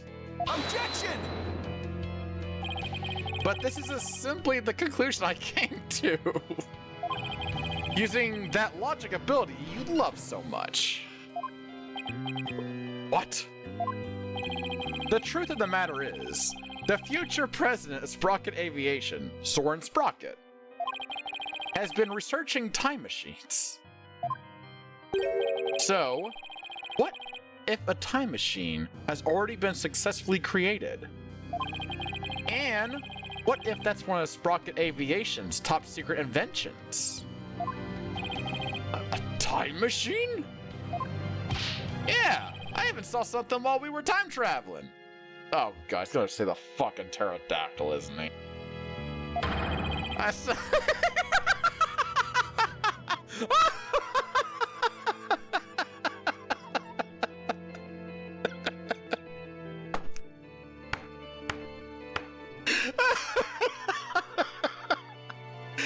Hey, Azura, how you doing? Thanks for the pets.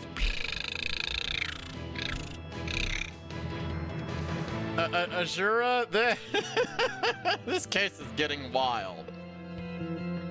You know what? Just this right here. You know what? Let me do this. Hold on. There's that, and then that. Just this right here, Azura. What you're seeing on your screen right now. This sums up how batshit insane this case is.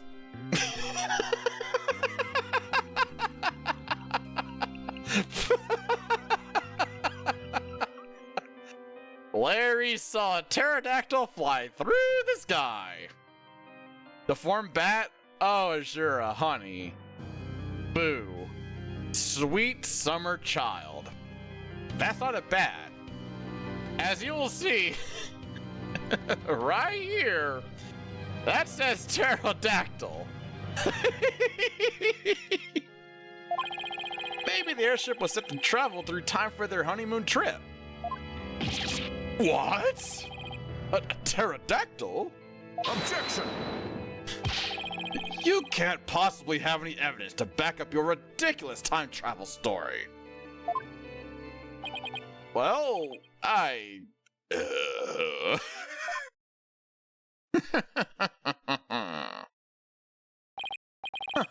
As I thought. In any case, I now have the evidence to prove that you're no more intelligent than Larry. Oh my god. Not so fast now, Edgy. I'm not the same old Larry used to know. Do you need a wipe, Mr. Butts? Nah, I'm good. Okay, if you say so. You want evidence? I've got your evidence right here. This is a photo I secretly took at the first reception. Okay. What? What? No one can believe it. Larry, I can't believe you. Well, anyway, good job. If we compare the photos of the first and second receptions and can find a difference, then we'll be able to prove that the reception was held twice. But do you really think such a difference exists? Yes, Your Honor. I just need some time to find it for you. This is preposterous. Very well. Please show the court what's different then. To prove that time travel actually fucking happened. Good God. This is proof positive that the wedding reception was held twice. Can I change the picture? Oh, fuck, I can't. Okay. Well, there's this image. What about the other one? Let's see. Okay, let's see. Okay. Doesn't have her pendant. Holding something in his hand. Okay, white, bread, well, cream. I can see the Bread, future! White. Oh no, they can see me! Oh, with the flowers, they're different. Wait. They're yellow on this one, but red here. Take that! Please direct your attention to Miss Wyatt's bouquet of flowers. In the photo one of her in-laws took, the defendant is holding a yellow bouquet. I got one thing to say, Phoenix. Why are you dressed like you're ready to go clubbing at a club that's hosted? Oh. I can't say for you, Azura, since it would be a spoiler. But I will say that in this trilogy, there's special outfits. And since this is the DLC case, I thought, fuck it. Let's make them wear the funny DLC outfits. So that's what's going on.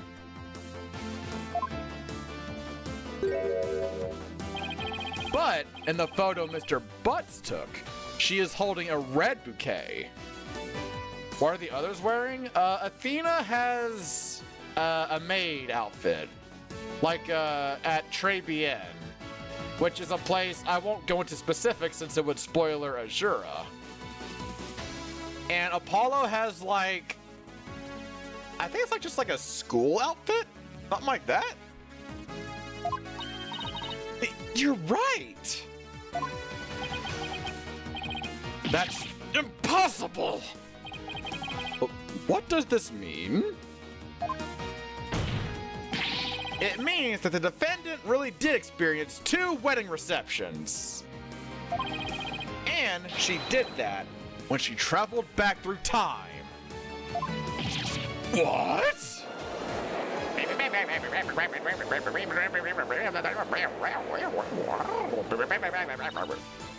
Nick!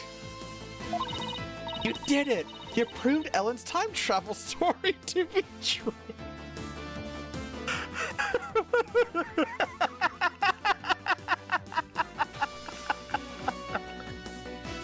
I cannot believe this is in a fucking Ace Attorney game. Capcom, I hope to God your Ace Attorney announcement thing you posted today is going to result in a new game. Please, I am gagging for it.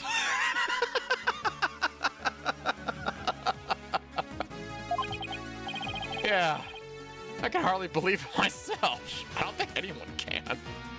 Say hi, gonna get you some later. Enjoy the din din Azura. Get some good food. It's just as Ellen said. The reception was held twice. It turns every assumption we base this trial on upside down. Objection! Oh god, now what you fucking got?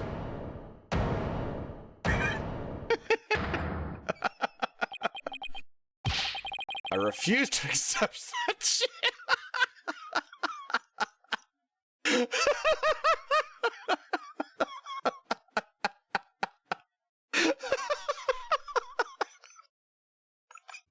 Yeah, Edward's like, objection. Nuh-uh. That's funny as shit. This is a funny case.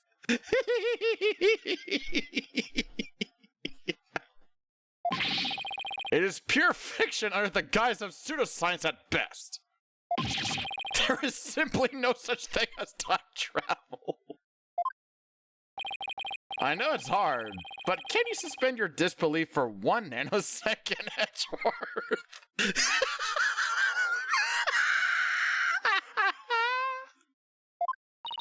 I bet sci-fi movies push all your buttons the wrong way, don't they, Mr. Edgeworth? He's just watching a movie. This is bullshit. That's not real. I can totally picture you yelling, that...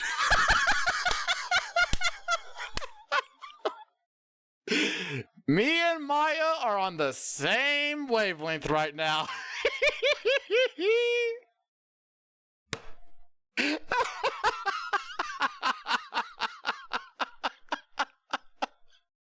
The mental image I get from this is hysterical. God. Oh, fuck my sides. Man, I would love for them to do like a big old like regular Ace Attorney game with like all of the past mechanics, but build onto it with a lot of like DLC cases, cause holy shit. These DLC cases are so funny. God damn, they're funny. Maybe you should stay away from movie dates altogether. That's neither here nor there. She called him out. This is real life we're talking about. But the proof is clearly shown in the two photographs. That's right, Mr. Edgeworth. No matter... Fine. I'll entertain your absurd delusion. If only to demolish it before your very eyes. What?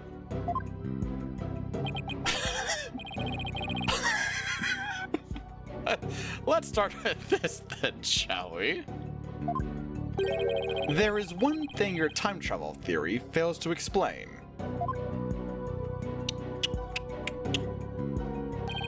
And that is the memories of the other guests there. The defendant and Larry remember the reception occurring twice. But no member of the Sprocket family has even mentioned such a thing. That's because the time machine is fastened. Right. I'm not done, you bird brain. Jesus. Bird brain? As I was saying, if the entire family had been sworn to secrecy, then why hadn't they sworn the woman who was marrying into the family to secrecy too? That's a good point. Honestly, all it takes is a little common sense, Mr. Wright. And still, how do we know that the trip through time did not really occur? I love this fucking case. There is proof in the photos that it did. And besides, if time travel doesn't exist, well, I'd be a little disappointed, frankly. I was hoping to go back. You mustn't allow yourself to be taken in by Mr. Wright's whimsical tales, Your Honor.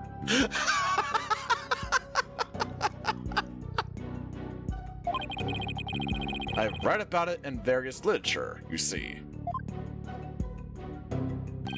And they all say that time travel is just not logically feasible.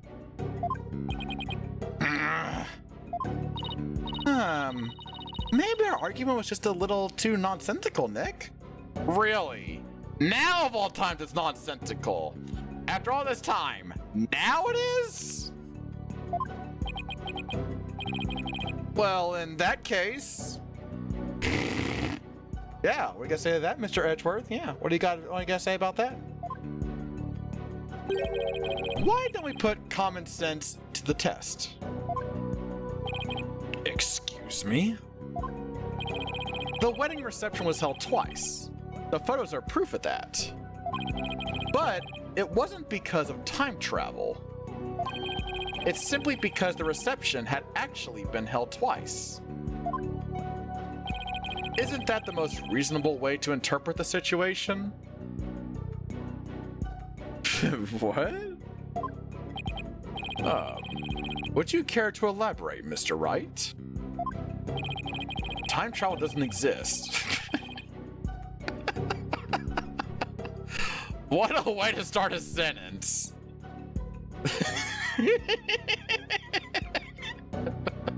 And there's only one way to make sense of what happened. Somebody must have orchestrated this strange phenomenon. And that somebody is...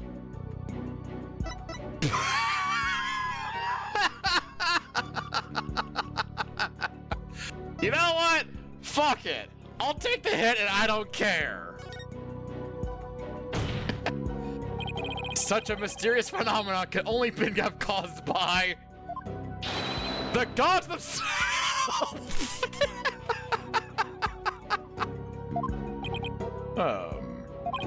I suppose the gods would be able to rewind. Even the judge is onto it.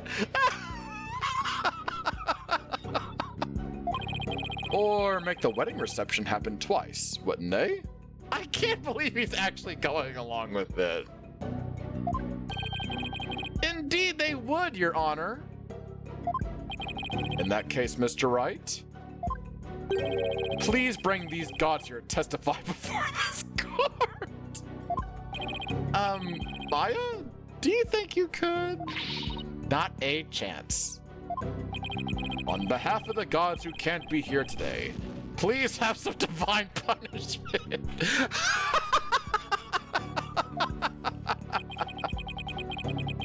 I knew I was reaching. I'll take the damage. That was too funny. Okay. Well, not Gloomsbury because he's dead as hell. So, everyone at the reception? I mean, I guess. What if all the guests at the reception conspire together to hold the reception twice and keep quiet about it? Oh my god. What? He can't believe it. And for what purpose would they conspire to do such a thing? Well,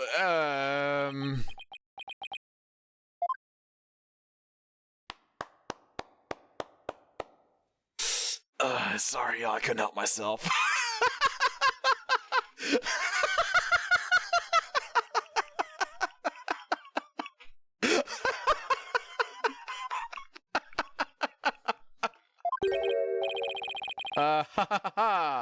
Avoid deduction defense.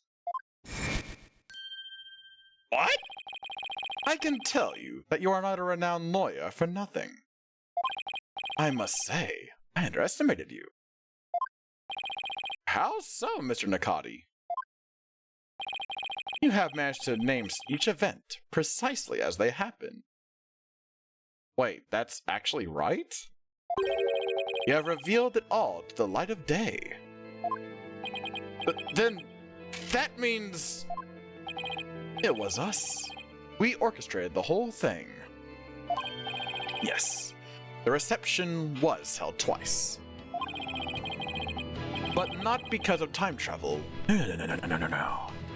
We simply held it a second time. What? Why? Why would you do such a thing?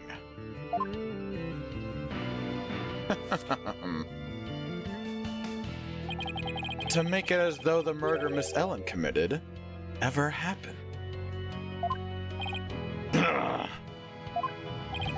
Master Soren figured that if Miss Ellen, who'd killed Gloomsbury after the first reception, experienced the reception one more time, she would think it was all a dream.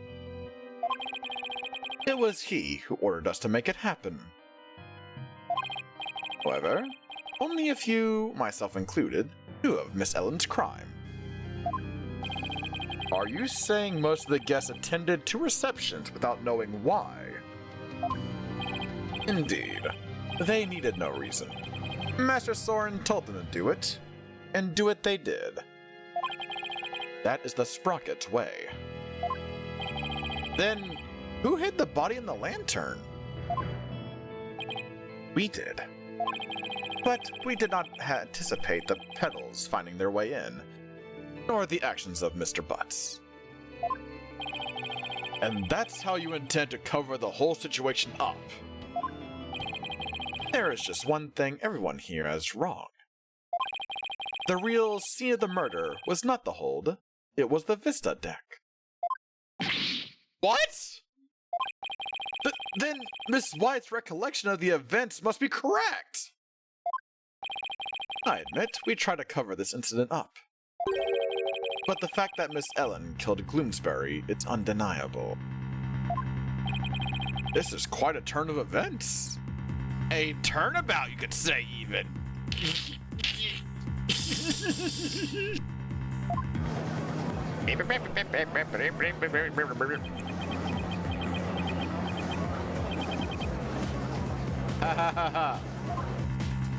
Oh. And so it appears we have arrived at the truth at last. The truth shall set you free. Now. Please do feel free to travel back in time, Mr. Wright. And attempt to do this trial over again. Go on. Go on, Bottom. Go on. Got through time. Go on, boy. You can do it. Let's not get hasty, Edgeworth. I bet you can't do it. I bet I can't either. Good boy. Your Honor, we will have to hold a separate trial for the cover-up conspiracy later. But as far as this case goes, I believe we are ready for your ruling. Objection! Just before the defendant had lost consciousness during her attack. Also, Lone Paw just came back. We can't end it right here. She says she saw someone strike the victim. It's possible that this third party is the true culprit. Objection! You still want us to believe the defendant's words? Perhaps you've lost more than your touch during your time abroad. This third person nonsense is nothing but rubbish, and you know it. Objection! You made fun of me. But, by the same token, how can we trust those who conspired and lied to fool this court of law? For all we know, they might still be hiding something. You never know when to quit, do you? Now, you two, calm down. Both of you can kiss and fuck later, but not in here. In any case, there isn't enough trustworthy information yet for me to render a verdict. I suggest we continue the trial after both sides have investigated the— Oh shit, there is a day 2! Oh fuck, it's a day 2. Oh god. Oh god! Tomorrow's gonna be so fucking long! Oh crap! Oh, god damn it! Very well, Your Honor. That was close. Mr. Nakati? As for you and your cohorts attempt to cover up this crime, your case will be brought to a separate trial following the resolution of this current one. Understood, Your Honor. Well then, this concludes today's trial. Court is adjourned. Well, shit. Well, we got through part 1. I guess, we'll be wrapping up part 2 tomorrow. This is a good stopping point for today. All right, yeah, there's there's day 2.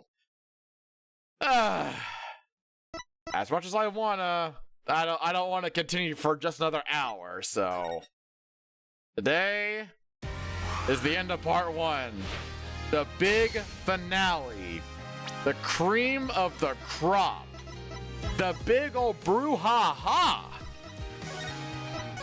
That is gonna be tomorrow. That is gonna be tomorrow. And we're gonna see how this shit all wraps up. And we're after so many goddamn months of this game. Ryoto, by the way, I've been playing this trilogy since January. Weekly. As in once a week. Since January. Like, since this game came out, right? It is September. It's about to be October. Like, no shit. I'm looking here on Steam. Oh my god. With today's stream, y'all, I just passed 200 hours in this game. Good God damn. Oh my god. Wow. 200 hours. Wow. Wow. What, to say I got my money's worth is, truly something else. But alright. I gotta wrap up for the night, because that is a good stopping point. I think so. So, but tomorrow, though. Tomorrow. Oh, it's happening, y'all. It's happening. It's about to be the end of the Empire. The Empire. Yes, the Empire of Apollo. No, the entire Apollo Justice Ace Attorney trilogy. Holy shit. Holy shit. So there is a really, really big chance that tomorrow's going to be uber long. God damn, it's gonna be so fucking long. My throat is going to die. Absolutely. But alright, so tomorrow it's gonna be it, y'all. It's gonna be it. The finale of Apollo Justice Trilogy. If y'all want to know whenever I go live for that, here are two very awesome ways to do so. Keep up with me in the Discord by joining my part of the server, or by following me on the Blue Sky. Like I mentioned, if you are in the Discord, where's that when I try to send me to... God damn it, Surrey. Fucking god damn it. You just had... Yeah. Your fucking brain. Ugh, God. Alright, fine. Fine. You won't think I'll do it? I'll fucking do it. I'll do it right now. I'll do it. Brought to you by chat. I guess to be fair, duels aren't on, so they gotta have your little plotty plots happen in some ways. Let me just make sure. I now have 200 hours in Ace Attorney. I can now represent myself. I'm gonna try to send me to horny jail. Watch out, y'all. Happy's back. This tweet brought to you by chat. You friendly fox, you. I can't be mad at you. I can't. I can't be mad at you. No matter how hard I try, I just can't be mad at you legitimately. Also, there you go, Surrey. Forever posted on the internet for everyone to bear witness to. Please not time travel to tomorrow and then back here to... Don't worry, Raven. That's not going to happen. But yes, Discord, Blue Sky. Those are my linky links right there. Excellent ways to keep up with me when I'm not doing my stuff here. If y'all are new here, or if you have to do so, by the gods that weren't in the court today, is that a feedback form for the stream where... Hold on. I got... Where you can tell me what you like and dislike about the stream, and let me know of ways to make it a better environment for you all. De donde es mi penta... Oh wait, that's the Spanish side. Hold on, sorry. Oh, yeah, there we go. Because at the end of the day, I want to make sure that you are all having a comfortable time here, and that, yeah, that y'all can be happy. Okay, there we go. Nailed it.